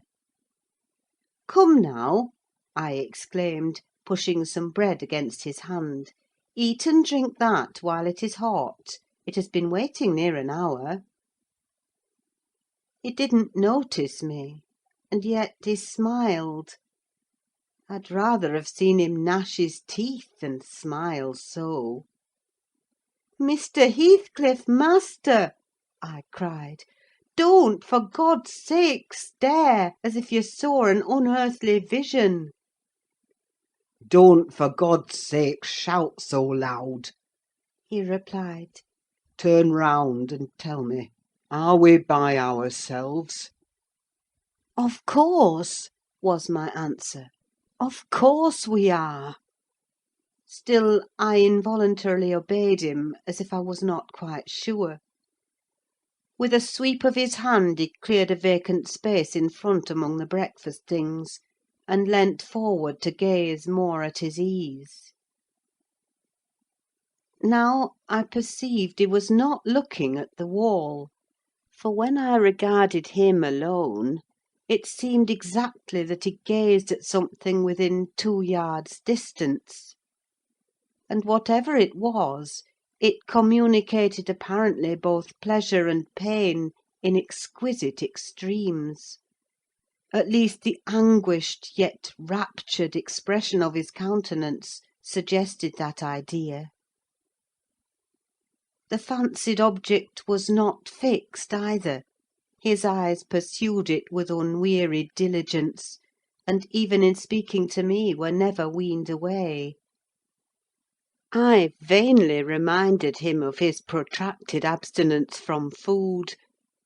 If he stirred to touch anything in compliance with my entreaties, if he stretched his hand out to get a piece of bread, his fingers clenched before they reached it, and remained on the table, forgetful of their aim. I sat, a model of patience, trying to attract his absorbed attention from its engrossing speculation, till he grew irritable and got up, asking why I would not allow him to have his own time in taking his meals, and saying that on the next occasion I needn't wait, I might set the things down and go. Having uttered these words, he left the house, slowly sauntered down the garden path, and disappeared through the gate. The hours crept anxiously by. Another evening came. I did not retire to rest till late, and when I did, I could not sleep. He returned after midnight, and instead of going to bed, shut himself into the room beneath. I listened and tossed about, and finally dressed and descended. It was too irksome to lie there, harassing my brain with 100 idle misgivings. I distinguished Mr. Heathcliff's step, restlessly measuring the floor, and he frequently broke the silence by a deep inspiration, resembling a groan. He muttered detached words also.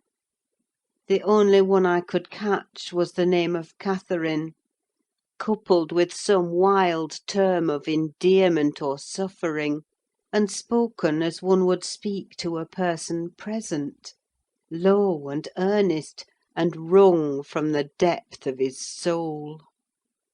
I had not courage to walk straight into the apartment, but I desired to divert him from his reverie, and therefore fell foul of the kitchen fire, stirred it, and began to scrape the cinders. It drew him forth sooner than I expected. He opened the door immediately, and said, "Nelly, come here. Is it morning? Come in with your light." "It is striking 4," I answered. "You want a candle to take upstairs. You might have lit one at this fire."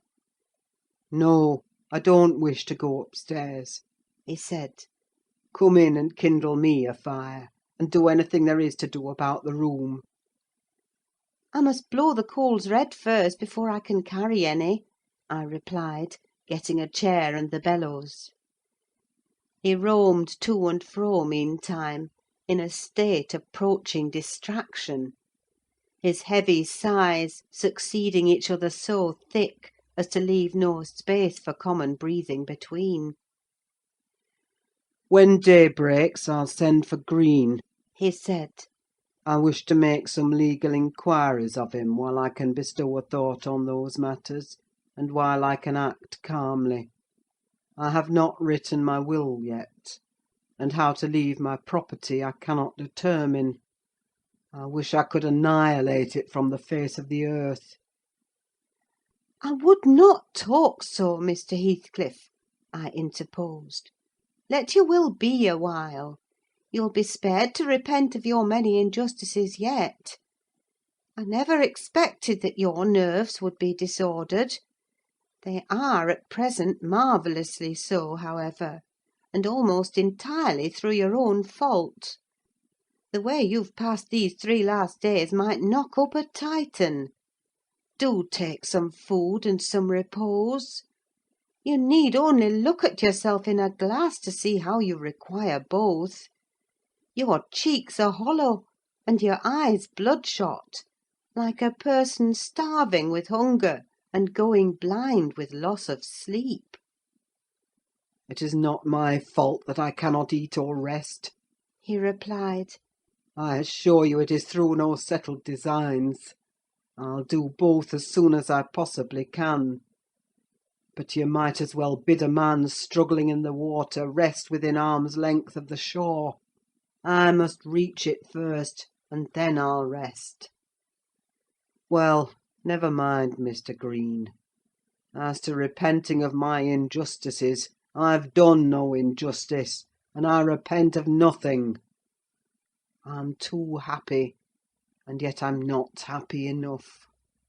My soul's bliss kills my body, but does not satisfy itself." "Happy, master!" I cried.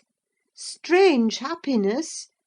If you would hear me without being angry, I might offer some advice that would make you happier." "What is that?" he asked. "Give it." "You are aware, Mr. Heathcliff," I said, "that from the time you were 13 years old, you have lived a selfish, unchristian life, and probably hardly had a Bible in your hands during all that period. You must have forgotten the contents of the book, and you may not have space to search it now. Could it be hurtful to send for someone? Some minister of any denomination, it does not matter which, to explain it, and show you how very far you have erred from its precepts, and how unfit you will be for its heaven, unless a change takes place before you die?" "I'm rather obliged than angry, Nelly," he said, "for you remind me of the manner in which I desire to be buried. It is to be carried to the churchyard in the evening. You and Hareton may, if you please, accompany me; and mind particularly to notice that the sexton obeys my directions concerning the 2 coffins. No minister need come, nor need anything be said over me. I tell you I have nearly attained my heaven, and that of others is altogether unvalued and uncoveted by me." "And supposing you persevered in your obstinate fast and died by that means, and they refused to bury you in the precincts of the kirk," I said, shocked at his godless indifference, "how would you like it?" "They won't do that," he replied. "If they did, you must have me removed secretly; and if you neglect it, you shall prove, practically, that the dead are not annihilated." As soon as he heard the other members of the family stirring, he retired to his den, and I breathed freer. But in the afternoon, While Joseph and Hareton were at their work, he came into the kitchen again, and, with a wild look, bid me come and sit in the house. He wanted somebody with him. I declined, telling him plainly that his strange talk and manner frightened me, and I had neither the nerve nor the will to be his companion alone. I believe you think me a fiend. He said, with his dismal laugh. Something too horrible to live under a decent roof. Then, turning to Catherine, who was there, and who drew behind me at his approach, he added, half sneeringly, Will you come, Chuck? I'll not hurt you. No, to you I've made myself worse than the devil. Well, there is one who won't shrink from my company. By God, she's relentless. Oh, damn it! It's unutterably too much for flesh and blood to bear, even mine. he solicited the society of no one more. At dusk he went into his chamber. Through the whole night, and far into the morning, we heard him groaning and murmuring to himself. Hareton was anxious to enter, but I bid him fetch Mr. Kenneth, and he should go in and see him. When he came, and I requested admittance and tried to open the door, I found it locked; and Heathcliff bid us be damned: he was better, and would be left alone, so the doctor went away. The following evening was very wet. Indeed, it poured down till day dawn; and as I took my morning walk round the house, I observed the master's window swinging open, and the rain driving straight in. He cannot be in bed, I thought: those showers would drench him through. He must either be up or out; but I'll make no more ado, I'll go boldly and look. Having succeeded in obtaining entrance with another key, I ran to unclose the panels, for the chamber was vacant. Quickly pushing them aside, I peeped in. Mr. Heathcliff was there, laid on his back. His eyes met mine so keen and fierce, I started; and then he seemed to smile. I could not think him dead, but his face and throat were washed with rain, the bedclothes dripped, and he was perfectly still. The lattice, flapping to and fro, had grazed one hand that rested on the sill. No blood trickled from the broken skin, and when I put my fingers to it, I could doubt no more. He was dead and stark. I hasped the window. I combed his black long hair from his forehead. I tried to close his eyes, to extinguish, if possible, that frightful, lifelike gaze of exultation before any one else beheld it. They would not shut. They seemed to sneer at my attempts, and his parted lips and sharp white teeth sneered too. Taken with another fit of cowardice, I cried out for Joseph. Joseph shuffled up and made a noise, but resolutely refused to meddle with him. "The divil's harried off his soul," he cried. "and he may have his carcass into t' bargain, for aught I care. Eh, what a wicked un he looks, gurning at death!" And the old sinner grinned in mockery. I thought he intended to cut a caper round the bed; but suddenly composing himself, he fell on his knees, and raised his hands, and returned thanks that the lawful master and the ancient stock were restored to their rights. I felt stunned by the awful event, and my memory unavoidably recurred to former times with a sort of oppressive sadness. But poor Hareton, the most wronged, was the only one who really suffered much. He sat by the corpse all night, weeping in bitter earnest. He pressed its hand, and kissed the sarcastic, savage face that everyone else shrank from contemplating, and bemoaned him with that strong grief which springs naturally from a generous heart, though it be as tough as tempered steel. Mr. Kenneth was perplexed to pronounce of what disorder the master died. I concealed the fact of his having swallowed nothing for 4 days, fearing it might lead to trouble; and then, I am persuaded, he did not abstain on purpose. It was the consequence of his strange illness, not the cause. We buried him, to the scandal of the whole neighbourhood, as he wished.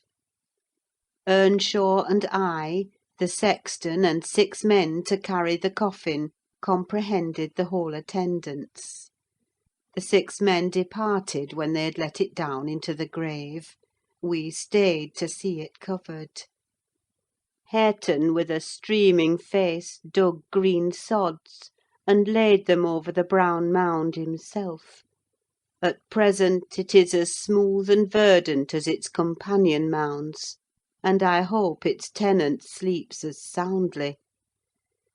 But the country folks, if you ask them, would swear on the Bible that he walks. There are those who speak to having met him near the church, and on the moor, and even within this house.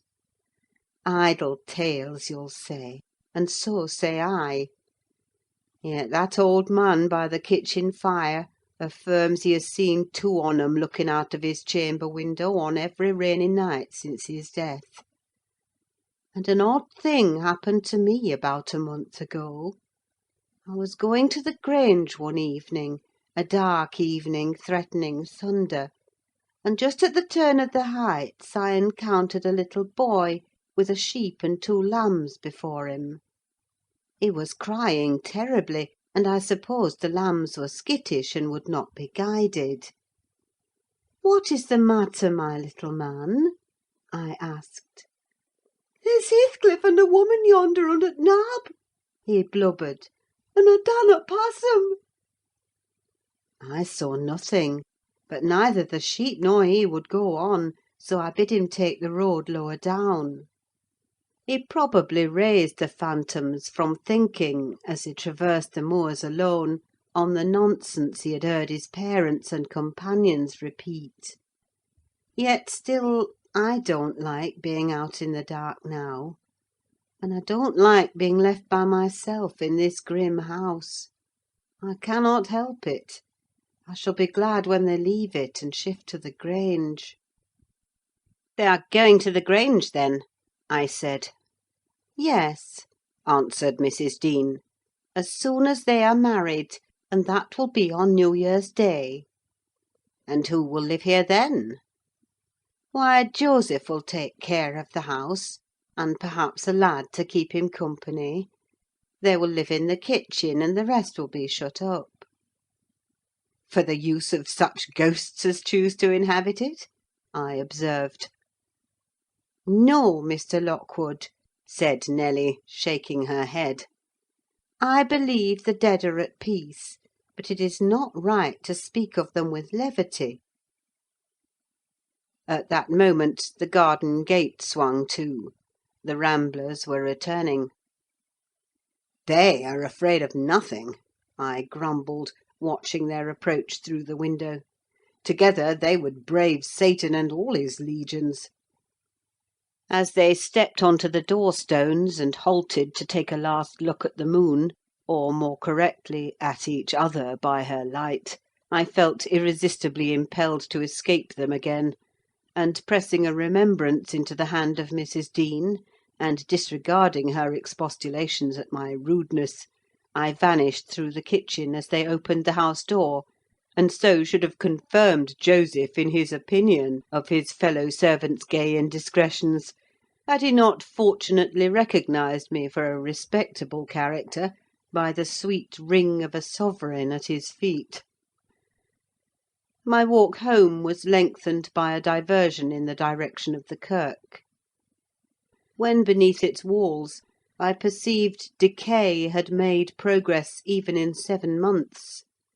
Many a window showed black gaps deprived of glass, and slates jutted off here and there beyond the right line of the roof, to be gradually worked off in coming autumn storms.